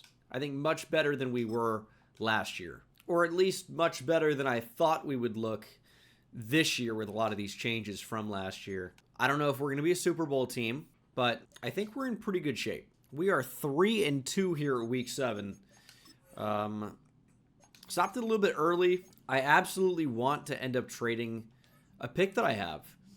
I think it ends up being somewhere near 32. And it turns out when you try to trade the number 32 overall pick, it's not especially valuable. So we have simulated to like early enough in the season where our record could still be not great, which would juice the value of this pick a little bit.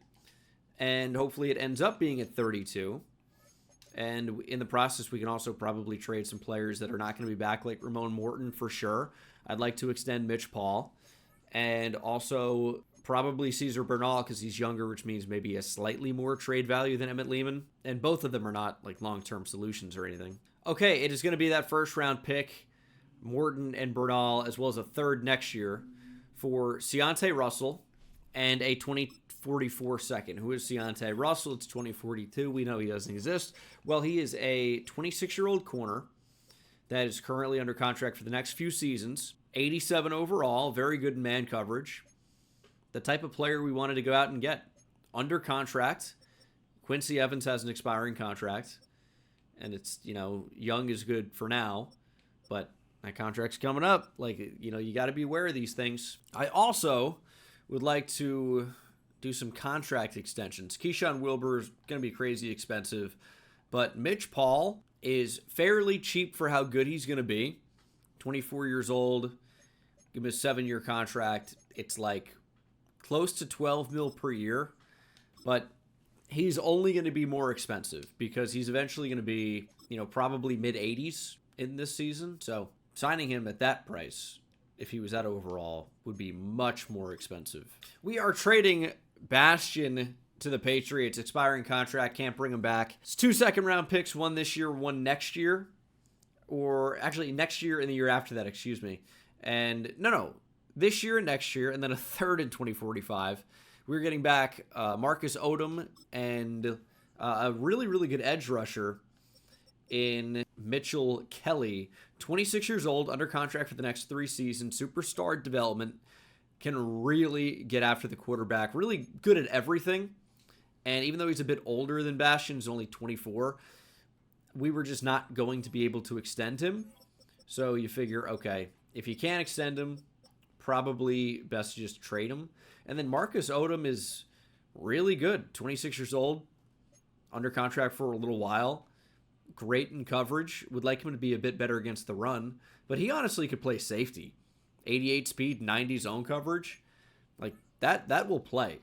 And we're going to play him at Sam for right now. But he probably could start at strong safety tomorrow. Or today, even. And if we were going to do that, we might as well. He's going to wear number 56 and play strong safety. Good luck running the ball on this front. He's an 86 overall there. He's very good in coverage. And again, athletic enough. He's not great as a run defender as a linebacker, but at safety, I think that plays up. Yeah, getting Mello Holiday more playtime would be nice, but I think this makes us as good as we could be right now. Actually, you know what? I am going to move him to Sam. I think it makes us better as a team. It's an upgrade over a 73 overall player. I think that's just better. Now, how often is the Sam going to be on the field? That's another point of contention. I'm not exactly sure. Tony Short, unfortunately, not as good as the Tony that was a monster here for many years, but still decent enough. We've got money, but I just don't know that we can pay Keyshawn Wilbur $30 million. Like, can we pay Arnold Harrington $24 million a year at 31 years old? Probably not. Gonna look to sign Keyshawn Wilbur to a contract extension. It's very, very expensive, but we will have the money, and the quarterback contract's only going to get cheaper. I'd like to bring back Terrell Duval. He could be a little bit more expensive. I think 20 mil is just doable per year. And he's going to be back for the rest of this video. Terrell Duval, generational player. He's held 99-ish overall for a while now. He is to the point where he's regressing, like fairly heavily, but I think he should be fine. Maybe we franchise tag Arnold Harrington. That may be a better idea. Brandon Friedman's very cheap, but if he's not going to play for that, we'd probably rather just draft or sign a corner for nothing. And we are actually back in the wild card. Despite winning 12 games, Titans won 13. We'll check out the numbers. As you see, historically not so great franchises just have quarterbacks lighting it up. The Lions, the Browns. Isaiah Williams is 36 years old and has now posted just about the worst season of his career. 4,300 yards, 34 touchdowns, 8 picks. The argument you can make, as Keenan Spencer had a pretty good year, is that this receiving core is really as bad as it has been. But he still has Sidney Dobbs, who is incredible. And I think this rookie, Kentrell Russell, is going to end up being pretty good. Right now, hasn't been amazing. And I don't mean he hasn't been great for a rookie or amazing for a rookie, because he has been. But we know what type of numbers somebody can do in this Cleveland Browns playbook while playing in the slot. 1,100 yards, 13 touchdowns looks incredible. But we know in Madden, keep in mind, in Madden, he could be significantly better. And then Bobby Sutton's not great. Like, you got to have good receivers, and our receivers are kind of just okay. As we'll see, the defense, Terrell Duval led the team in tackles, 9 TFLs and 15.5 sacks from Mitch Kelly. Tywan Spencer with 13.5, 9 for Tony Short. Derek Young with another really good season, 4 interceptions. It seems like the team is a step back this year. Top 5 in points per game offensively and defensively, but the points per game, we've been over 30, and that was just 26. We got a lot of playoff games to win if we want to get back to the Super Bowl. Well, we have made it to the divisional, down at a 95 overall. Still pretty good. See if it's enough to beat the 89 overall Denver Broncos. Everyone's got a pretty high overall at this point. Nobody's like an 85 or an 82, and we actually lose to the Broncos, ending our 2042. Rams-Titans Super Bowl rematch. Hopefully no dice in there, and we'll see what happens. But I would say, well, Dyson was what? It's like half a yard short. Was it like Mike Smith, Mike Jones? I think Mike Jones who made the tackle. See who comes out on top there. We spent a lot of time finding a lot of new players for the team this season with team control. But I think now we kind of should be in a groove. I think now we can refocus on development. And there will still be some talent acquisition, obviously, but I think we need to focus on developing what we do have. Our salary cap just jumped up significantly. $116 million significantly. Which to me means that we have a hole at quarterback for the first time in a long time. Well, we have had the retirement, and his stats have disappeared, from the best quarterback in the history of the league, Isaiah Williams. Legacy score of 65,000, 7-time Super Bowl champ, 34 yearly awards. He is amazing. He does end his career, despite retiring well before 40, with 671 passing touchdowns. Just ridiculous, but did not quite get to the passing yards milestone. Somebody can do the math on what he did and how close he was, because I don't think we can click into him anymore. Oh, maybe we did get it. You can still get to his player card in his final season. He finished with, well, we'd have to add it up. I don't think he would be in the like total stats area. Yeah, unfortunately he's not. So we could add that up to see how close he got, but we need to now focus on the quarterback position. This is pretty unbelievable. Well, now that we have the money, we're not going to pick up these options and just opt to pay these players at a later date. Arnold Harrington now looking for significantly less money. I'd like to keep him for 2 years. I would, even at slightly less money. And Arnold Harrington will be back for the next 2 seasons. Browns legend. We've got to keep him. Bernal's in free agency. I just realized has a very Julius Caesar look to him. Like very, or like almost like also a combination of Joaquin Phoenix from Gladiator, who plays a Roman emperor, but I can't remember which one. He's got a very Roman look. Devontae Bastion is in free agency. A lot of these guys are just going to be too expensive. There's a player that makes too much sense to get. Like Jermaine Oglesby actually kind of does. And I know we have money now, but I don't want to just spend it willy-nilly. Let me find an actual good place to use it, and also a good place to, pay the players we still currently have that are very good. Needing quarterback is brutal. Can't really just go out and trade for one. But I like how the offensive line looks a lot. Receiver, Russell for some reason did not go up to superstar dev. You just not get guaranteed it. He just gets star dev, and he won't even look at me. Okay. Have some respect, young man. Receiving core is going to be pretty good for the next quarterback that comes in here. Ooh, Duvall and Harrington down from X Factor. That sucks. But Campbell looks awesome. John Matthews out of Notre Dame is a top 5 talent. Is this a generational running back build? Ran 4.37. Elite acceleration. Great change of direction. A juke. A break tackle. A trucking. So it's a pretty elite combination of power and speed. I'd love to get John Matthews. Now, I would have to go up to number 2 to get him. So that could certainly complicate things. That pick's going to be very, very expensive and probably not worth getting. Speaking of Joaquin Phoenix, it's not what that says. Not really even close enough to make a comment. I don't know, man. Maybe trading up could be fun, though. $102 million in cap room. I know we haven't talked very much about quarterback, about what we're actually going to do. The Panthers need running back. We have one, but Keenan Spencer's in the final year of his deal. He is incredible, though, but this is a good excuse to move on. The Panthers actually have a quarterback that looks very good. 74 overall superstar dev, 22 years old. This would be a weird trade, but he's only 74, right? But he could be our QB of the future.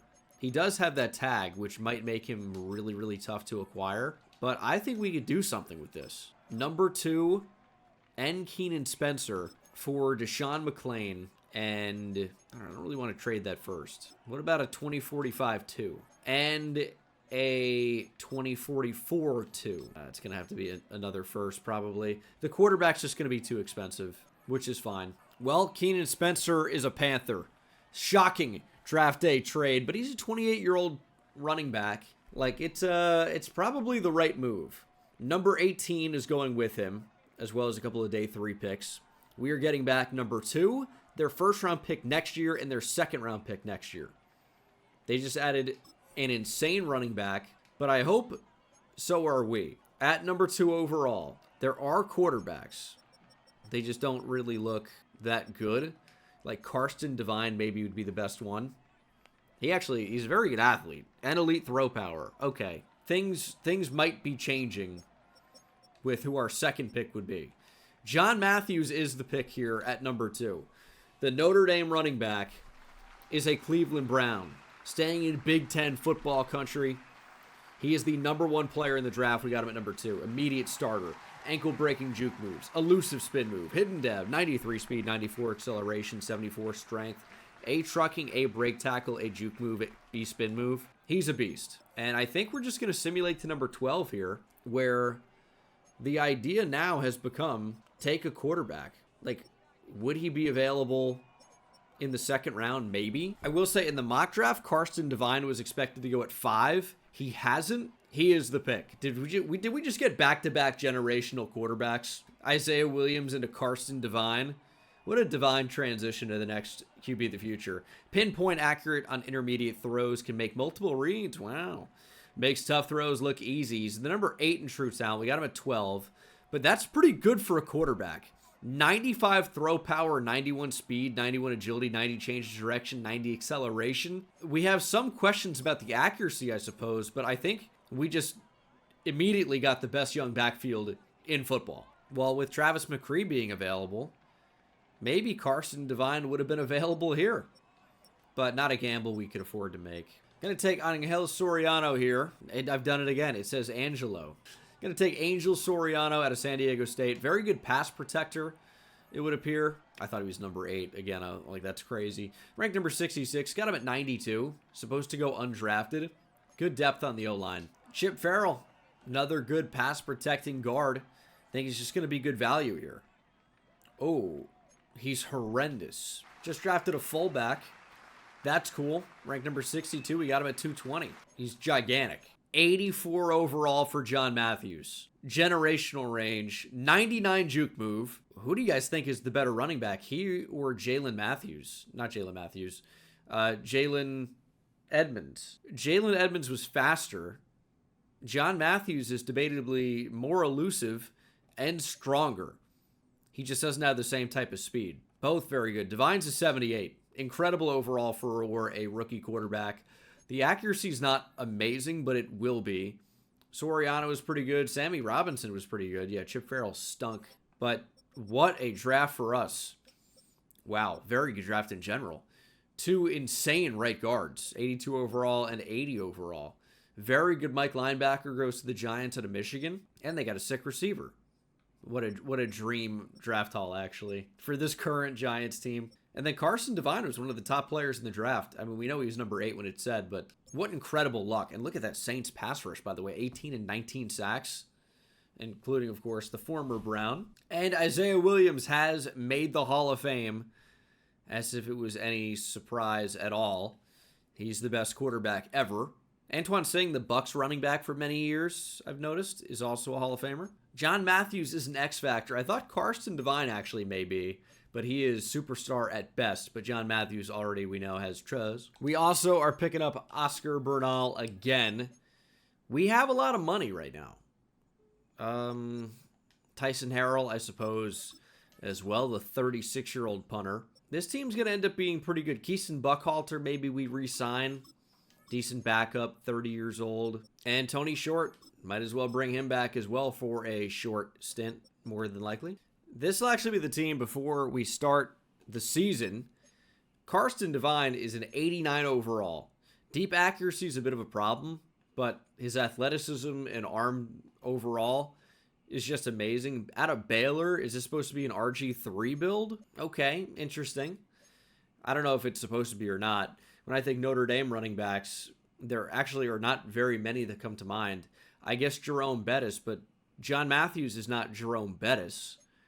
5'10", 223. I would guess that Jerome Bettis was maybe 25 pounds heavier than this and would not have had 99 juke move. But he looks pretty insane. Defense looks very good. Similar to last year, actually, but now Smith is the highest overall. Secondary, for the most part, again, looks really, really good. And we're probably not going to play Sutton in the slot. I'm really excited to see what Matthews can do. We're 5-2 here at the midseason mark. Finding that quarterback was pretty big, I think, to say the least. We actually could be back in the Super Bowl, which would be crazy. Mitchell Kelly. He can go out and have a nice game, maybe up to X Factor. Could be 2 sacks, 3 TFLs. That's actually not impossible, even in Sim. You know, we can probably offer contract extensions and actually afford it now because we have so much cap room. We can pay Sidney Dobbs $40 million if we want to. He actually doesn't really want to be here, so maybe that might be difficult, but it's a possibility.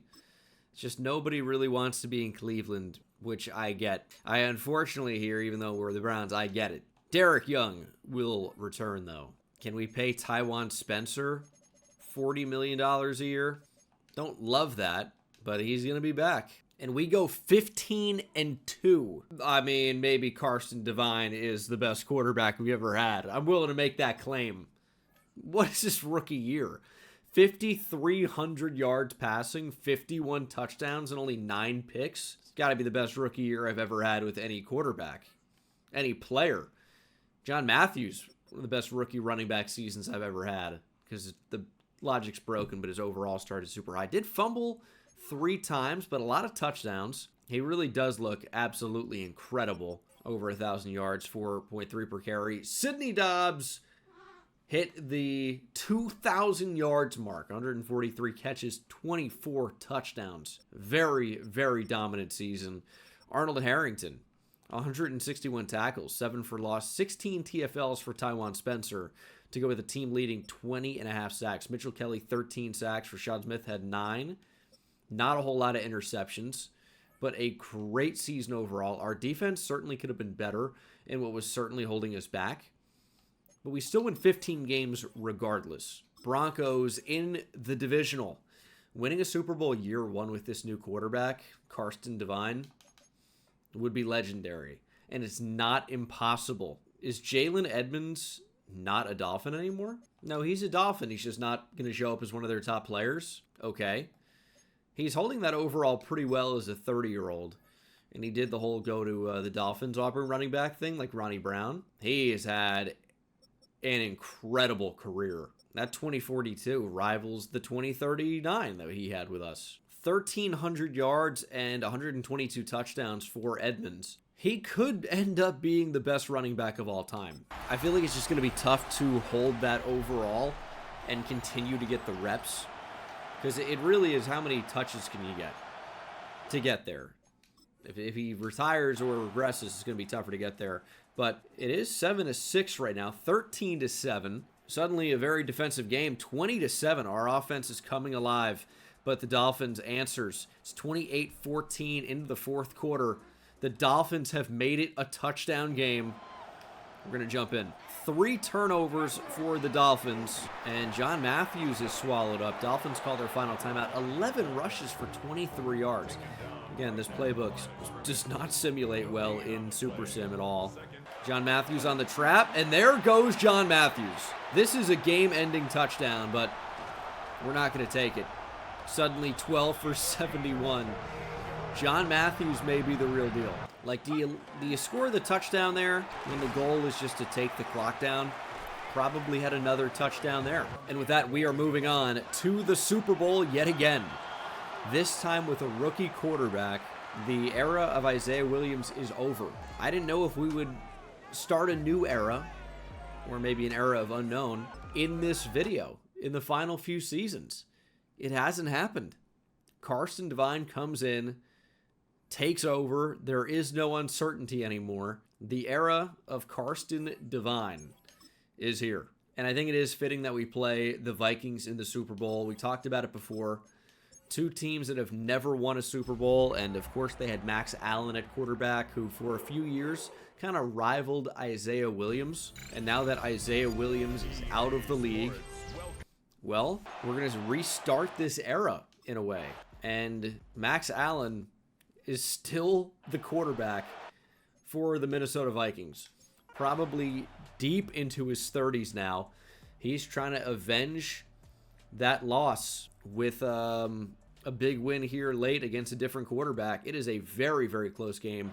30-24. Did the Vikings beat us? Maybe they did one year. Guess it's not impossible. We know Devine can run, and he can get sacked, and he can fumble, and we thankfully recover. The scramble did not work, and the Vikings, with a field goal, have made it a 3-point game. I mean, they're begging for us to either run the ball outside or throw it. And I don't know that they're going to be able to cover Dobbs down the field. I think they're in deep trouble here. And Dobbs is gone if we just throw it up. Ball got to him. There he goes.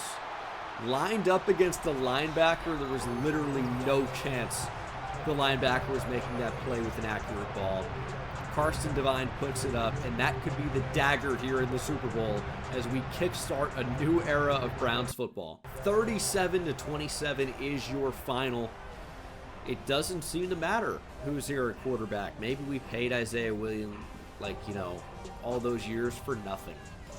Except, 7 Super Bowls and 8 AFC championships. But the very next quarterback we even add to the team via trade, signing, or the draft is, also on pace to be the new best quarterback of all time.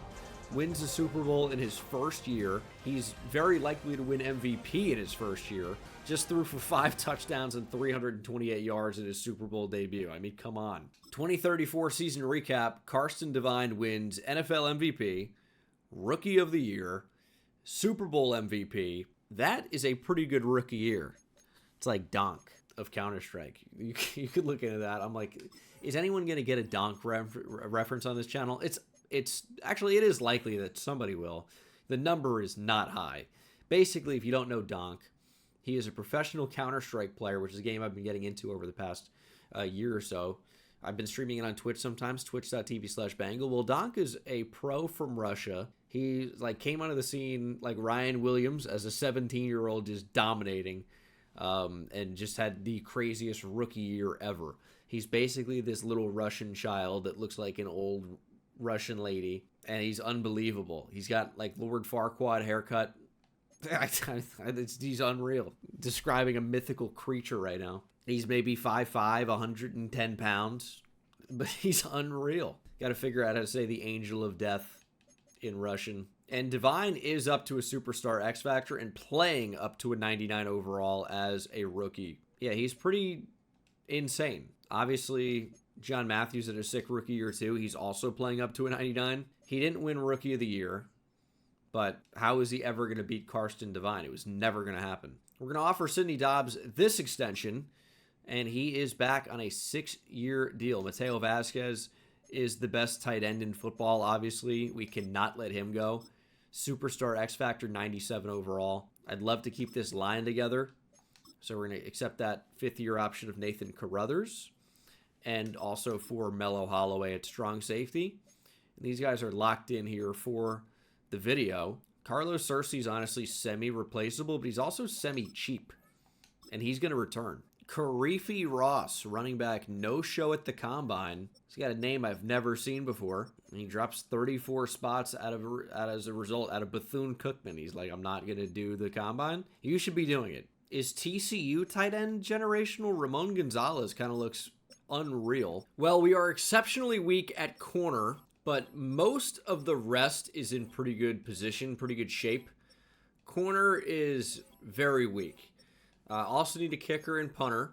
Just the question, and depth at tight end. Probably another receiver, but I don't know if that's really going to be fixed through free agency. Like Bernal is in here. Obviously, we have a long history with him as our kicker, but I don't think we're going to go out and get him. I think it's going to be a situation where we either, and Tyson Harrell as well, it's going to be a situation where we just draft, probably, or get those guys after the draft in free agency.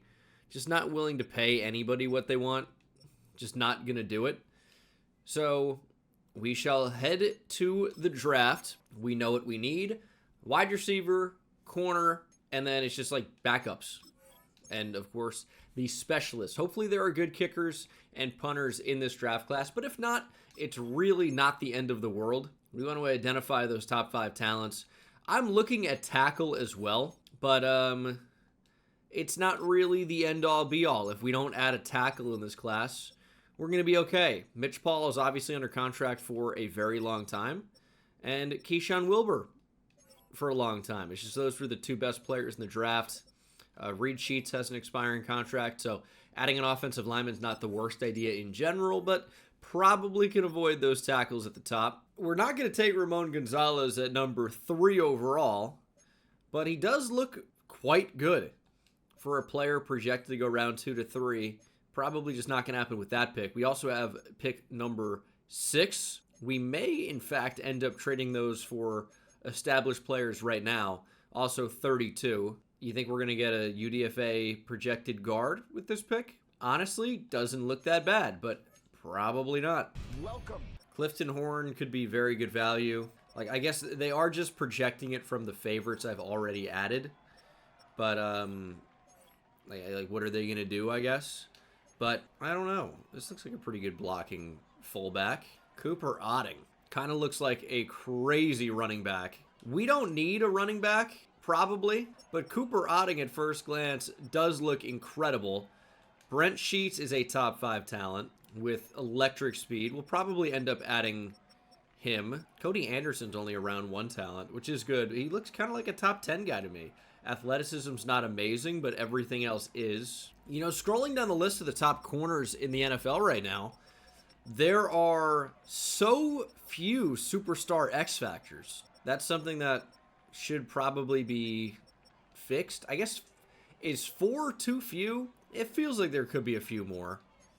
Maybe it's more than I'm giving it credit for. We are trading the number 3 pick in the draft and a couple of day 3 picks for an upgrade at corner. 26-year-old Floyd Curry, superstar development, under contract, which was important to me, athletic enough, There are good corners in this class, but this was simply not a player we were going to find at number 3 overall. And we're kind of in a position where we are going all out, all in. This is the end of the road. Let's go out champions. Ben Sheets was a pitcher in baseball. That's not who that is. Al Michaels is in here. Getting a bit older, probably regressing. Guess he's going to come back next year, though, probably. At 32 years old for the Jets. Even though probably should be retiring at this point. You know, I really wanted to trade down here, but we're just going to take Brent Sheets from Oklahoma. He's a top 5 talent. We know he's a top 5 talent. He's ranked number 2. Got him at number 6. Normal dev, 98 speed and acceleration. Obviously a good pick, but I can't help but wonder if that would have been better used elsewhere, like trading for a star receiver. And maybe we should have done that, but I didn't. The running back is here too. There are some good linebackers that I like. Last pick of the first round, we're going to take Cooper Otting, running back out of Ohio State. He's ranked at 21.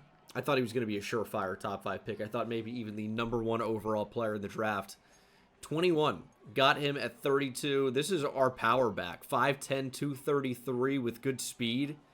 Strength isn't too bad either. I think it's a good addition to the backfield, and he was available, which I didn't know that he would be. I think that's a pretty good pick, as I guess we'll look to add a linebacker. They're honestly all extremely comparable. I don't really know which one to take. I lean that Brett Dugan may be the best of the bunch. We're going to take him out of Stanford. He's ranked number 68. We got him at 35. Hidden dev, 86 speed, 90 acceleration. Good athlete. Again, maybe should have just traded for a linebacker there, especially if they're a bunch and I can't really differentiate them. They all look identical. We're going to go Ramon Gonzalez here. Need a backup tight end. I think he's going to be a pretty good value pick. And in fact, he's the 11th best player in the draft. We got him at 54. Hidden dev, 87 speed and acceleration. Very good backup tight end to have. And might as well go Clifton Horn here. We know he's a round 1 talent, 350-pound defensive tackle. Good player to add, top 10 player. Got him at 160. Hidden dev, 93 strength, 86 acceleration, 71 speed. Not probably going to be a starter for us, but maybe after training camp, he could be. And we will once again draft Mr. Irrelevant. And the guard that I had watched is gone, which means it's likely to be a kicker. How about power with a kick accuracy? Sergio Baca is the player we're going to take. Not sussy at all. Number 1 in the draft. Got him at 224. Mr. Irrelevant is literally the best player in the draft. Needs to develop stronger leg. Accuracy shouldn't be an issue. Normal dev, 90 kick power, but the accuracy should be very good. It should be like an 80 overall. 79. Just like Brent Sheets. So just not a very strong draft class. Otting's a 76. Gonzalez and Horn are both 77. Dugan's a 71. Kind of the big miss in this draft, but that's not awful. It's just this draft class was not all that good. What can you do? And the fullback actually ended up looking pretty good as well. I don't really draft fullbacks, but this guy's got 92 trucking and stiff arm. And can block. Okay. And we're going to bring Tyson Harrell back because we need a punter. We actually have $50 million. Do we want to go with the rookie, or do we want to bring back maybe the greatest kicker in the history of the game, Oscar Bernal? I feel like we should just bring him back. Okay, we're preparing for the final season here. Things are looking good. Do we want to make any big-time changes to the team? Otting star dev up to an 84 overall. Very good player. Really nice backup to have. Feel good about that. I think going out and adding a receiver is what I want to do. I think that's at the top of the list. The O-line looks quite good.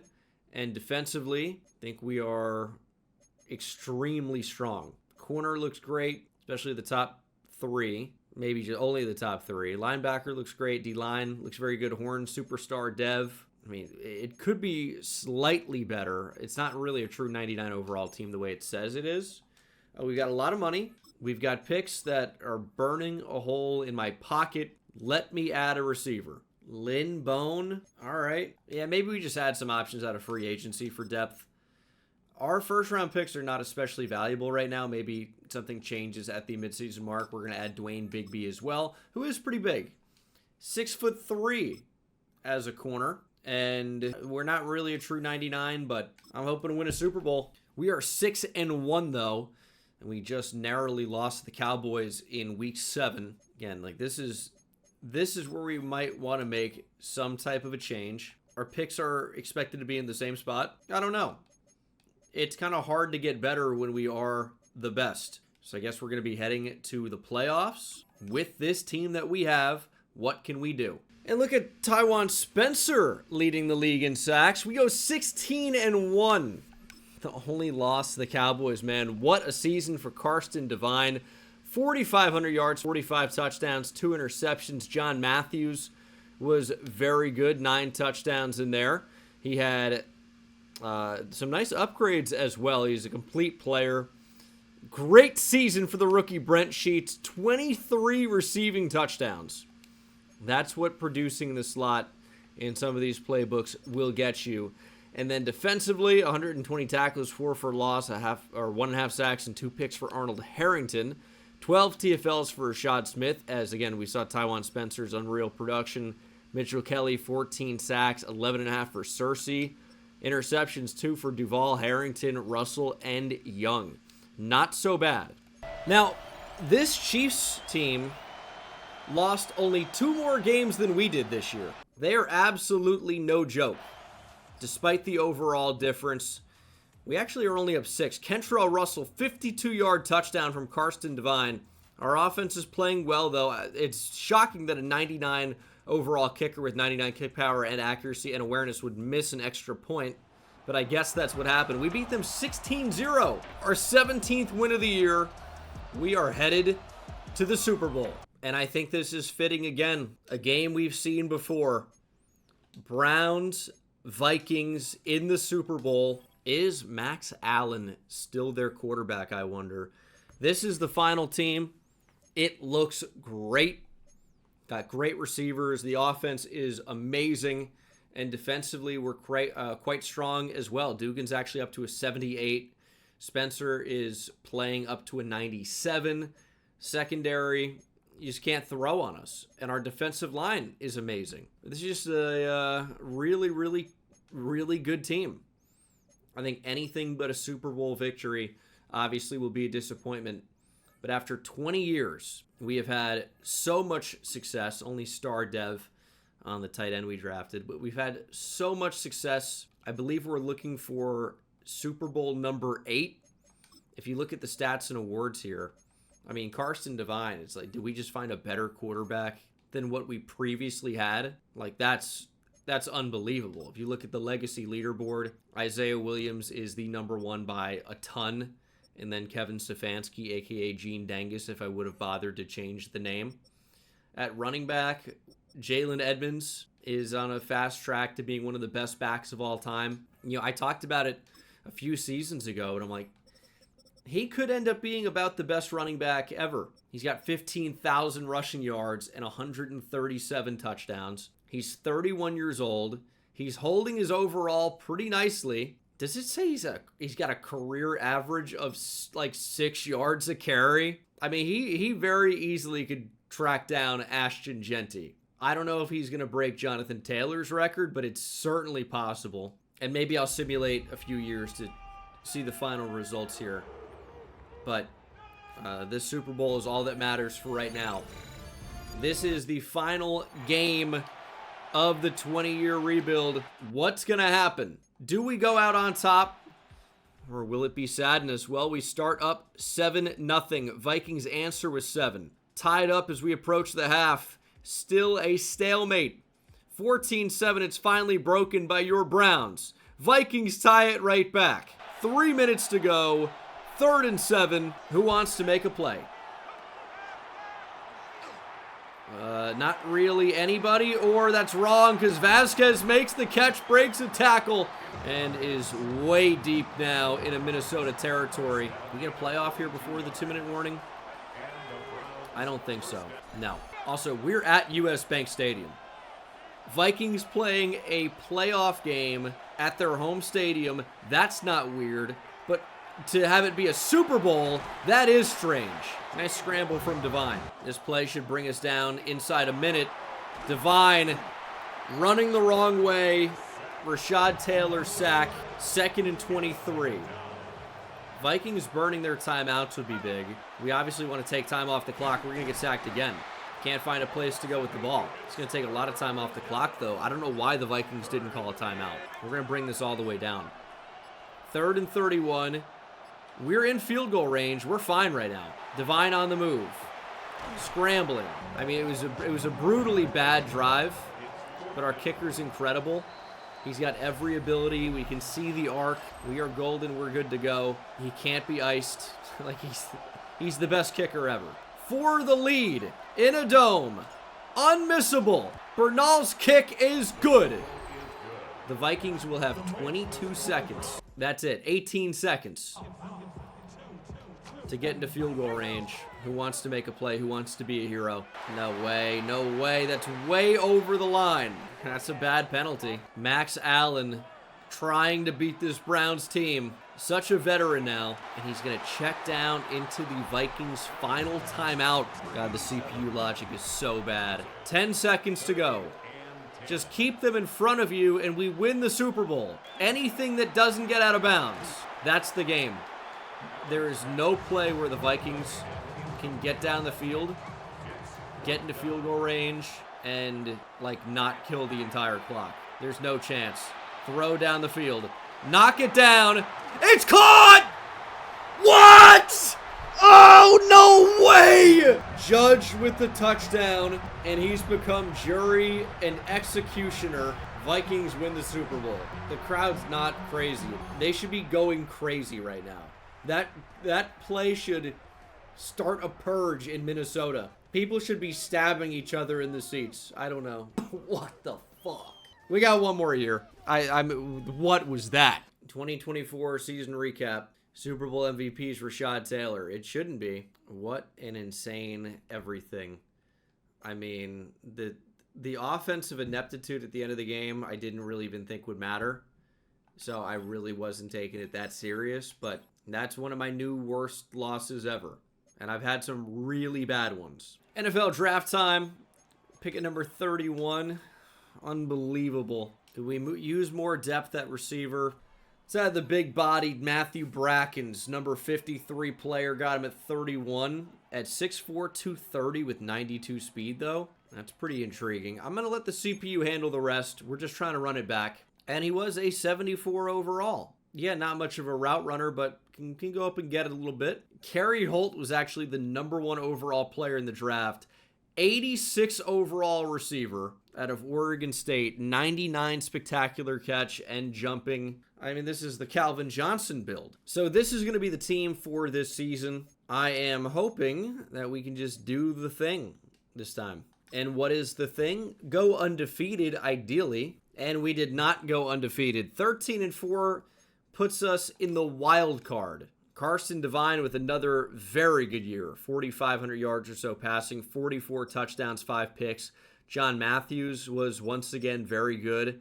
Brent Sheets is crushing it. I mean, the production all around is just great. Mitchell Kelly actually took off as the leading sacker this year. 4 picks for Deontay Russell. Terrell Duval turned back the clock with a few picks. Derek Young as well. And this is really it. I mean, I turned off salary cap just to keep the team together for one more shot. Like, either we make the Super Bowl here and win it, or I guess I'll simulate to the end and show you if Jalen Edmonds is the best running back of all time.